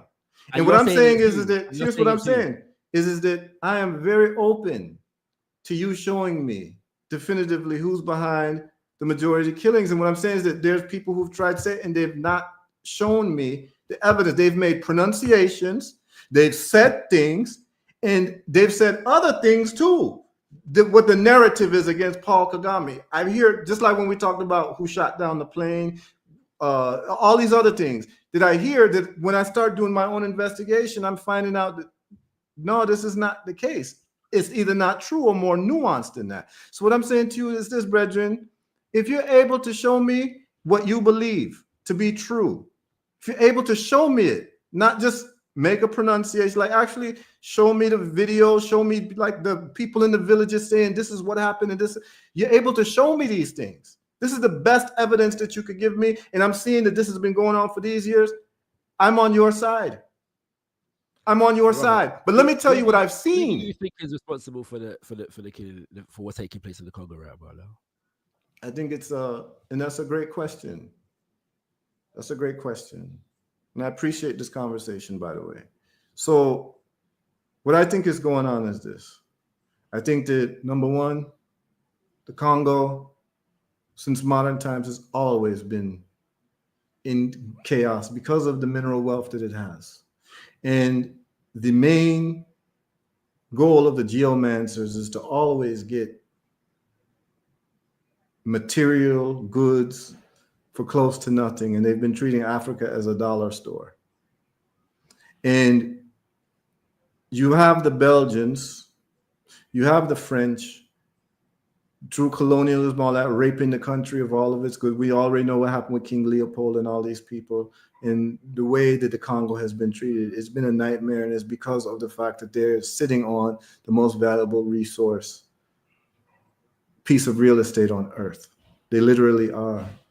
And the only thing that's going to stop all of the confusion from happening, when Kagame dies, in next generations, Congo is going to have to be ruled by a strong military leader who cares about Congolese, the African people. Because it will not be a civilian leader. It will be a strong military leader who understands security, who's not going to kowtow to European interests over African interests. At some point, Congo has to get there. Whether it gets there next week, next year, next lifetime, it has to get there if Congo is going to be a place where people can actually, the Congolese people, the Africans can actually thrive and benefit from what is under their feet. It's going to have to get there. Until that happens, you're going to have loose confederations of different areas. First of all, Congo is so huge, it would be hard for anyone to govern that territory. But my brother, I feel like you're not answering my question. I am answering the question. And so right now, who's usually responsible is usually European powers, the main powers of the world, and the off-takers of these minerals. These minerals don't mean nothing if you can't use them. So when we talk about this is for the iPhones, this is for your computer equipment. So it would be the most technologically advanced countries who would want this equipment because they're the ones who actually make. So that would be China. So when you look at something like tantalum, you can trace who would be most responsible for causing strife to get tantalum by the people who use tantalum the most. It's not Ghana, it's not Zimbabwe, it's China, it's the United States, Britain, France, these usual players, and Russia. These are the people who have a need for the Congolese goods, and these are the people who would be down there, and these are the people who actually are the investors in companies like what we talked about, Glencore. So I believe that is these corporate interests. What about Apple? Yeah, I mentioned Apple. I talked about the iPhone. What about Tesla? Yeah, well, not as much because Tesla doesn't use, Tesla's using nickel for their batteries. So it's a little bit different. They stopped using cobalt for their batteries. So when was this? Maybe 8 years ago. You can Google it and look it up. They use nickel now for their batteries. They want to stop using cobalt because of what's happening in the Congo. There's been many reports written about that. But the point of the matter is this, is that we keep talking about these politicians, and the hand behind the politicians, whether it's a Tony Blair, whatever, is the corporate interests who don't have elections and they don't change, the multinational corporations. And when you start looking at Glencore, their major financiers is BlackRock and Vanguard. They own everything. And I believe that I'll give you a name, Larry Fink. So I'll just give you a name, Larry Fink. No. I believe Larry Fink is behind this. I just gave you a name. So I just answered the question. Larry Fink. You know who Larry Fink is? Yes, okay. So for the audience who doesn't know, Here's the Larry problem. Fink is the head of BlackRock. So you asked me a question, I just answered you directly. I believe it's Larry Fink. I gave you his name. I didn't even just say an organizer, I gave you his name. I believe it's Larry Fink is behind what's going on right now in the Congo. Okay. But sorry, for those who don't know what BlackRock is, I forgot to do this before.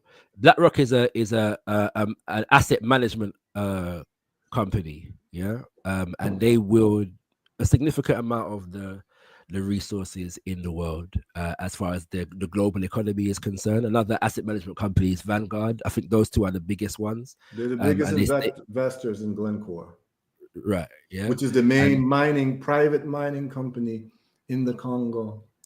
Yeah, and I think that needs to be discussed a lot more. But it is, my brother. My brother, those things are, when we're dealing with the Congo crisis, those things are very well discussed. The issue, however. But you asked a question. Did I answer your question satisfactorily? No, you have answered the question. Yeah. Okay. So when you say those things, right? Remember now that the statement that I made that you were responding to, yes, was not that Paul Kagame is responsible. You're saying he's a major player. Exactly. He's a major player as an agent of the same people that you just mentioned a minute ago. Okay. What I said directly was that Paul Kagame has been an agent of the West for the entirety of his presidency. Okay. I stand by that statement. Okay. What I have said is when Rwanda is selling minerals on the world stage that do not come from Rwanda, that come from Congo, that it is Kagame who is facilitating that particular process. Yes? So the idea that everybody that you just mentioned is responsible does not, in my humble estimation, negate the complicity of Kagame as their agent in the region. Doesn't negate anybody else's complicity. It just so happens that at this moment in time, Kagame has a particular role to play as far as that particular crisis is concerned. Yeah, that is the point that I'm making. All right, so let me tell you in Rwanda what's said. Let me just tell you what's said in Rwanda about these minerals. Yeah. Sorry, just say, yeah. So in Rwanda, just to say, because I said about an hour ago. Let's do half an hour more. We've done an hour now, so I do need to wrap up at this point in time. Yeah. Yeah, man. No problem. It's after 12 on these over here on the shore, so we can reconvene another time. But yeah, go ahead. Yeah, man. So based on the conversations I've had and the impression that I have from speaking to people in Rwanda, that yes, materials and minerals from Goma are coming into the Congo. Are coming into Rwanda, and many of them are smuggled. And M23 is playing a role in that, in smuggling the goods from the mines. And they use the income that they get from smuggling to be able to have military weapons and to be able to, as they, in their narrative, in defending themselves. Because the Congolese government will not defend them because they are Kinyarwanda speakers and they are considered to be not Congolese and they are discriminated against. So they have started a militia to be able to protect themselves. And in their fatherland, where they are born and been for hundreds and hundreds of thousands of years, there happen to be mines. The question is that whether the Congolese government will get the mines or the people who actually live there will have control of the mines. The people who live there who are Kinyarwanda speakers believe that they should have control of the mines because that is the land where they are. And the Kinshasa government is actually against them. So to be able to protect themselves because they don't have no real industry or anything, they have the mines, they're taking what they can from the mines and they send it to their ethnic brother, Tutsi, who is in Rwanda, who has a refinery, and in exchange they get money for it, and then they build up their military to protect themselves. That is the narrative as to Rwanda getting smuggled goods. And as a matter of fact, when you're in Rwanda, if you want to go to a gold mine in the Congo or to get, you can actually make a trip and try to and go get it. I've been offered many times to go to Congo and try to get gold and try to get all types of things.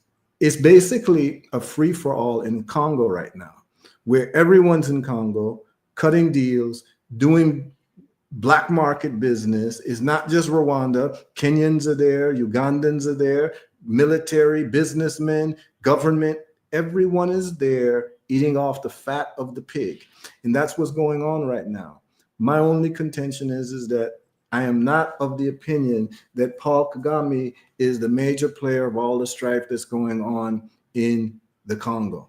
Now, I can be proven wrong if I'm giving evidence of it. I've seen many people make statements and pronouncements, but then when I ask them, okay, what evidence do you have? They repeat what the BBC says. Oh, M23 is funded by Rwanda. And so M23 is doing all of this killing and they're the ones controlling. But it's very, very interesting that only recently has it been announced that M23 took over Goma. So obviously there was a struggle that was going on before recently between different factions, and now M23 has won and taken over. But before that, these people are getting weapons, not just M23 in Eastern Congo. You have all these militias, call them 120. Where are they getting their weapons from? These 120 militias, where are they getting them from? Where are they getting the funding to get their weapons, to defend their territories? And these are questions that have to be asked and to look at. And when I start asking around these questions, narratives start falling apart, because when you go away from Eastern Congo, there's still strife, there's still killing going on. And the question is that Kagame too? And then you see video of villages being bombed, raided, people being killed, and they're actually interviewing the people, and they're saying, no, it's not M23, it's the Congolese government that's doing this. And I have the videos of this, and I'm, when we talk next time, I'm going to show you the evidence that I have to make me have the position I, because at this point where we're at now, it's about evidence. You have evidence that has convinced you of your position, and I think that the evidence that you have led you to a reasonable conclusion. And I believe that I would have had and agreed with that evidence if I've never been to Rwanda myself, and never met people in Rwanda, never talked to people and been to different parts and heard different narratives. I would have agreed with your narrative. And then when I look into it further, I find different facts that have completely blown the narrative of what people have been trying to push. Rwanda don't have no tantalum. Rwanda don't have coltan. Rwanda don't have this. Rwanda, why do they export so much? They never talk about the refineries in Rwanda. They don't talk about Congo not having refineries. They leave out very convenient information that would explain a certain situation that they use to condemn as evidence. And so what I'm saying is that I've been tricked enough times from going to what they say about Haiti until I go to Haiti myself. And then when I go to Rwanda myself, I see certain things. It's not matching up with the narrative of the people who are saying certain things. And so what I'm saying is that at this point, brethren, it would be important for me and you, because if you're able to prove me wrong with the evidence, I will publicly say I'm wrong. 100%. I will publicly say I'm wrong. Yeah. Publicly.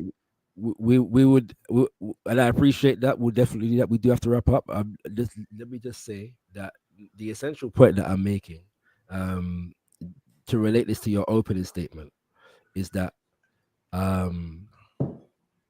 there is no amount, and you're correct that the evidence that I have seen convinces me of what I'm saying.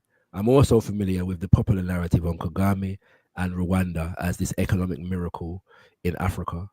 And there is nothing, that, let me use the term, if what I am saying is true, there is no amount of roads, there is no amount of and we agree buildings. We agree. There is no amount of good business and easy I agree with you. If it came off of a Holocaust of African people, it's negated. Right. The goodness of that is negated, and I agree with you. Right, and that is the essential point that I'm making. Mm-hmm. I think that it is obvious, and I've at least shared a piece of information to this effect today, that there is a narrative that is protecting Kagame on the international stage. There is not only a narrative, there are institutions that have gone and even contravened the legality of the institutions that they set up in order to protect Kagame from conviction by their own institutions when one of them goes off script and decides that they want to do Can I ask you a something. question? Can I ask you a question? The media that you see in London, you live in London? Yes, Or sir. just call it England, right? The media that you see there is favorable to Kagame? The media, the mainstream media. Generally, It's favorable? in the last few years, there have been reports of human rights abuses in Rwanda itself, and because the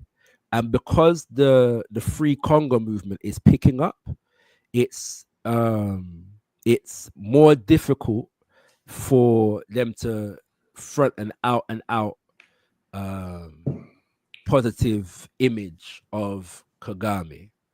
Since the 1990s, however, for the most part of the 21st century, it has been overwhelmingly positive. That is where the narrative that Kagame is Africa's future and the greatest leader in Africa and so on. So that's where that comes from. That's a real narrative. It's not fabricated, and it comes from the same institutions. That, you know, that it comes from the IMF, it comes from the World Bank, it comes from the World Economic Forum, it comes from the Council on Foreign Relations, it comes from the Institute of Global Change, Tony Blair, and institutions such as that. So that's where that narrative actually, in fact, comes from. So you'll find some nuances, but the nuances are a result of the fact that you can't hide everything from the people, and the fact that the M23 is backed by the Rwandan government, I think is beyond question. But so you will get people saying no, I believe that. I agree with you. They are backed by them. So, I believe that. Right. I believe that they're backed by I believe that they get material help from the Rwandan government. I believe that they're fellow Tutsis, and I believe that that relationship is something that cannot be overlooked, or to think that they don't have a relationship, because literally, brethren, Goma to Gisenyi, you literally can see it just across the lake, and people go and work every day. Like, they go home, you know, people go to Gisenyi, which is in Rwanda, and literally take a boat and work in Goma and come back home, and vice versa. So this is like, it's been known. So I have no, like, I'm not one to say M23 is not related to the Rwandan government. No, I believe that they are. And I think that it would make sense that they are. And anyone who said that they weren't related in any way or received to would not be being honest. But thank you for the conversation. Yeah, I do want to say to continue doing the good works that you do.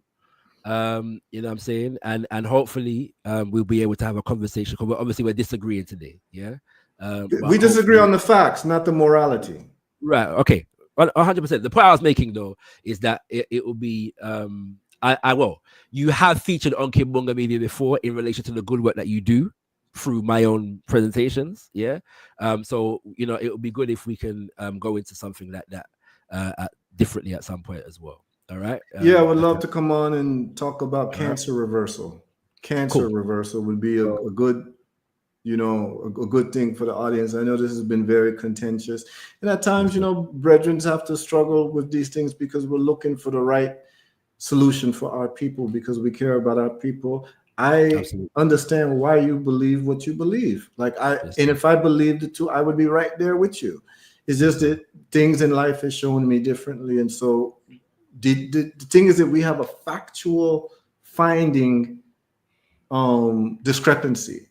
So once we can find a way to actually get the fact finding to a place where we can have commonalities in our understanding, I think we can get to a place, because I don't think that you're an unreasonable person. That's why I was inviting you to come with me to Congo, and we can come look at it together and experience it together. And so anytime you want to go, and what I'm saying is, I'm not like trying to go in like some big group, whatever. Like, literally, I was inviting you to come with me to Congo. We go brethren to brethren, and we go and we look at the thing and we make our own assessments. I appreciate that. I appreciate that. Much appreciated. Yeah, and hopefully we'll do that. Definitely won't be May this year, but we can definitely do that. Yeah. All right, brothers and sisters, we do have to wrap up. In terms of more information, however, check us out next week. Yeah, same time actually. Well, it won't be the same time because we won't be going for 5 hours. But the conversation continues next week. We stand with Congo.